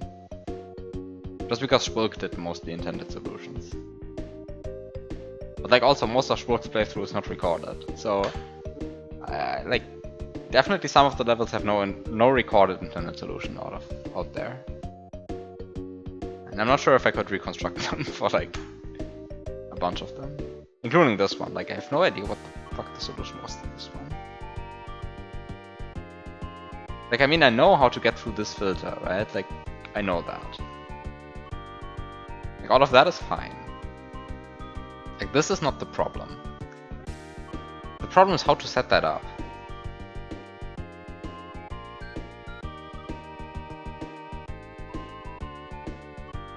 I just don't know anymore.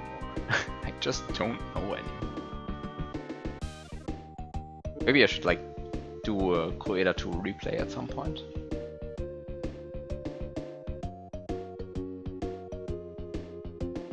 Play my own hack. Find out that I forgot all of the solutions. Be stuck. Pause around some fish. Break my own levels. Complain.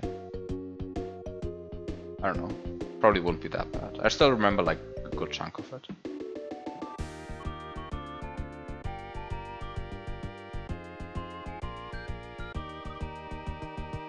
But also this level used to be so clean and now like now you have like the key over here, the key there. And they're not in the first version of the room, it's so sad. And then you have the yellow shell, which is like here in the first version of the room, but it's no longer there in the second version of the room. Like this is so horrible. That scene really like broke this level so badly, I had to take some measures. How hard is Koeda 2? It starts off gently and it gets very hard near the end. Like it's not actually terrible. I mean, it's not terrible in execution. Like from the inputs wise, it's easy, or comparatively easy. Like I wouldn't recommend playing this without save states or anything, but whatever. But like for glitch knowledge, I mean, for example, this one basically doesn't require any glitch knowledge as far as I can remember. This one is like knowing a glitch, but it's a very, very, very friendly setup. By the way, I really hate the palette on this level. Like, what did I think? Like, goddamn, this is ugly. What did I think when making this background? Like, this looks horrible. And like, it probably wouldn't be even like I see what I would be like, what I was going for, but like, this looks terrible. This palette really makes me unhappy. I feel like this could be improved.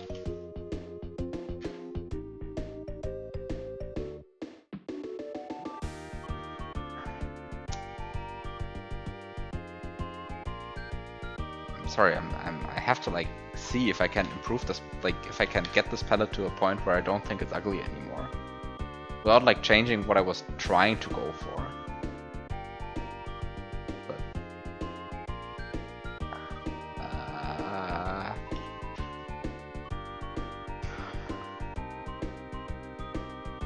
I think it looks better now. And then the other issue is that this white on these, like the white on these. Like, this was lazy.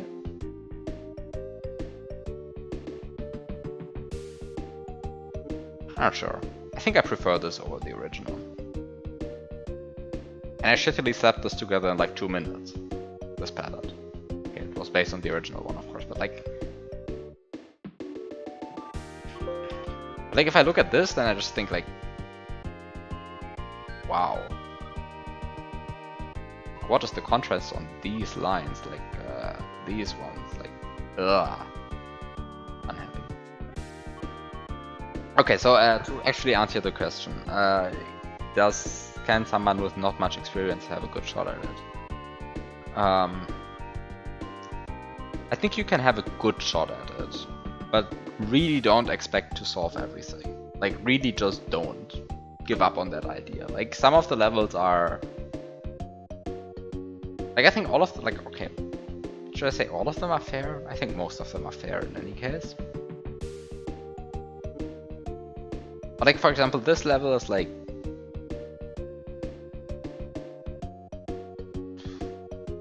Oof. Like, you need some technical knowledge to like deal with this.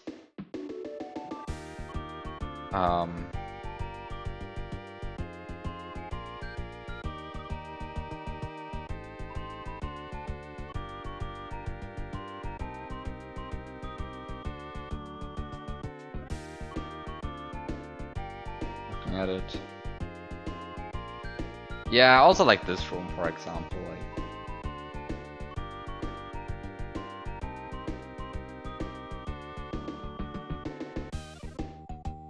does require some knowledge. But also on the other hand, like, you can definitely have a shot at it. Like, especially the earlier levels are quite doable. Like, of course, I mean, you need the basic S&W knowledge, right? Like, you need to know how the engine works, you should know how Yoshi works, you should know how to duplicate a block or how to double grab 2 items. But like, if you have that kind of knowledge, then starting from there, like, you can make progress on a lot of the levels. And then most of them have like one more idea that's required.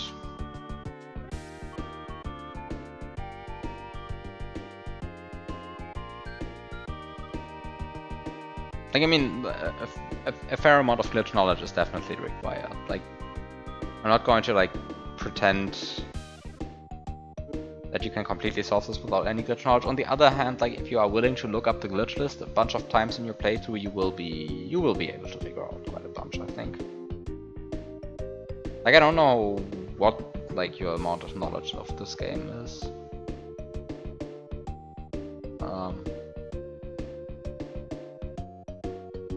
Definitely beatable.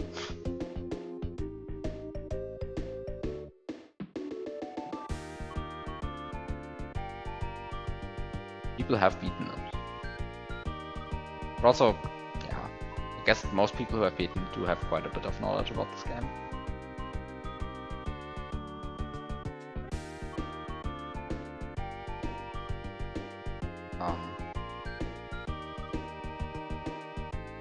What was the solution in this? Oh, yeah, okay, no, I do remember.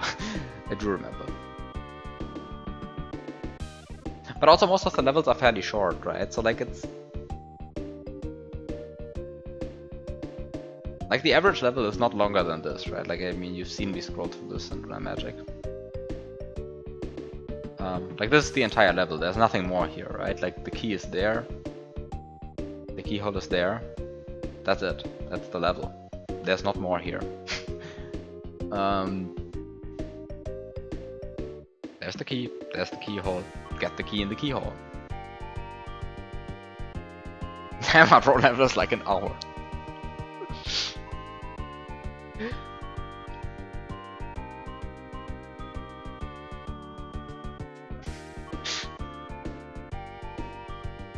Right, like you have a bunch of brown platforms moving online guides.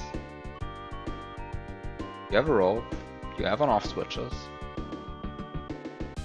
It's really not that much stuff, but you can actually do a surprising amount with it.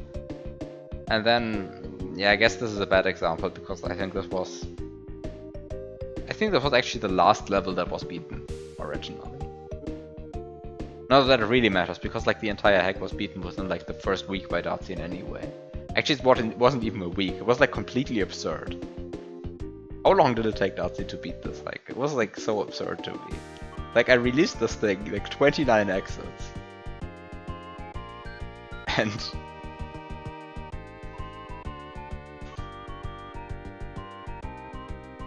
like, I released this thing on the 3rd of July.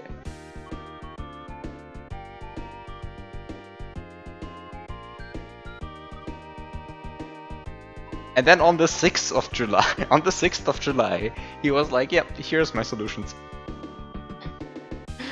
Okay, so it took 3 days to beat this.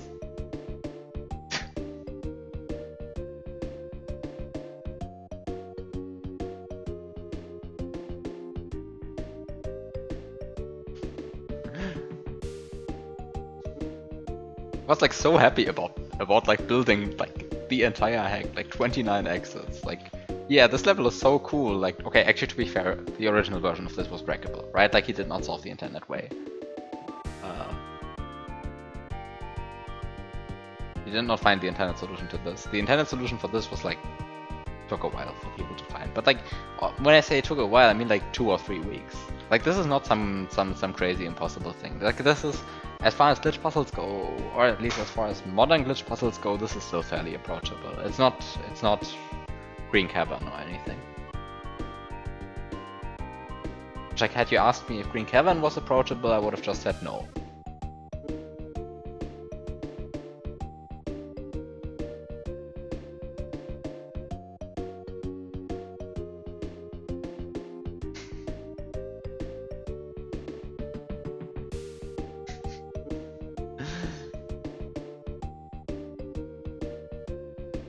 Green Cavern is like the most absurd, messed up glitch puzzle I have ever played.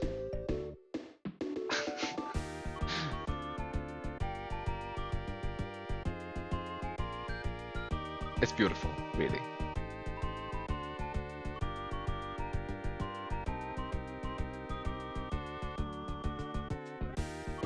Yeah, but I think like, I mean, what would I recommend for playing before Cruella 2? Actually, maybe I would recommend playing Super Puzzle World 3 first. I think that's like kind of a more gentler approach. I think like Super Puzzle World 3 is like more approachable than Cruella 2. And I guess like glitch knowledge-wise, Cruella 1 is also more approachable just because it was made by a person who knew less glitches.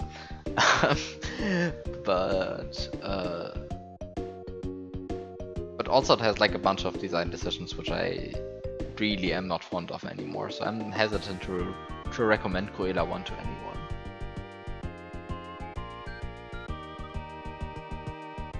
Cruella 2 on the other hand is a very good hack. I am still proud of Cruella 2. The only issue is that it's not the most approachable hack out there.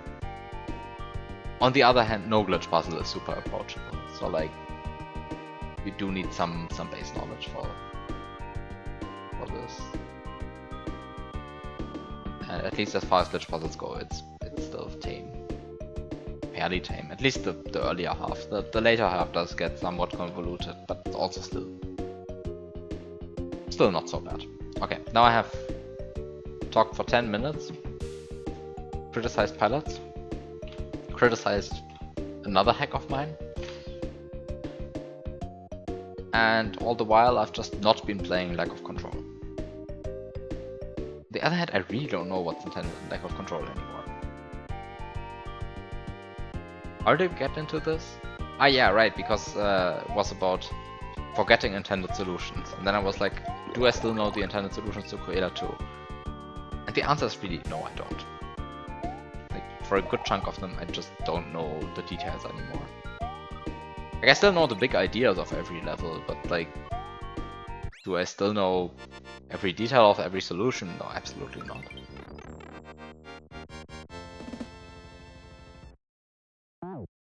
Okay.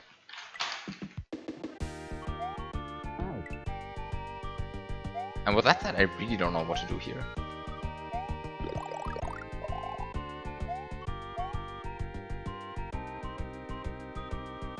Like, how could you possibly beat this without ever touching a checkpoint? Like, this seems so absurd to me. How should this be possible? This shouldn't be possible.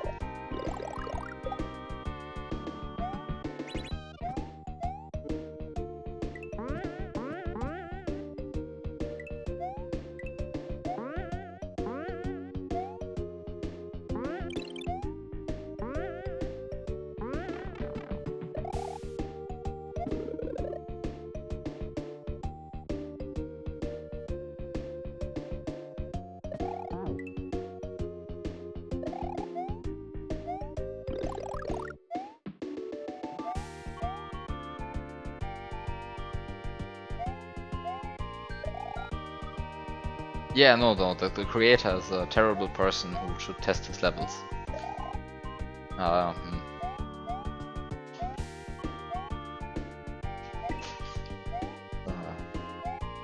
Absolutely impossible what I'm playing here. Wow. How did this get accepted to SW Central? You cannot even get all achievements.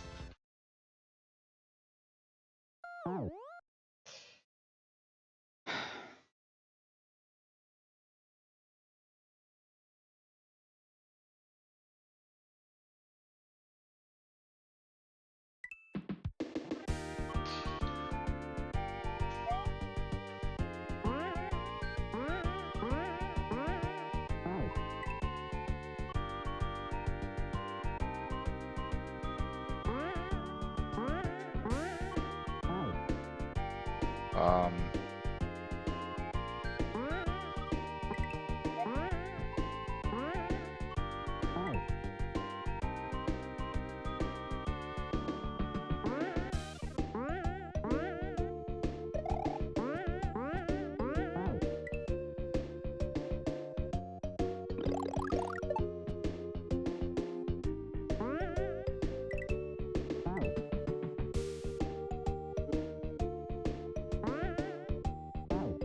okay. I don't see it.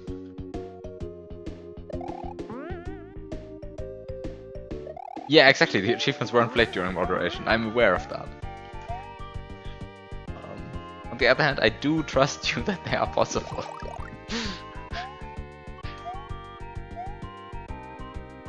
Just don't see how.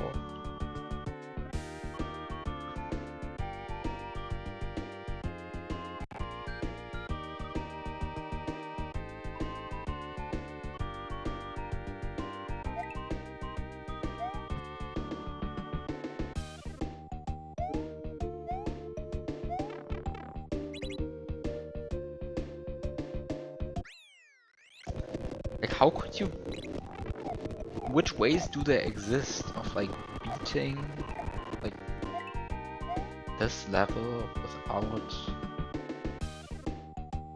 Like, I need to check one thing in the level. Like, I don't see how that could possibly work.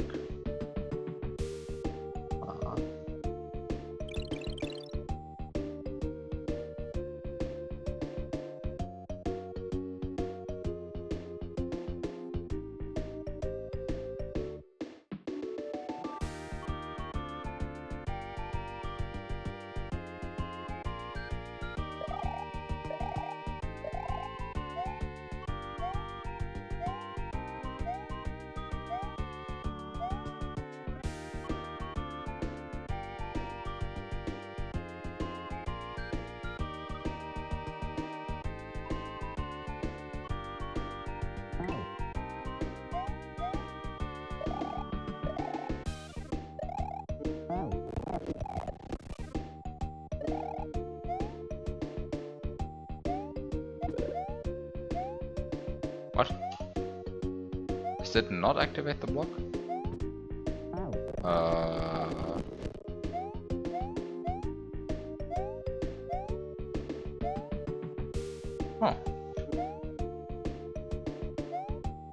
I would have expected this to activate the block snag. Interesting. I mean, now it's definitely loaded.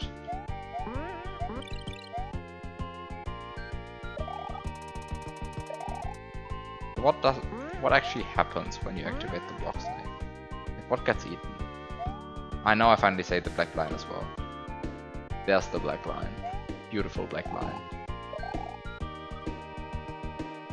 Yeah, but like, this is how it looks after the block snag is done. And that just... Like, from this position it's unbeatable, right? Like...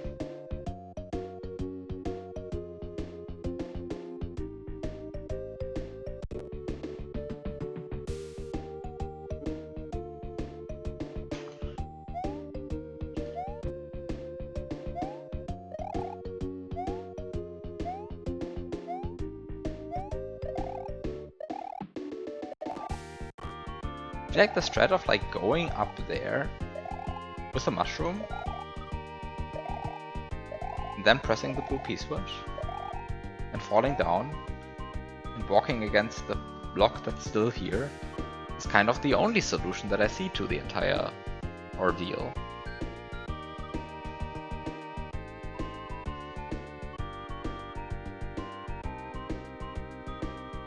Like, I don't actually see a way to beat the level apart from that. Even though, I mean, presumably there is, but like, how? I mean, you can't even carry any items through a pipe. It's not like entering a bunch of pipes solves your issue.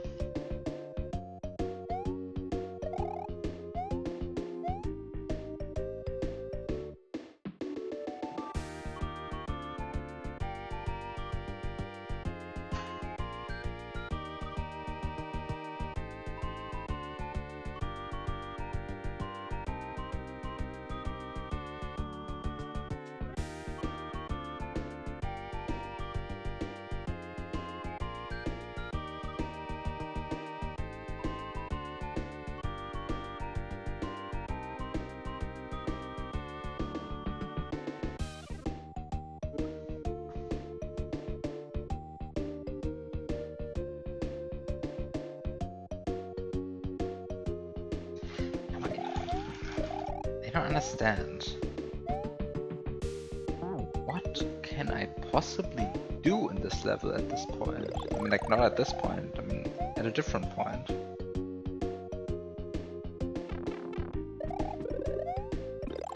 This seems like...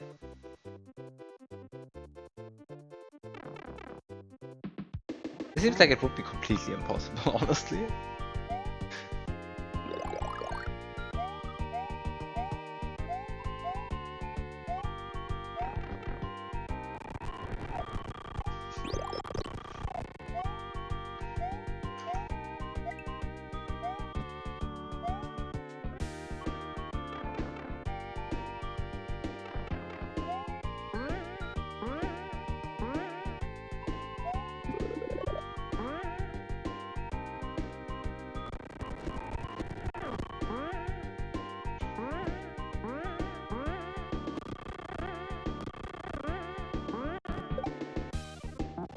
I mean, you can reset the level this way, right? Like, this does reset the level, technically.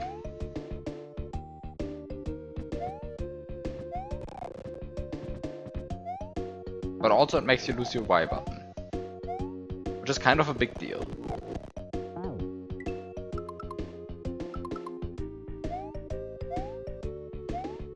And I wouldn't actually see how to get up here in the first place.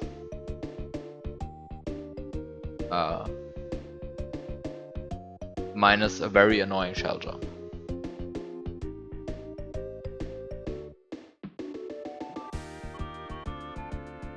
Which I kind of feel is not intended, the very annoying shell jump.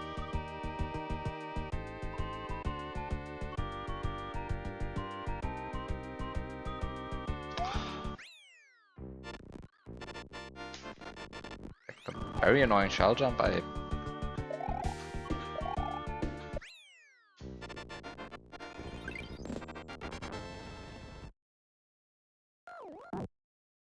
this just kills you. I mean, of course it does.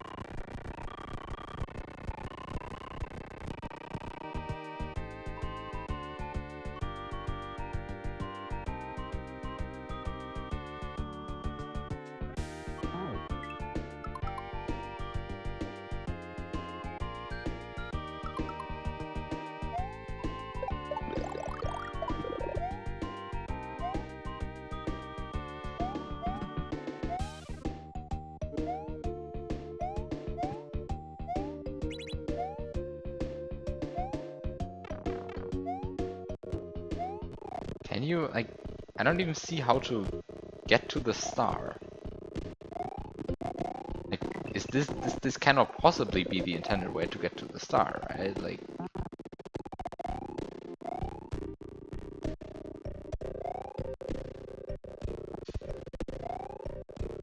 I mean, you can get to the star that way, but like,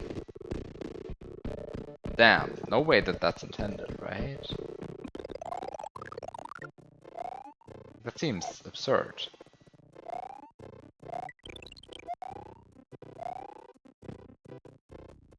Possible, so it must be intended. Also, I get an amazing amount of lag frames right here.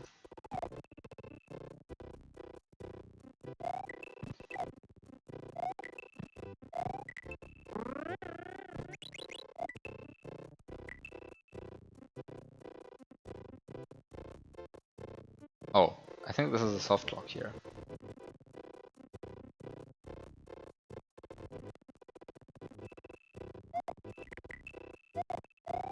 So now I have the XY buttons, but not the right button, so I can't press the on-off switch. Okay, that's not happening.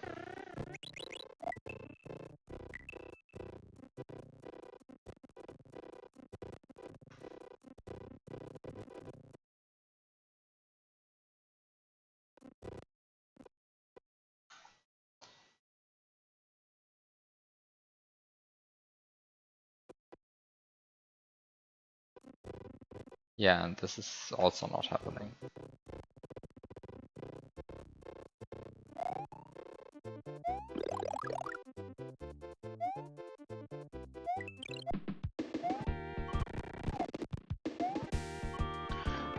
No, I really don't see how... I really don't see it.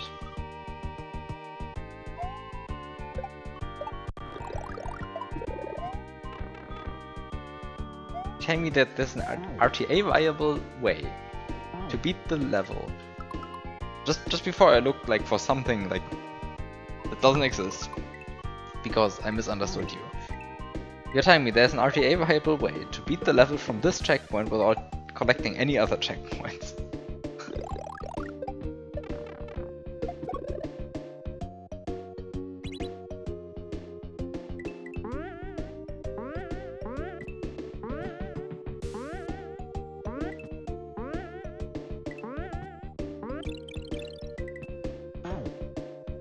That is correct.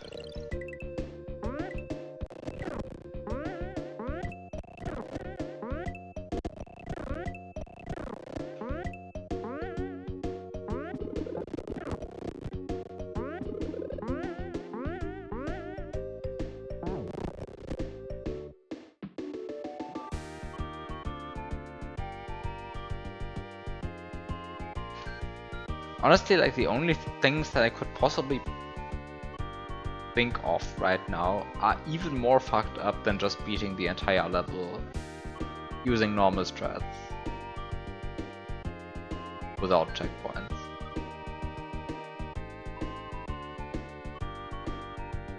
And if it's that fucked up, then I'm not playing this.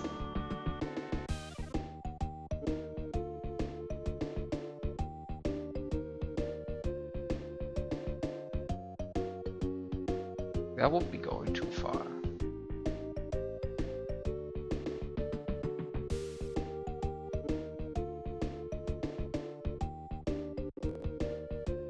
What are you thinking?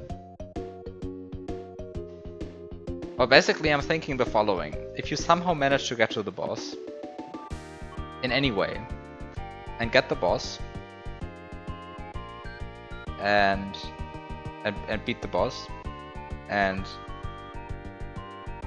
Oh, wait a second, where does... Right. I have to check something.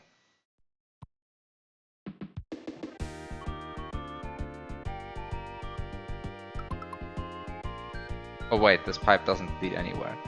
Ah, no. I was thinking of using the room of checkpoints to reset the entire level.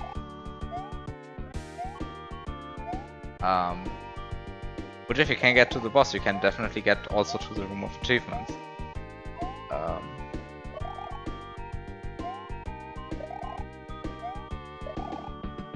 But this pipe doesn't work. It doesn't lead you anywhere. And so you can't actually abuse this room to reset the room.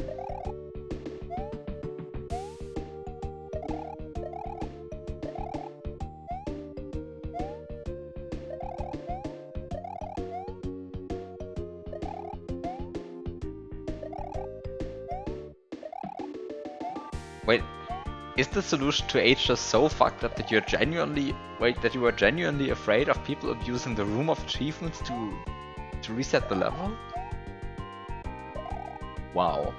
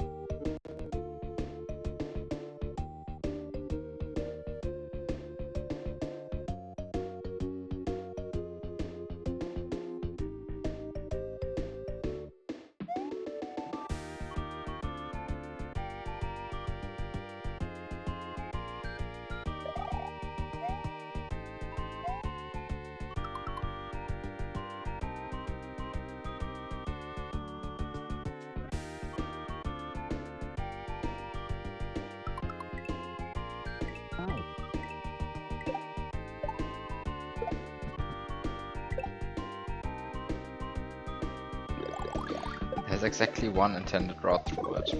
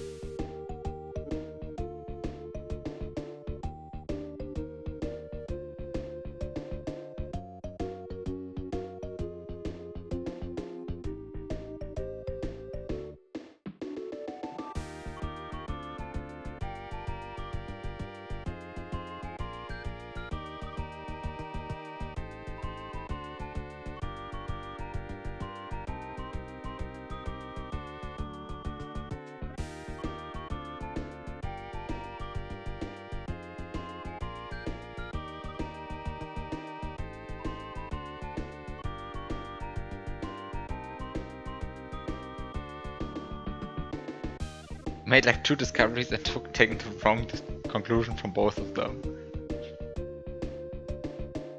Epic.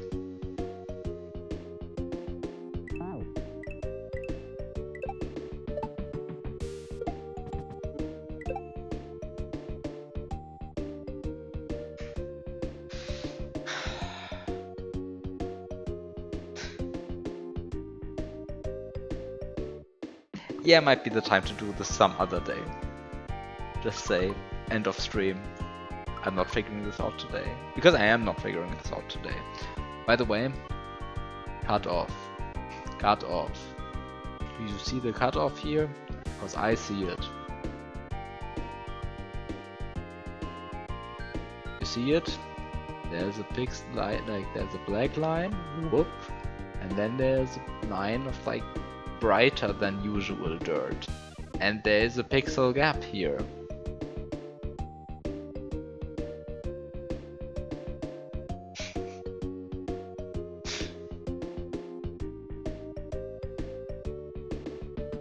This is the stupidest cutoff that I have pointed out in a while, but I did actually see it. Right, like there is, like you do see it, right? Like,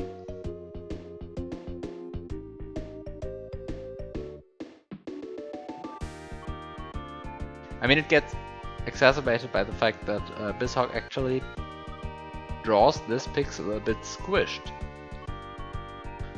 But like this pixel is not square, but actually it should be square. I trust that you didn't mess up the diagonal on this line. Like,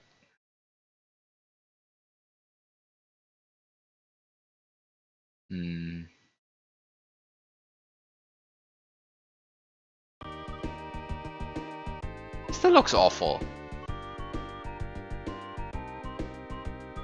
What the fuck? This line looks crooked. Can you see that? Is that actually, is that correctly emulated?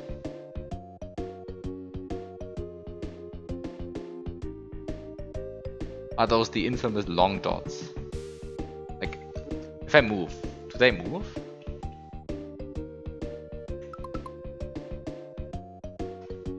Ah, I can't move.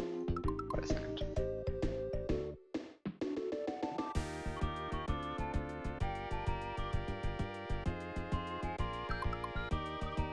Oh.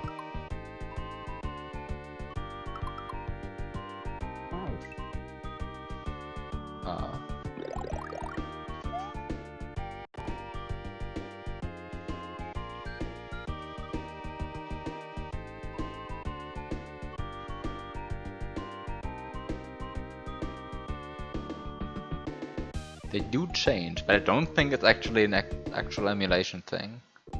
I think this is a bug. Can I?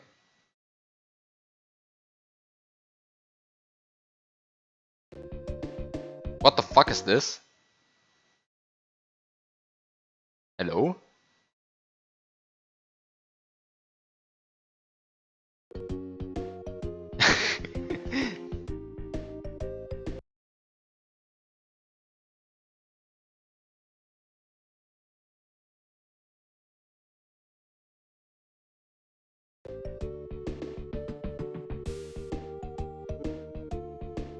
Actually, now I don't see my...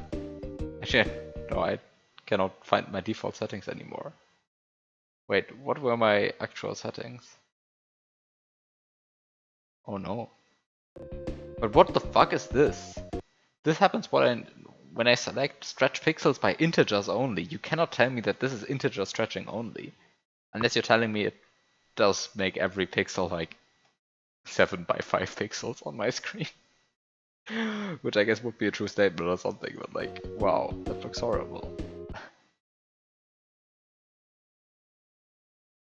But clearly says maintain aspect ratio. Like, this doesn't work. Broken emulator, SMH.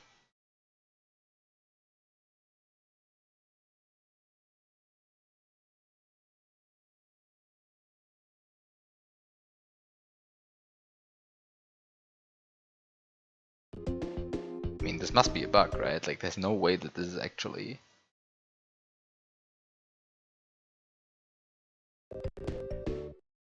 intended. Well, whatever. I think these are my actual settings.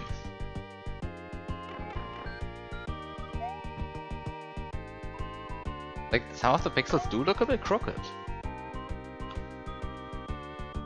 So I'm not making this up. In any case, there is a 1 pixel gap here, and that is independently of how the emulator displays it. That's actually there. And that's an actual vanilla cutoff. I mean, like, that's super minor, but it is a cutoff.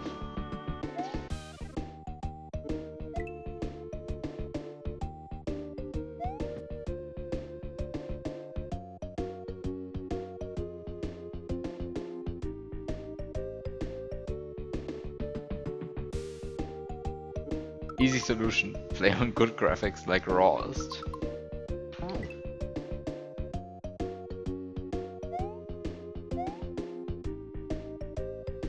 Perfect. Fixes the issue. Thank you.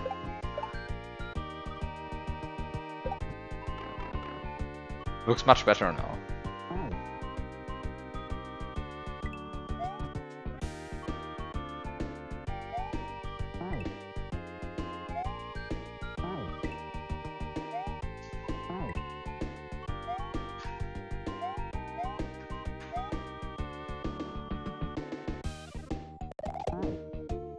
Okay, anyway, I think I'm done for today.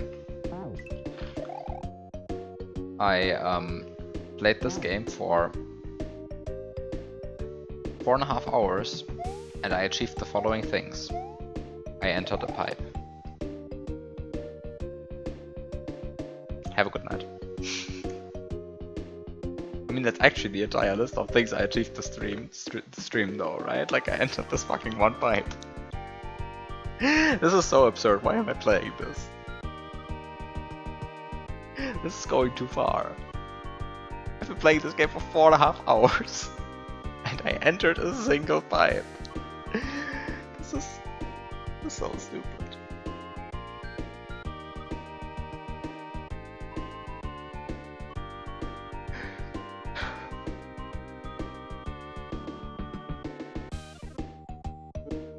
Have a good night.